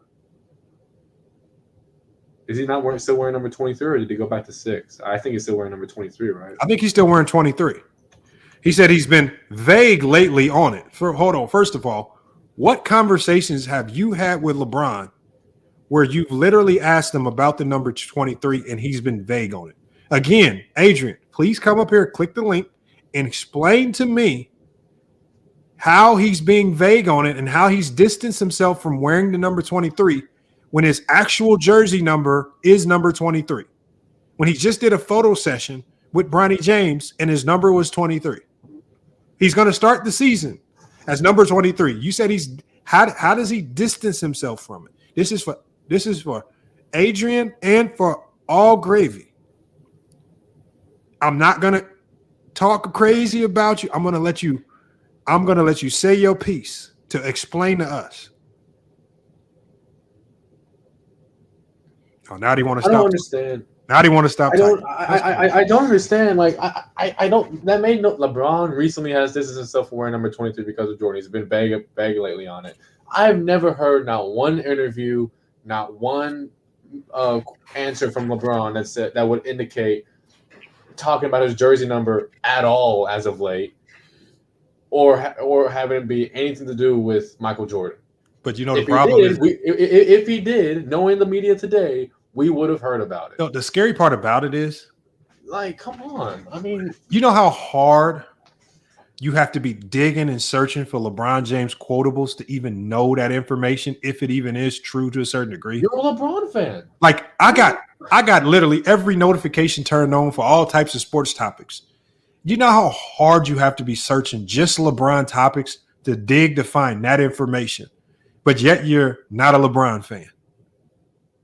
Like it's like DreamersPro. DreamersPro starts his show off by saying, Hey, you guys, man, I came across an article, man. It came across my desk. No, DreamersPro, this stuff did not come across your desk. You went and you avidly searched and scoured and searched to find in the depths of aggregate media some of these stories, majority of them false. That's what you did. What you did was you bypassed any story with legitimate credentials or citations. You passed any legitimate website and you went straight to the most low-level sites like Sportskeeda and all these low-level sites to go find any story that might say something negative about LeBron James. That's what you did. We got Mingo Jester. Mingo Jester can probably explain this to us, man. He's not scared. Jester, long time no speak. What's happening, man? What up, man? Now I don't know what y'all talking about because I just got on the screen, but I thought I heard something about you. I was reading the chat. That's how I catch up on the conversation because I read the chat. Yeah. When I don't know what's going on, I just read the chat and that's how I catch up. No, what happened was the sports rants and fitness guy. Yeah. So we were talking about people who would, if they were approached by Clutch Sports with a $100,000 check, how quickly would they flip on Jordan? And I said sports rants and fitness will be the first. And then here's the proof, right? He did a community post 7 days ago, right? Mm-hmm. It says, I do not respect at No Chill Gil as a man. Do you? That's kind of disrespectful, ain't it? Would you agree, Mingo Jester? Yeah. Check this out. Gil responds, I'm gonna vote hell no. Laughs. Look at what Sports Rants and Fitness said. He got 2 comments. As soon as he see Gil in the chat, thank you for voting. And then look what he says next. Exclamation point. He says, at No Chill Gil. I would love for you to have me on your show, even though I'm not big time or anyone special. I would love to chop it up with you. Hold on. You just said you don't respect him as a man. What the hell? Yeah. Hold on. You didn't tell nobody else in your chat, thank you for voting. As soon as the guy that you don't respect pops up, thank you for voting. I would love to be on your show, man. Oh my God. Gil offer him the right amount of money. He's gonna be making LeBron James videos tomorrow. He's gonna have LeBron as his banner. And as quickly as he flipped, it ain't gonna take that much money. I think Gil can get away with $500. If Gil paid him $500, I would agree because right time Gil commented, your boy start fanboying right quick. Fanboy quick. He didn't waste no time. And he did it public. He had no shame. He had no shame. He did it publicly. And his chat is thumbing it up. Let me thumb this up for him too. That is insane. I'm gonna thumb up this other one too. I mean, handshake emoji, salute emoji. This is wild, man. Yeah, it is. So that's what we was talking about right there, because people was talking about Clutch Sports. I said if Clutch was paying me, y'all would all know, because I'm gonna be bragging about it. I'm gonna be talking about it. I'm gonna show the check stubs. Hey, so y'all would know. Nah, LeBron awarded number 20. I did hear that last part when you said about the number 23. LeBron awarded number 23 to his whole career except in Miami. And he tried to switch back to number 6 with, when he was with the Lakers, but he went right back to number 23. But the reason why he started wearing number 6 in Miami is because they retired 23 in Miami. Yes, that's the reason why he couldn't wear number 23 in Miami, because they retired the number 23. So he had to go to 6. He didn't have any choice. Bro, people say the craziest things, man. It's just so funny, some of the things that they say. Yeah, apparently LeBron James, instead of making his own super iconic number and wearing Jordan's iconic number, a Jordan that will always be represented by Jordan, or will always be a Jordan number, quote unquote, right? Instead of doing that to erase Jordan, instead he's going to wear the number that Jordan made famous to erase Jordan from the history books. Mm-hmm. That doesn't make sense. It just doesn't make sense. If LeBron was trying to erase Jordan from history, he would have tried to make everybody forget about number 23 and wear number 6 or number 1 or something. Come on. Mm-hmm. That doesn't make any sense. I mean, you can't wear number 6 really, because Bill Russell was number 6, so you did. League wide, didn't they? Oh yeah, well, yeah. Any other number, like if he was really trying to do that, we would see him wear the number like 10 or the number 8. Also, Dr. J was number 6. Well, yeah, Dr. J did wear number 6, didn't he? But Kobe wore number 8. The first part of his career, he wore number 8. Yeah, Kobe was even more disrespectful because he tried to go a number above everybody that he was going up against. He wore 24 because 24 was over 23. Right. A lot of people don't know that. Like the two numbers that he wore is because they were a step above two of the players that he admired the most. Mm-hmm. Mm-hmm. Who was number 7? Am I missing out who number 7 is? I forgot who the first one was for, but I know 24 was for Michael Jordan. Right. I know for a fact he did 24 because Jordan was 23. And it was basically his way of saying he was better than Jordan. All-time great number 7. What is the all-time great number 7? Hey, let me find it right here. I respect Jordan for saying that, for Kobe for saying that. If he said that for real, then hey, if you think you're better than Jordan, respect you. But imagine if now I want you to Kobe made that public. I want you to imagine the backlash if LeBron would get if he changed his number to 24 or something, and he said or 25 because he said he wants to be above Kobe and Jordan. God damn, Jesus Christ. So, I know that can't be right. Kevin Johnson? No, hold on. Let me see. Why did Kevin Johnson wear 7? If LeBron wore number 25, oh boy. Hold on, let me see. Yeah, if LeBron wore 25, people would flip. Oh, hold on. I mean, I'm tripping. I keep saying number 7. Kobe wore 8. 8. Yeah, he did. What 8 and 24. Yeah, I'm Or tripping. 2 times. Okay, it says right here. 8. It says nobody knows why he really chose 24. Okay, hold on. This might be it right here. It says.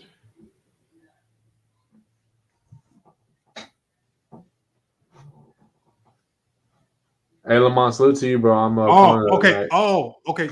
All right. P5. So here's the reason why.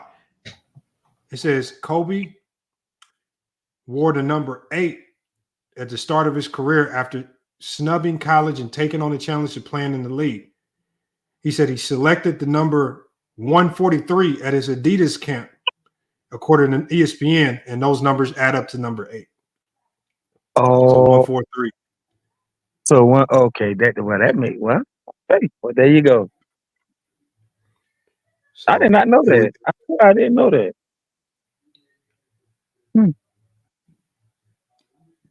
Yeah. That was crazy right there. So yeah, it's crazy. I'm ready for the basketball season to start, man. It's gonna be lit. I know, man. Me too. This about to be a fun season. I was saying that like a month ago. I was like, this about to be a fun season. I ain't gonna lie. Yeah, it's gonna be lit out here. Bro, every game is gonna be like a good game to see because you got Denver still gonna be good. The Lakers is always fun to watch if they win or lose, just because of the talking points that come with it. I want to see the Sixers play. That's always gonna be fun. OKC's gonna be fun to watch. Minnesota gonna be fun to watch. Boston gonna be fun to watch. Milwaukee gonna be fun to watch. Mm-hmm. They're gonna be healthy. I mean, the Kings gonna be fun to watch. Kings gonna be better now with DeRozan. Mm-hmm. Boy, I would hate to be in the West. God damn, if you're in the West. Damn. You know the boys. And they added, the Suns gonna be better. And you still got to think, even though they not the same, the Warriors is still. They never gonna be an easy win. Damn, we lost Mingo Jester, man.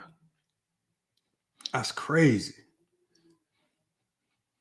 Yep.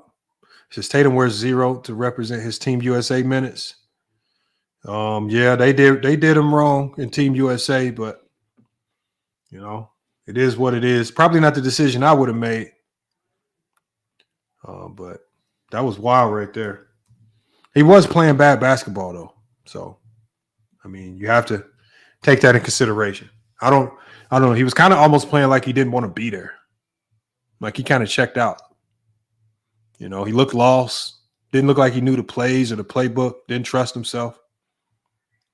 So, I mean, I think a lot of his playing time, because they tried to play him, I think a lot of it was on him. I think he lost out on playing time. So, hey, all gravy and Adrian Knight, man, I'm giving y'all one more chance to hit the link, man, explain yourself.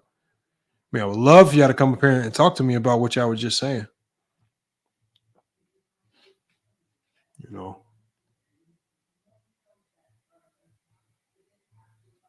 He said the Celtics going back to back. The motivation is there. Well, I mean, I believe they can go back to back, but it's going to be hard. It's going to be hard because I don't think Miami's going to have another down year. I think Milwaukee's going to be better. I think the Pacers are going to be better.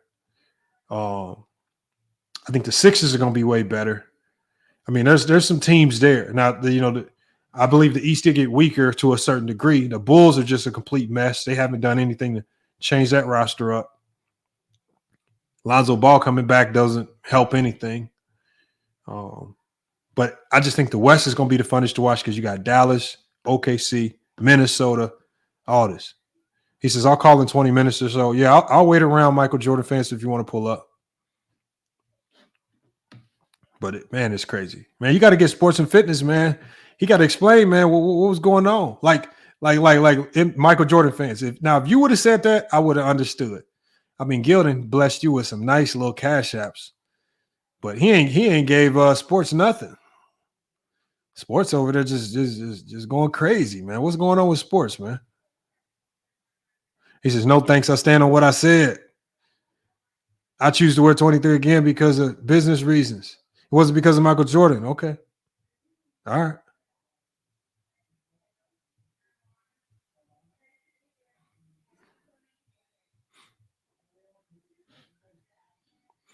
That's not what you said.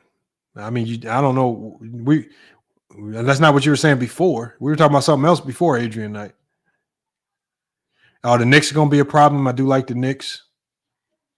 Yeah, this NBA season, man. Let me see. NBA. Preseason is going to be interesting. I mean, I think we got what? Less than 2 months. Yeah, so we got less than 2 months to go, man. It's gonna be fun. Let me look at these teams real quick. Hold on, let me see. NBA transactions.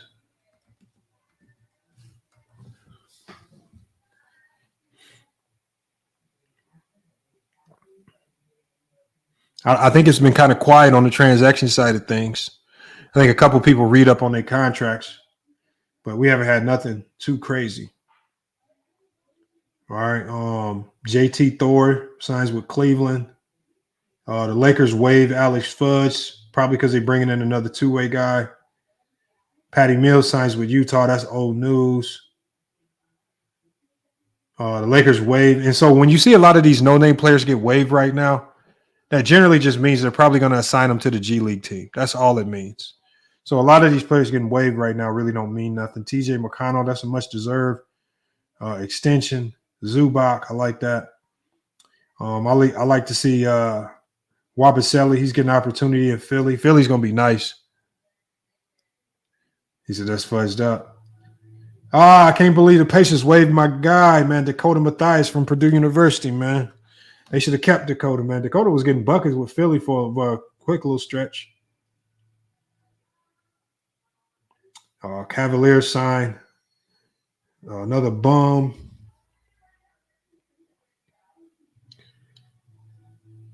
Damn, Phoenix waived Nasir Little. Somebody needs to pick him up. He's good. He's not going to be on the market for too much longer. Which I think the Wizards should do, man. Oscar Shebe. I like him. He's a big out of Kentucky, I think. Drew Eubanks. Yeah, these are all quiet moves. Nothing too serious going on right now. Nothing too serious going on.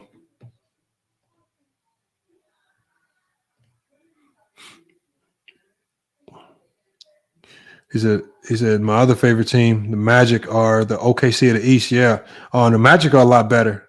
I just think the Magic just missed out on an opportunity to add to their roster. I think they were one move away. I thought they should have pulled the trigger on something this summer. Maybe got rid of Jonathan Isaac and tried to parlay what's his name? I forget his name, the young guy. The bust and Jonathan Isaac to bring in a piece. Salute to Hollywood Herm. Herm, hit this link, man. Herm, what's going on with Sports Fitness and Rants, man? Why he crack? Why he's selling his soul, man, in the chat? He done sold his soul.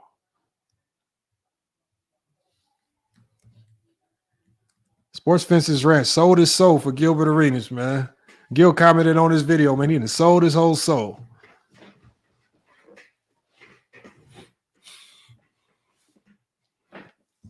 Yeah, Gil chill. Gil will mess around and really give him a job for real, man, if he need it. Yeah, Hollywood Herm up here. Herm, what's good, man? Salute, bro. Man, I guess how I look at it, bro, a lot of cats don't realize that you don't have to go to extreme lengths to talk about the greatness of Mike. His ways to describe Mike's game, break down Mike's game, and talk about all his accomplishments without going on certain rants and doing certain things. It's all right to troll sometimes, because sometimes you got to get on the fan base nerves sometimes. But when you break down Michael Jordan, and that's what I try to tell all Jordan fans, because I'm a Jordan fan myself, certain things that you could just talk about, that to the point where that as long as you talk straight basketball, a lot of people will have no choice but to concede in what you say about Mike.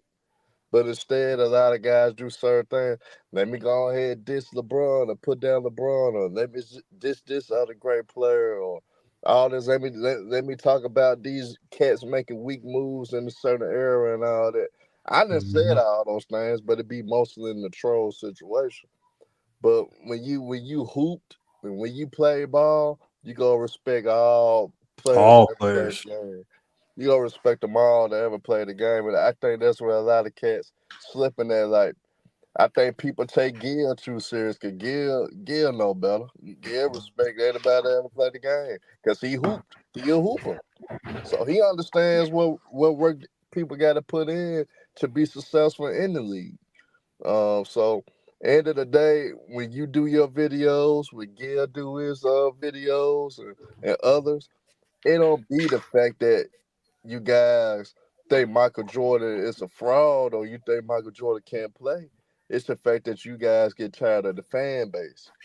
Y'all get tired of the fans. So if a lot of people take it as if you disrespect the mic and you just a LeBron fanboy, and I know you don't even really too much care for LeBron yourself personally, but it ain't even that. Lamont just go at the fans. He get tired of the fans with their talking points, with their simple talking points about Michael Jordan. So that's all it really is to me. No, I just hate people who the people who be just lying on the game, like this lady that I did the reaction to. She kind of give me Anna vibes. And it's just like you just here trying to catch a little bit of clout, pretend like you talk basketball, and next thing you know, her channel probably gonna flip to a woman's sphere channel because she got a few subs off the basketball talk. Like I can't even I don't even believe she's really here for the basketball talk. That's how dry and sorry the basketball talk is. I mean, this lady said on her video, man, she said she was 6 years old breaking down plays of Michael Jordan in the 90s. I mean, come on. Like, you're not gonna comprehend the game at 6 years old. You know what I'm saying? Yeah. And Max is right, because DreamersPro dumb enough to say she was cooking. The lady sounded dumb as hell. She didn't say nothing of any real fact. She said, I was 6 years. This is what she said. She said, when I was 6, I could sit in front of the TV and break down the game. And then she proceeded to say, yeah, I remember seeing Magic Johnson announce his retirement, and I cried. I didn't know why I was crying, but I cried. I said, then you don't know what the hell you was watching. Oh, shit, you cooked yourself then. Yeah, you didn't cook yourself. She said, I think he was sick, but I just cried. I said, Magic Johnson was all smiles when he retired. What the hell you crying for? Yeah, man. Like if anybody ever hooped for real and hooped with some real hoopers and played on a real legit team, man, you're not gonna comprehend the team at 6 years old. If a 6-year-old dude is 1 out of a million, most 6-year-olds not gonna comprehend the game of basketball, man. At the end of the day, when you hoop for real, you've been around with hoopers, you've been around professionals, man. You gonna respect everything. You're not gonna go to extreme lengths to diss people or try to create propagandas or try to create narratives. You gonna really respect anybody that ever put on their uniform and step on that court. Yeah, I just think for all angles, for all the fan bases, all of these motherfuckers do it. LeBron fans, you guilty of it. Jordan fans, you guilty of it. Anybody that think their guy is the greatest, man, guilty of it, man. We just got to stop it and talk the game. There's ways you could sell your talking point of somebody being the GOAT or somebody being better than another player. Just straight talking basketball. And I think we rarely find that, Lamont. We rarely find it. No, you ain't lying. Look, we got Juan Stockton. So this is what I also talked about too. I said, it seems like people like Juan Stockton, they struggle with comprehension. So he says, why does Gil talk trash about European players? So first of all, Gil never talked trash about European players. This all stems from a conversation where there was a whole bunch of people crying about the style of play in the NBA. And Gil said, well, if you want to fix the style of play, you want it to kind of go back to what you saw in the early 2000s, he says you need to get rid of the Europeans. Get rid of the Europeans. That's kind of bringing that style and flavor to the game. He didn't talk trash about him. He said, if you want to go back to that style of play that y'all act like y'all love, then get rid of the European players, bringing that style of play over here. He never talked trash. But y'all so dumb. Y'all take anything because all the media outlets ran with it like he was talking about all the Europeans. And y'all ran with it like that. But none of y'all don't listen. Salute to Great News TV in here too. It says Jordan is the GOAT. Well, I think most people agree Jordan is the GOAT. This ain't a Jordan LeBron GOAT conversation. I don't really care who y'all got as the GOAT. And the thing with Gil gonna tell you is if he really just trying to poke the bear and try to piss off people, he tells you that's what he try to do sometimes. And when it came down to it, the European player, he was if you are gonna say he did somebody, he was trolling about Jokic. You know what I'm saying? But he wasn't degrading Jokic. He wasn't really disrespecting him. He just gave a talking point, a hot take about European players, and people took it and ran with it. That's it. Just took it and ran with it. That's all it is. So says Gil be trolling. No, Gil, see, that's the thing. Y'all got to stop saying Gil be trolling. I just think he say stuff just because he said it in a funny manner and you miss the intention or point, don't mean he trolling. He's a YouTuber. He got to be entertaining. He always going to try to go viral. But if you really think about the things that he says, it's always a level of truth to it, whether you want to accept it or not. Like what he said about Jordan and LeBron and Jordan only being relevant because of LeBron, there is a level of truth to it. Because think of it like this, and I heard him chime in on this. Bill Russell, Kareem, and Wilt are all irrelevant, right? Yeah. And they're all irrelevant because they're not attached to any player today that we're consistently debating about. Jordan is consistently only talked about in the GOAT debate with LeBron James right now. That's really the only thing, right? People who got channels, even if you look at Michael Jordan fan channel, his whole channel is built around trying to explain to people why LeBron ain't the GOAT. His whole channel still is super attached to LeBron. And his name is Michael Jordan Fans. And all they talk about a lot of the times is why LeBron ain't the GOAT. They don't talk about why Kareem ain't the GOAT or why Bill ain't the GOAT or why Wilt ain't the GOAT or Magic or Bird. They always talk about why LeBron ain't the GOAT and why LeBron choked. They attach Jordan and LeBron. Yeah, those are the only two in the conversation. It's just a fact. If you think deep about it too, LeBron and them keep it relevant too. You know what I'm saying? LeBron in his own way keep Jordan relevant because he'll say, "Look, I'm chasing the ghost." You know what I'm saying? Or he doing this or doing that. So Gil is right if you look at the hindsight of things. Like LeBron is keeping Jordan alive and keeping it relevant through him because LeBron, that's his quest to really try to cement himself that I really passed him. I'm the GOAT.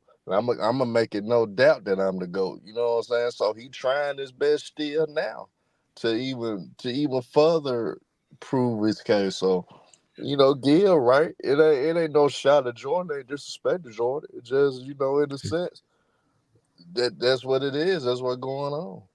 And then Gil also said, he says, these little kids, he said like all the people that were little kids, like anybody that's probably like between the age of like, I would say 15 to 35. I would say the majority of those people are probably going to say Kobe is up there really high. Because I think that's who they spent the majority of their time watching. And then as basketball progresses on, the age group that spent the majority of their time watching LeBron, like Jordan's going to ultimately get phased out of this conversation because the people watching LeBron play now are going to start dominating these conversations. And it's going to be somebody versus LeBron, somebody else new versus LeBron. But Jordan's going to get phased out. But I think even after LeBron retires, there's gonna be a debate for another 5 years about who's the GOAT with LeBron or Jordan. Even after LeBron retires, I think people go stretch it out as long as they can until a real legit threat in this league, in the current league, that could be trying to comparable to LeBron. I think Victor is gonna be the real deal. I think Victor gonna be able to say something because I think he gonna break a lot of records for his double doubles, for his what he's gonna do defensively. So Victor probably gonna be in that conversation down the line as well. So That's what I was saying too. a lot of people don't realize it, man. Well, I see that from a mile away. The playoff. Well, if Victor stay healthy, tell you, it's gonna get ugly for the league. If he stay healthy, it's ugly. It's over with. Yeah. We got Liddy says GJK episode 2000 about, and the problem and the crazy thing, Liddy, is y'all gonna watch. Just like I was telling the locker room. If you don't like something, it's very easy to tune it out on YouTube. But y'all feed the fire because y'all tune in, y'all jump in the chat, and y'all go back and forth with him. I promise you, he wouldn't keep doing it if y'all didn't care. Y'all care. That's the problem. Don't pretend like you all high and mighty, like you above talking about it, like we talking about it too much. When every time we talk about it, you hear. Man, Warren Stockton, Victor is already right there with Luka. Victor. What did Warren Stockton say? He said Victor would have to catch Luka first. Shit, it ain't. He'll catch him. No. Victor already on a better trajectory because of his rookie year. Yep. And he was on minutes restriction. That's the crazy part. That motherfucker. I saw a stat, Herm. It said when he was on the floor, they was the number one defense in the league. It said when he was off the floor, they was like the bottom 5. Bro, I ain't never seen one individual player change your defense like that. Wow, that just lets you know if people talk about impact, that's the type of impact people should refer to.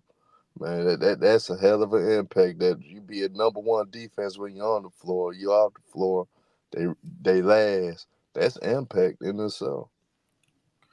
And Herm, you see what happened the last time Chris Paul joined a young team? How he activated him. Oh, he got him going. He unlocked SGA. A lot of people. That's what I'm saying. He the one unlocked. Like if you really think about it, he the one that unlocked OKC. Yep. He got that confidence. Now he got Wemby. I think Chris Paul got another. I think he got 2 years left in him, honestly. I got a prediction. What's your? I got CP3 as most improved player. Ooh, I think he's gonna have a hell of a 5 year. Wouldn't be surprised. Yeah, I got him as most improved player of the year. That's my early prediction. And he got a coach with a brilliant basketball mind like his. So he's gonna flourish. He's gonna flourish with the Spurs. No, CP3 ain't washed. I'm telling you right now. And Greg Popovich, CP will be just fine. Yeah, but I did see CP3's sons both play basketball.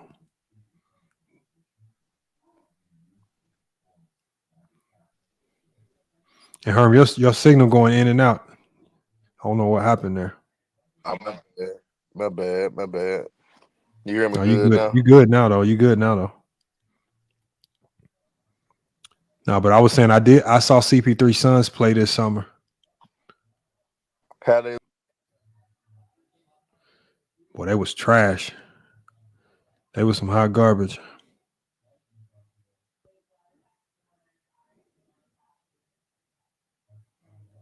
He says they should do ESPN 30 for garden snake mentality. I don't know what that means. Hold on, what were you saying, Herm, before you dropped?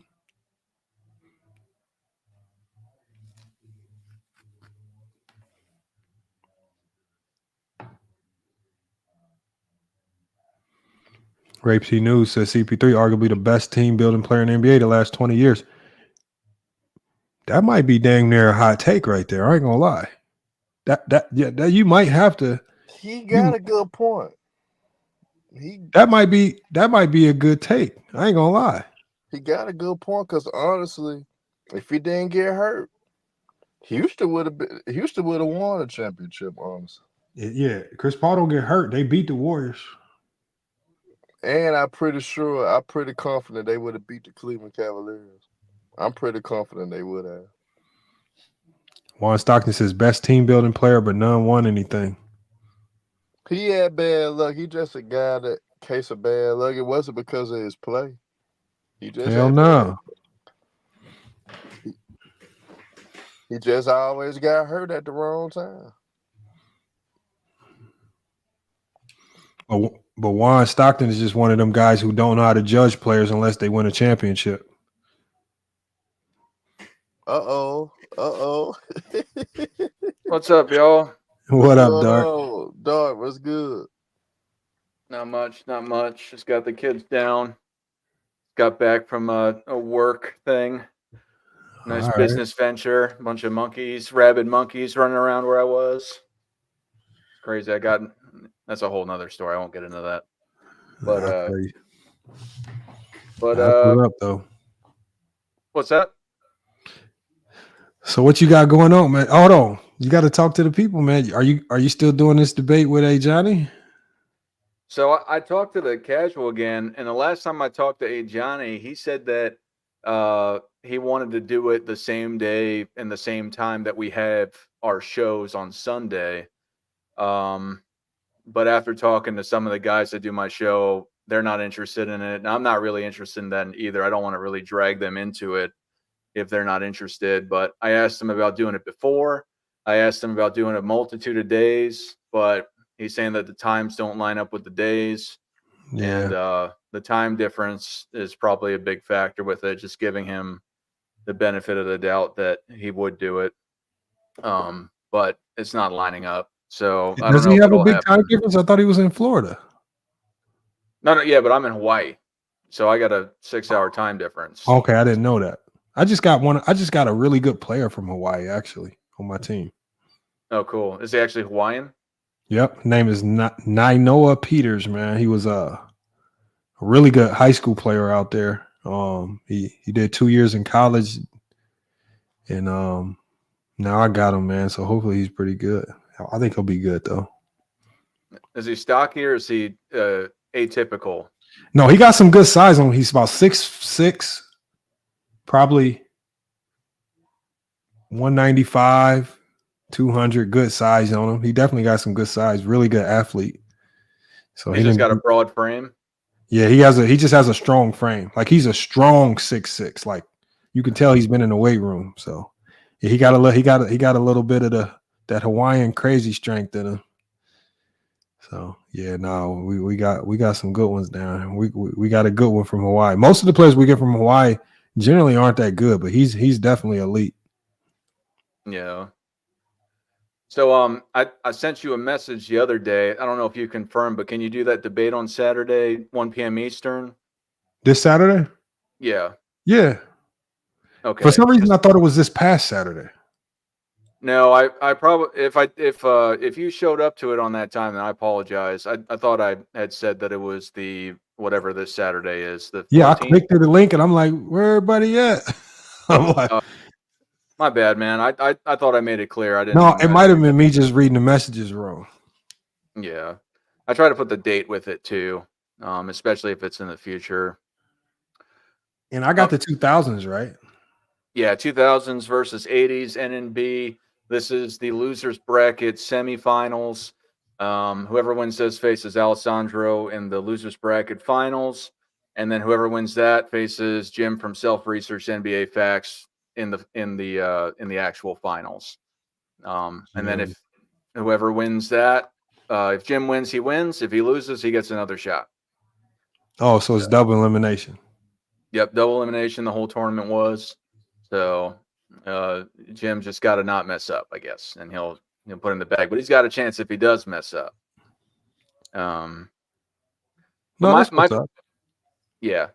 So, but I got a question about this stream though. And this is a genuine question. Have you came after LeBron fans in the same way that you like in similar shows like you have with this show, attacking? Herma tell you. Dog, I ain't gonna lie. LeBron fans switched up on him for a I've done month. whole shows on LeBron James fans. Hold on, because remember, what show did I say were? It wasn't even that long ago. It might have been like a month or two ago. It was a month ago. And I did a show specifically about LeBron James fans and how delusional they are. And he was cooking LeBron James defense. And Yep, and it's all stemmed from they was towards the end of the year, how the Lakers got eliminated from the playoffs, and I was seeing a lot of things defensively from LeBron James that I felt cost them the series. But the fans were trying to blame it on D'Lo and Reeves, and it's just like I'm like, no, that the film show this is LeBron's fault. Like, and the LeBron James fans were getting mad at me because I said, I can't lie. The film shows it was LeBron's fault. That's not my problem. I just got to tell you that it was his fault. If he does something good, I'm going to tell you. But in this case, the film shows, and I'm literally showing them the film. I'm like slowing it down in the slow motion, and I'm breaking it down saying he's weak side, low help. Aaron Gordon scored 28 points this game.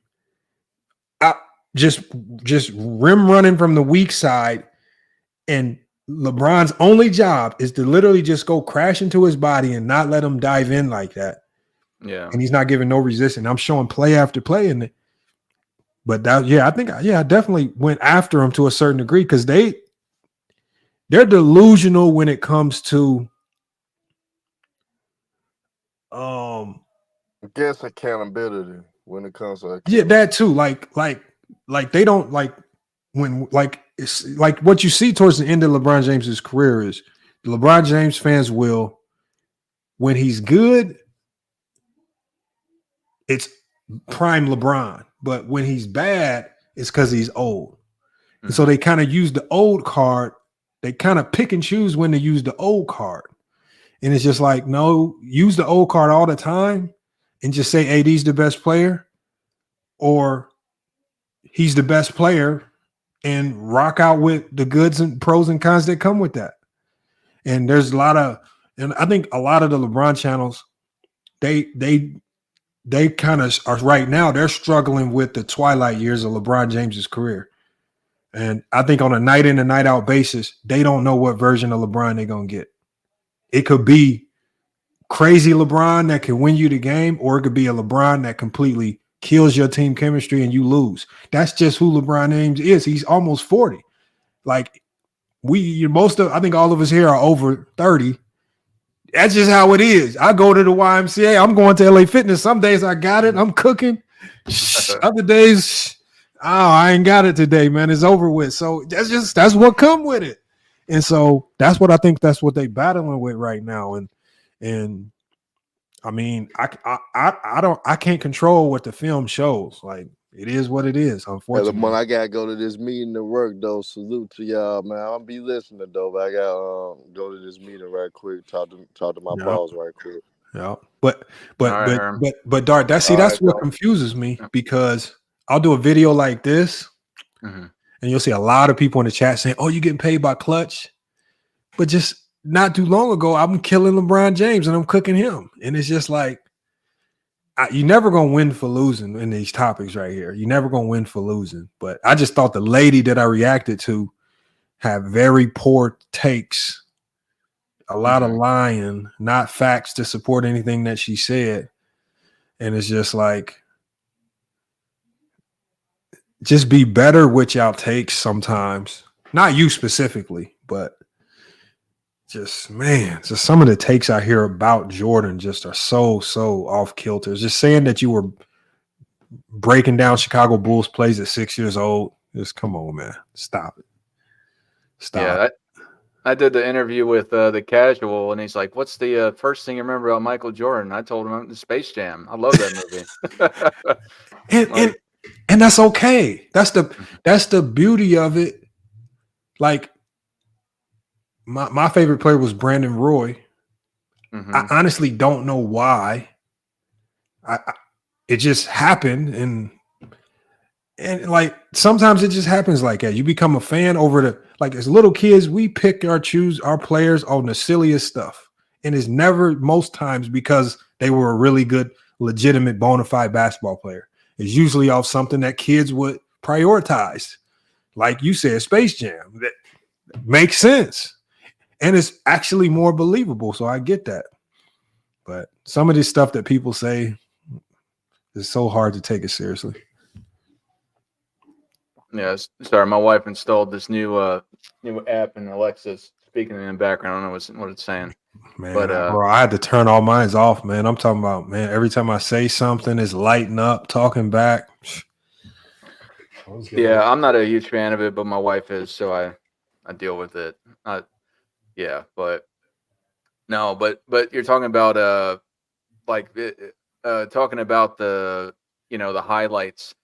What you're talking about LeBron James before, about how the LeBron James fans want to stick to the past, but it's the same thing with anybody. There's highlights and lowlights. I mean, LeBron is going to go and do good things sometimes, and he's going to do bad things, and especially like you're saying, being older, it's just going to happen. But yeah, but to the 6 years old thing, yeah, no, I didn't even pick up a basketball until I was 8, but I grew up in the Caribbean as a little kid, so it was a little different. And that's what I said.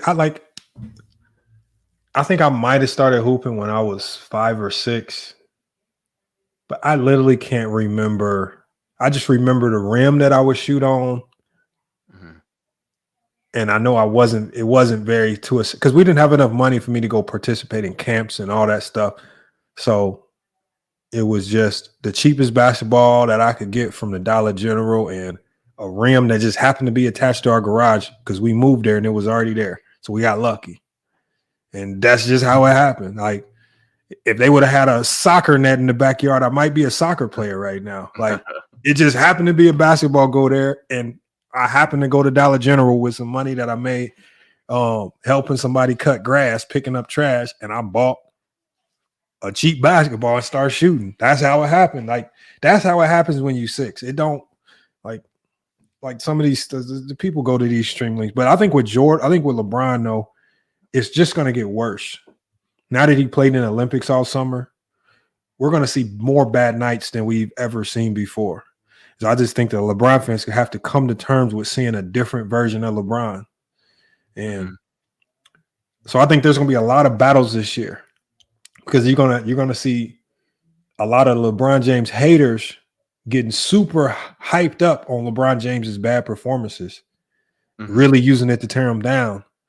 And then conversely, you're gonna have LeBron James fans who are trying to defend it with him being old. So that's why I say this year's gonna be fun, content wise, and watching because so many teams. But just watching them go back and forth this year is gonna be interesting because I think we're gonna see.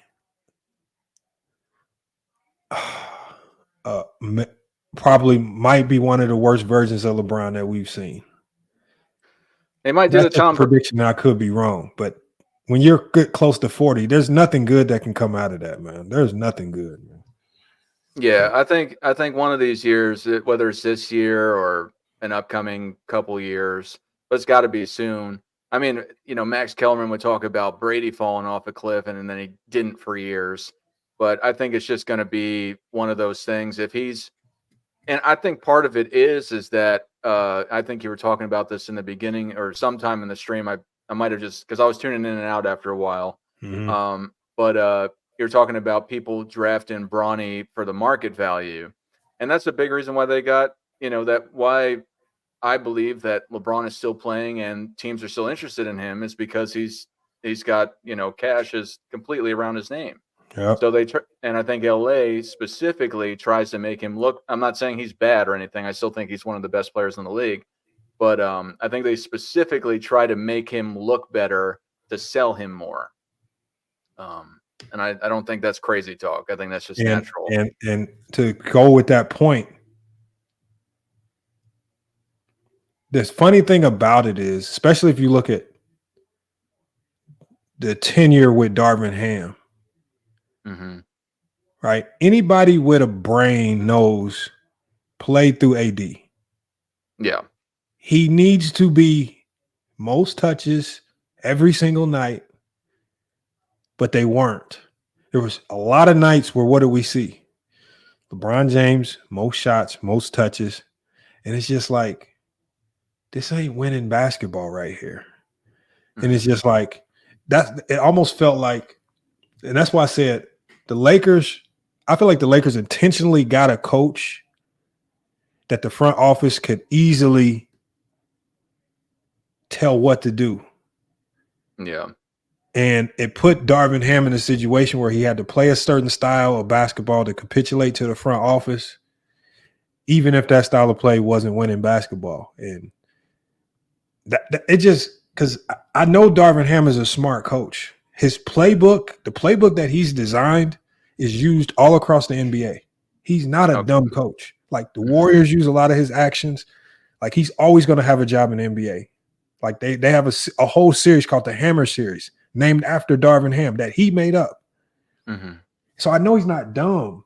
And it's just like the fact, like against Denver in the playoffs, when they were playing through AD, they were unstoppable.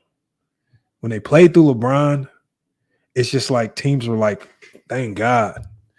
The games just got much easier now. And it's just like, I don't know. But LeBron fans don't like to hear that. It's the truth. But they just don't like to hear it, man. Yeah. And the talking with Travis from GGK, because I know he's a huge stats guy. And I think I've talked to you about this before, about how I look at stats. It's just a situation, circumstance, rules that affect the statistics. Like I think one of the examples I use is, what about George Mikan with the pre-shot clock era? Is his 26 points per game back then the same as what it'd be today, when they're, the possessions per game varied so wildly? That can result to some low scoring games. Exactly. The shot clock was meant to speed the game up. Yeah. Yeah, because the reason why the NBA went and they attributed getting the shot clock is against the Fort Wayne Pistons with George Mikan. I think he lost by 1 point. It was like 18-17 for the Fort Wayne Pistons, if I didn't say that. But they iced the ball out from Mikan because he would just cook everybody back then. And again, you said, how do you know he was so great? For one, I'm not like you. I'm not a basketball aficionado. I'm not going to pretend like I know how I play and I know how I feel, but I'm not coaching anybody. And I don't know a lot of plays. I play a lot of street ball. But to the point of it is that in respect to just taking it at face value, that what the stories have said, that they iced this guy out because he was so dominant in respect to that game and the invention of the shot clock. I think in respect to why they did it, I think it speaks enough for that. But not to go into a whole diatribe of why I think George Mikan's great, but I was just saying in respect to the scoring, how stats, they don't translate over time and space because the rules are different. The players are different that they're playing against, the style of play. Like a lot of people nowadays will say that the 90s players weren't skilled. So they weren't in some capacities because the rules were catered to a different style of play. So if you're going to go and you're going to play a certain way because of the times, like you could say that, oh, they can't shoot 3-pointers or whatever. You can go down the rabbit hole of the handles and stuff.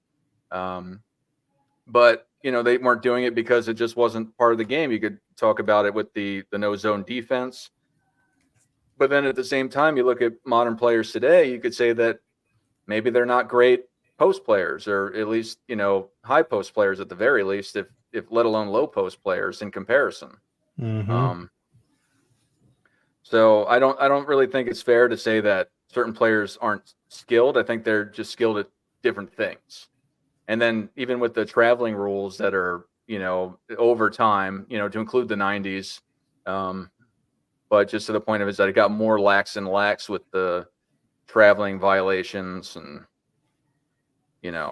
But see, one thing I've learned is that these players are good at this. Is how, like, you've seen enough to know that the players are gonna take every inch that you give them.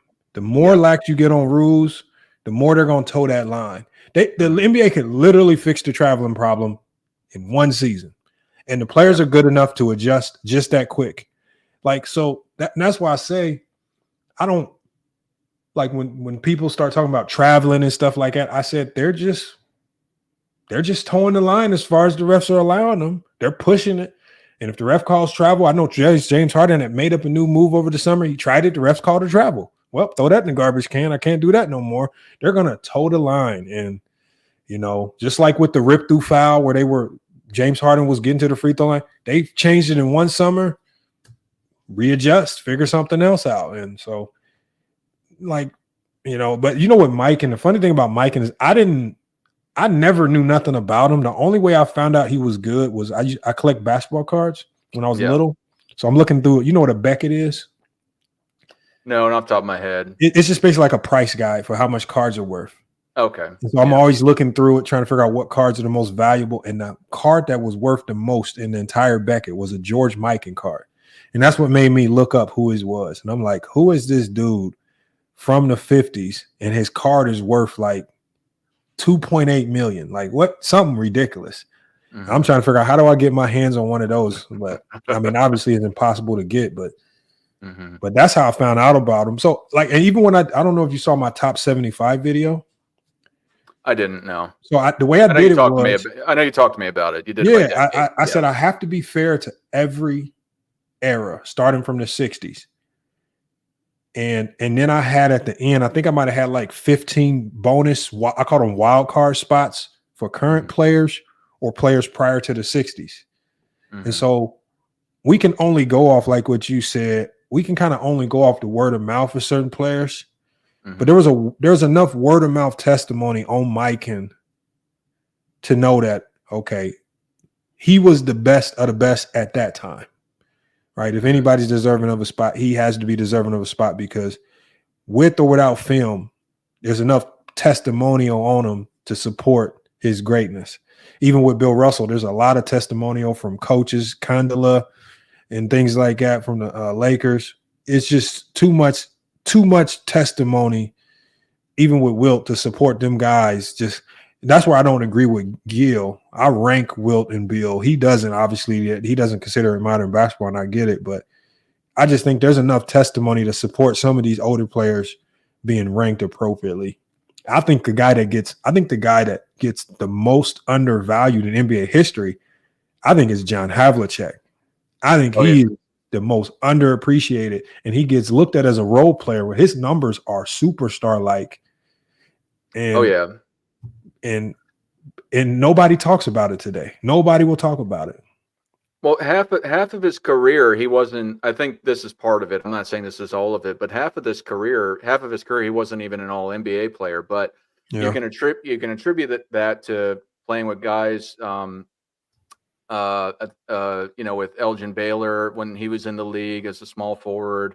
Maybe he's probably the one getting all team above him for some of those years before he retired in '69, and then. I mean, whoever else. I mean, probably Rick Barry was in there. I don't know what years off the top of my head, which ones he didn't get, but I know he barely got over half of his career with all NBA teams. And I think I don't want to say it's all of it, because he is appreciated to a large degree, but to your point, probably not as much as he should be. And I think a lot of it is because when he was on those the dynasty Celtics team, if you want to call it, even though we won 2 more after them, with the same team or Celtics team. But I think a lot of it is that, a couple of those years, and a lot of those years he wasn't getting all NBA, or he wasn't as big of a force as other people in the league were. But but yeah, to the point, 8-0 in the finals, mid-20s per game for the career. I believe his points were, or the rebounds were almost 10 rebounds a game, if I'm not mistaken. He's a monster. Absolutely. So, yeah, I just tell people, do your research on some of these guys, because, and then try to not judge them based on what you see today. Just understand that was the best that the game had to offer back then. and you got to judge them based on what was the best back then. And that's why I like reading what other coaches had to say about these players. Like what Kundala said about Bill Russell. That was, to me, that was big. Like he was basically saying the Celtics were beatable without Bill. They said Bill made them unbeatable. That's a lot from your biggest rival. The coach says that. Well, that's significant to me. So, a lot of people don't want to accept it. Well, that's one thing that gets me too, and I've probably said this to you before, but an analogy I like to use when people just use the latest as the greatest argument is, to use an analogy. It's to say, are Spartans not great warriors because they didn't gunfight? It doesn't, make it make sense. They're one of the most highly regarded warriors of all time, and people just pretend in basketball that everyone's playing with the same tools and the same rules in the same time. And I'm not saying that the tools are wildly different, but in respect of the times and just how the game is played in wherever you are, whatever time you're playing in, due to the rules. And it just drives me crazy when people say, oh, well, they couldn't hang in the league today. Well, look at it both ways. Take away everything that the modern players have, put them in the same situation, circumstance. You can't have it both ways. You got to find the middle ground and just accept that they did it when they did it, where they did it, and how they did it. Mm-hmm. To say that, George Mikan was a trash basketball player is just, I believe, disingenuous when he was the best in the world at the time. So, or Bill Russell or Will Chamberlain or whoever. But the problem is even if the film existed, I always ask people, even if you watched it, how would you know he was great? Because it looks too different. Yeah. Right. And I think that's what hurts Bill and Wilt is just like people go back and watch it and it don't look like Shaq. Yeah. Or it don't look like Nikola Jokic. So they don't know how to tell. They don't know how to separate recency bias but it is what it is, man. It is what it is. It's always going to be a messy conversation, but I think that's why we both still got channels, man, because it's always an everlasting, always messy conversation. Oh yeah, it always starts in trouble. It always gets somebody riled up the first time they hear, "Oh, George Mikan's greater than LeBron." They hate that. In a sense, like depending on, like I always tell people. Mm-hmm. That statement can be true based on your criteria. Yeah. I say your criteria makes that statement true. Like I can formulate a criteria that makes Bron the GOAT, Jordan the GOAT, Kareem the GOAT. Just have your own criteria and that's it. Like it's you formulate your case, your case. Everybody sees the game different. Everybody wants everybody to think the same. I was like, that's just not basketball. That's not how basketball's ever worked. Well, I can't even convince my wife to think like me. I'm not going to convince the world, especially strangers on the internet. But all right, well, hey, Dart, I'm about to shut this one down. We like 4 hours in. I normally like to see if I don't shut it down now. What's going to happen is another wave of people are going to start coming through the chat, bringing up other topics, and that's how my live streams go from 4 hours to 10 hours. Because look, Twin Man, you see him coming now. You got B coming in, he just hopped in, and Twin Man just hopped in, and they're gonna stir up something. And then they be one of the reasons why my lives go from like 3-4 hours to like 10 out of the blue. Oh, yeah. One thing, just so you know, and for everyone in the chat that knows, I don't look at the comments when I'm doing these things unless I'm hosting a show, because I just get I'll just zone in on that, and I won't even know what I'm talking about because I'm just reading at that point. But yeah, I see that I riled them up just by saying that. There we go. But you were real fast because you brought this up before I came on. You're talking about Gilbert, and you're talking about Robin or something, and how Gilbert. Oh yeah, gave me money or something, and then you're asking about Robin or something. No. We were having a conversation about Clutch and like who gets paid by Clutch Sports, and somebody put in the comments. They said I know one person that won't accept money from Clutch, And they said that's sports, fitness, and rants. Uh-huh. And I said, I don't know about that. I said, I think some money could flip him, man. And then I showed them Robin's post. He did a post saying he doesn't respect Gilbert Arenas as a man. Yeah. And then when Gil commented, he was like, he asked Gil to go be on the show, and I showed everybody that. And I was like, look, man, I was like, Gil can flip him, man. I said he wants to be on Gil's show, man. I said Gil can flip him, man. Gil offer him a little money. He's gonna have a LeBron channel here in a couple weeks, man. So. Robin, he made a video after that because somebody had said, why did you ask to go on a show or something? He responded to that comment, and his he makes me laugh all the time, man. He's like, because I could expose him on his own channel, you fool. so he had me dying. What though? I don't know, man. But, that would be a funny debate, though. That would be a funny debate. I mean, I would go on Gil's show, of course, but at the same time, looking at me and Robin are, most everyday people, he generally has only NBA players on there. I'm going to be the oddball out. It's just some fat 40-year-old white guy sitting there while they're all talking about being in the league. And be like, yeah, I might have watched that one time from, the outside. I'm not going to be any value. You had him on your channel. That's one better. Well, no, and that was great. Couple times, I think. Oh yeah, he watches the show regularly. He'll comment. I don't want to say regularly, whatever that means. Often he'll comment on my live streams.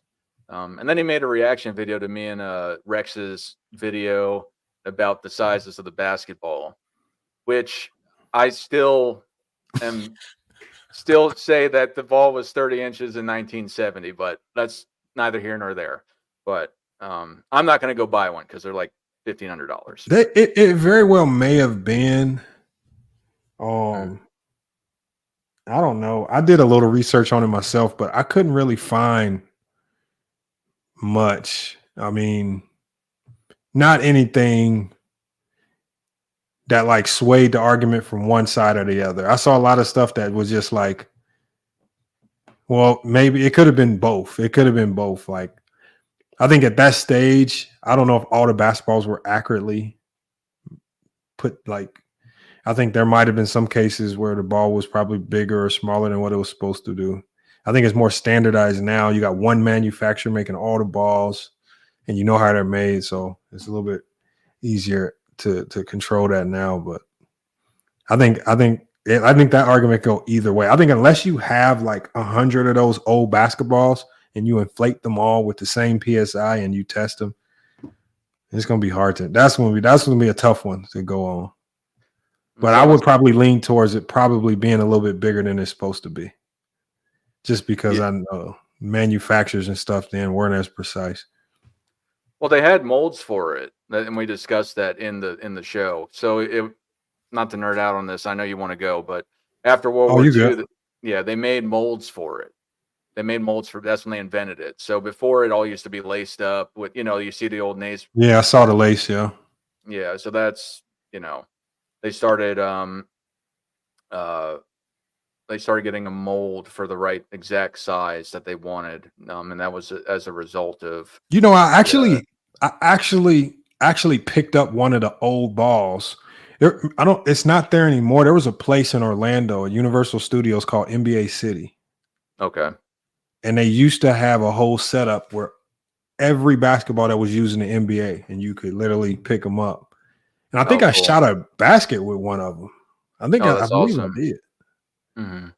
But yeah, it was a weird leathery feeling, had laces on it or something, but it literally showed all the balls. But there was at one point in the time the NBA was using some really cheap rubber orange balls. Oh yeah, I believe that was the 70s one. I got to relook at it, but I think they transitioned from no. I think they transit. I forget what year it was, but I think that was the 60s and 70s, and then in the early 80s, I think it was 79 or 80. That's when they transitioned to the more modern ball, and I think it changed in 2006 after that to that the fiberglass one. But in the 90s, they had What's up? the Spalding ball in the 90s, correct? The darker ball. So you were talking about the Spalding, and I forgot which one it was, but I know that they're I think it's this year they're switching back to the other brand. If it was Spalding, then they're switching to Wilson, but it's the same mold. It's just a different brand. You see that because it's so like, man, where is it at? So look like this. See, this is the new TF 1000. They tried to make them look more like Wilson balls. Okay. Right. So, but the old NBA ball was a TF 1000, but it was like a dark leather. Mm-hmm. And it made the ball almost feel smaller. I thought they were good for shooters because every time I shot with one, I would make everything. But if you missed, it would just go flying. Yeah. I think that's why a lot of people didn't like it. But these are the new TF 1000s, and they try to make them feel and look like Wilsons, like the soft leather, not the hard leather. So I got an old TF 1000 in here, and I actually like them, but I know a lot of the players now don't like them. They're really hard and they're really weird feeling if they're used and they get worn.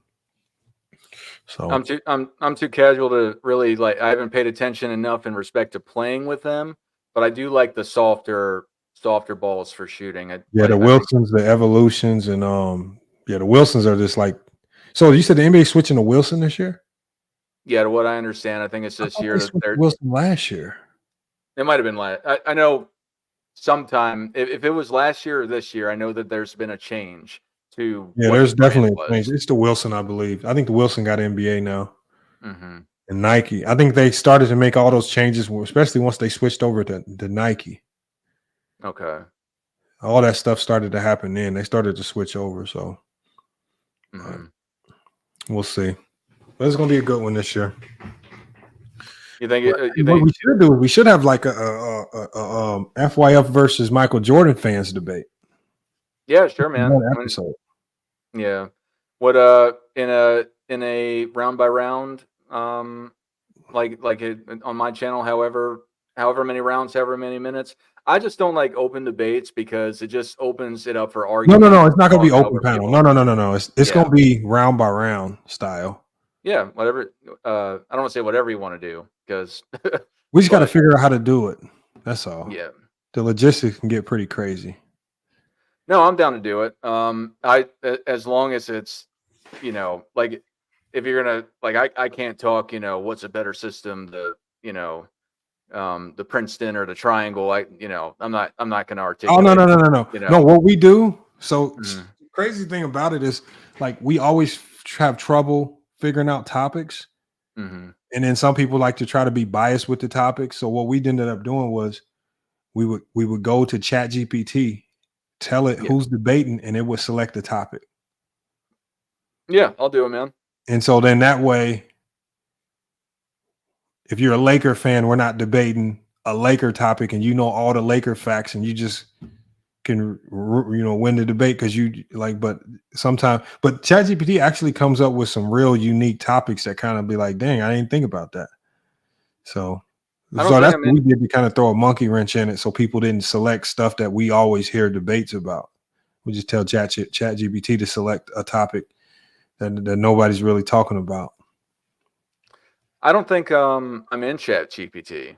I tried looking at it a while ago and I asked myself that, or I asked ChatGPT about me and it said it didn't have enough information. So I guess people aren't ChatGPT. No, you got to, if you have the free version, it's not going to find much information. You got to go to the membership version where it can actually search the internet. Okay. Yeah. And that paid version will find something on you. Because I promise you, if I type something in now, it'll say something. Okay. Yeah. It would. I know it would because it searches the internet. So, and I know I saw your Facebook page you just created. Is that new? Yeah, I just created it. I tried. I'm just trying something new with it, man. I'm really bad with I feel I'm bad with keeping up with the YouTube, but I have an Instagram, I have an X, I have a TikTok, but I don't keep up with any of them. And I'm sure the same thing's going to happen with the Facebook, but I just did it to do it. So what I do is I just sit down one day and Facebook lets you schedule a whole bunch of stuff out. Mm-hmm. And I'll just schedule like little small uploads and post out. Like, see, the good thing with you on Facebook is you already got content. You could just kind of repurpose your content over to Facebook. So you could just schedule out some of your lives, and you could just upload them over there and schedule them out for like 30 days just to see how the channel does. That's what I would do. So I think that's how Goat James Kingdom, I think he kind of blew his Facebook up like that. Yeah. I think he's at 100K followers.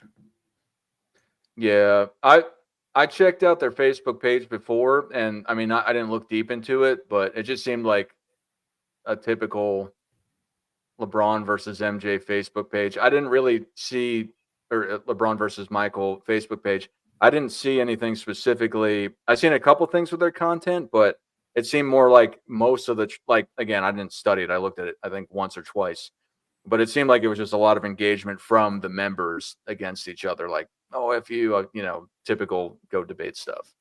Yeah, you'll get some new people. I mean, it's always more visibility. So yeah, as long as you're getting yourself out there, it'll all come back to you some way, shape, or form. Yeah. That's the main thing. I've been using another service called Newsbreak. What's that? They just are like a news app, and I just started putting my content over there. Then they reached out and said they wanted to monetize me, and so I was like, cool. So over there, you can actually write articles and you can post content. Okay.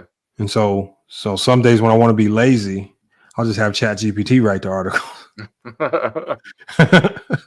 I'll tell her like there'll be a hot storyline, like the storyline with the football player and getting arrested. Mm-hmm. It's like, can you create an article for me about that real quick? 2,000 words, 2 seconds. All right, there's my Newsbreak content for the day. Not to say what I do for a living, but sometimes I review writing, and I hate when people go and they copy paste ChatGPT because it has like that back. You know what I'm talking about, like the light blue background, and they just leave it there. I'm like, dog, why are you even giving me this? Like, I know you obviously took this from ChatGPT. This is an insult, but anyway. But yeah, there's like ChatGPT does something in the copy paste code. Mm-hmm. Like when you copy and paste from ChatGPT, even if you copy and paste it correctly, there's still a way to tell it was from ChatGPT. I forgot how, but somebody showed me. But it does something that you can't see to where you can always know it's from ChatGPT. So. I won't nerd out about that stuff. I'm sure it's probably fairly easy to find, but but the worst is when they don't even care and they're just like, yeah, I know there's a light blue background, and I totally wrote this. But anyway, they didn't even try to run it through another editor to clean it up. Oh, and that's the thing too with ChatGPT. Last I checked, it had the equivalent of like the cognitive ability of an 18-year-old. So sometimes it gets a little funny. I don't know if there's been an upgrade since, but that was the last that I understood, is that it had like an 18-year-old's writing. So sometimes you go and you look at it and you're like, man, like, I know you can write better than this, or you have some sort of critical thinking that's stronger than what you're putting down. And, to your point, with certain editors, writing editors, you can make it sound stronger. But I told it, did you see the video where I dressed up like a pastor and I did the 90s funeral because they were doing like the We Done with the 90s trend? I think I didn't watch it, but I think I clicked on it and saw you in it. I know what you're talking about, but I didn't watch it. But like the whole script, I told ChatGPT, I told it exactly what I was doing. And I said, you need to write this script as if I'm some Southern Baptist pastor. So everything I said was from Chat, and it did it perfectly. Like it had scriptures in it and everything. And it was actually pretty funny. So, and if you give it the right instructions, it can actually do the job. It can actually do a decent job. Well, I did and like you're talking about, I did the free version before, and it would and I tried doing it before, and it gave me some script, and the script was not my personality whatsoever. And I tried to do it like it was real boisterous and like, and today we're doing this, and No, you got the free version is gonna be very bad. But if you get the paid version, like you can literally tell it, I need you to sound like Stephen A. Smith, and it'll sound just like Stephen A. Smith. Or you can literally direct it. Like I did one thing, I said this needs to sound like Peter Jennings' news report. Mm-hmm. And it did it. So it actually is not bad.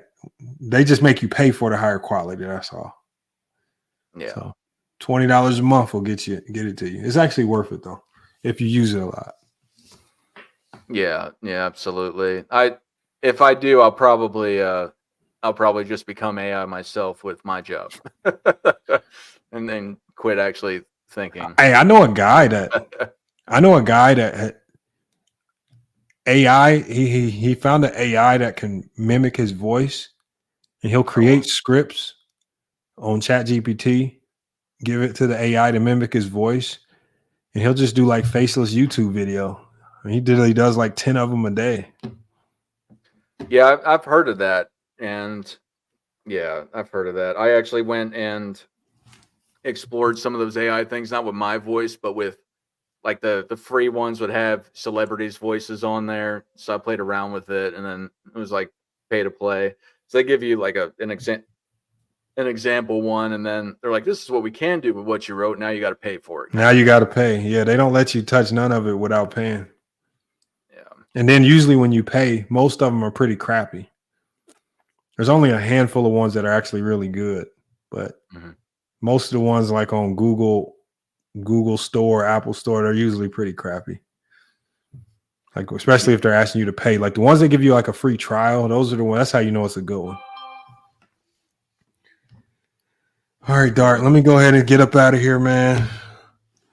All right, man. Well, it's good talking to you. I hope you have a great rest of your week, and I'll see you on Saturday, man. Yep, I will be there. You said 1 o'clock, right?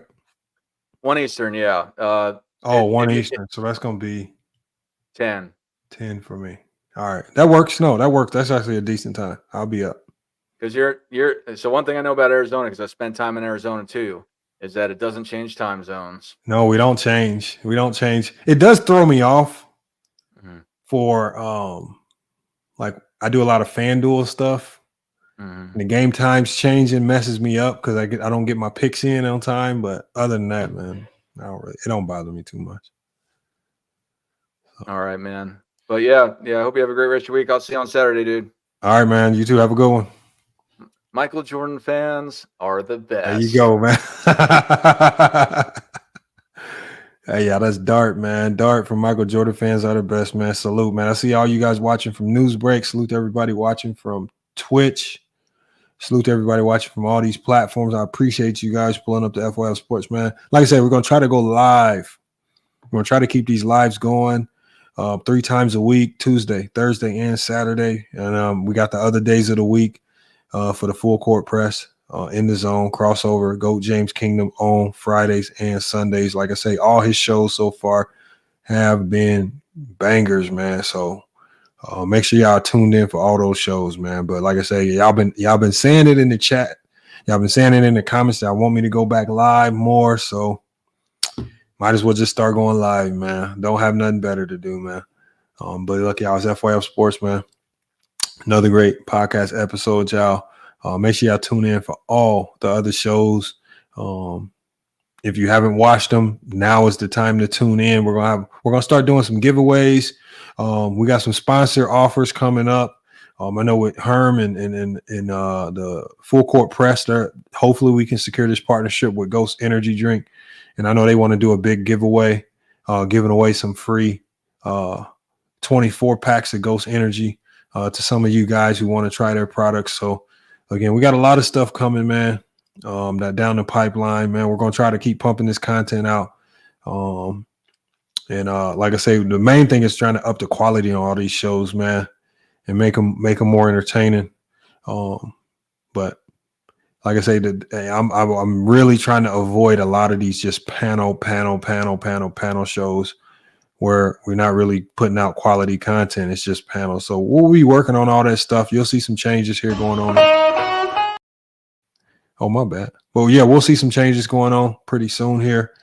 And just make sure y'all stay tuned in. But look, FYF Sports, man, another great podcast episode, man. We're going to be back with more sports and news, y'all. Until then, it's FYF Sports. Here we out.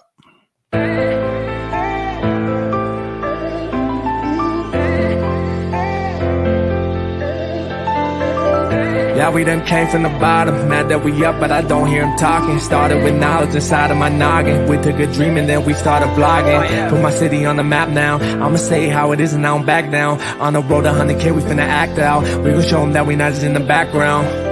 We the main event, we the main show. We the one that people always gon' pay for. FYF, we the best, no debate though. Number one sports channel, every angle.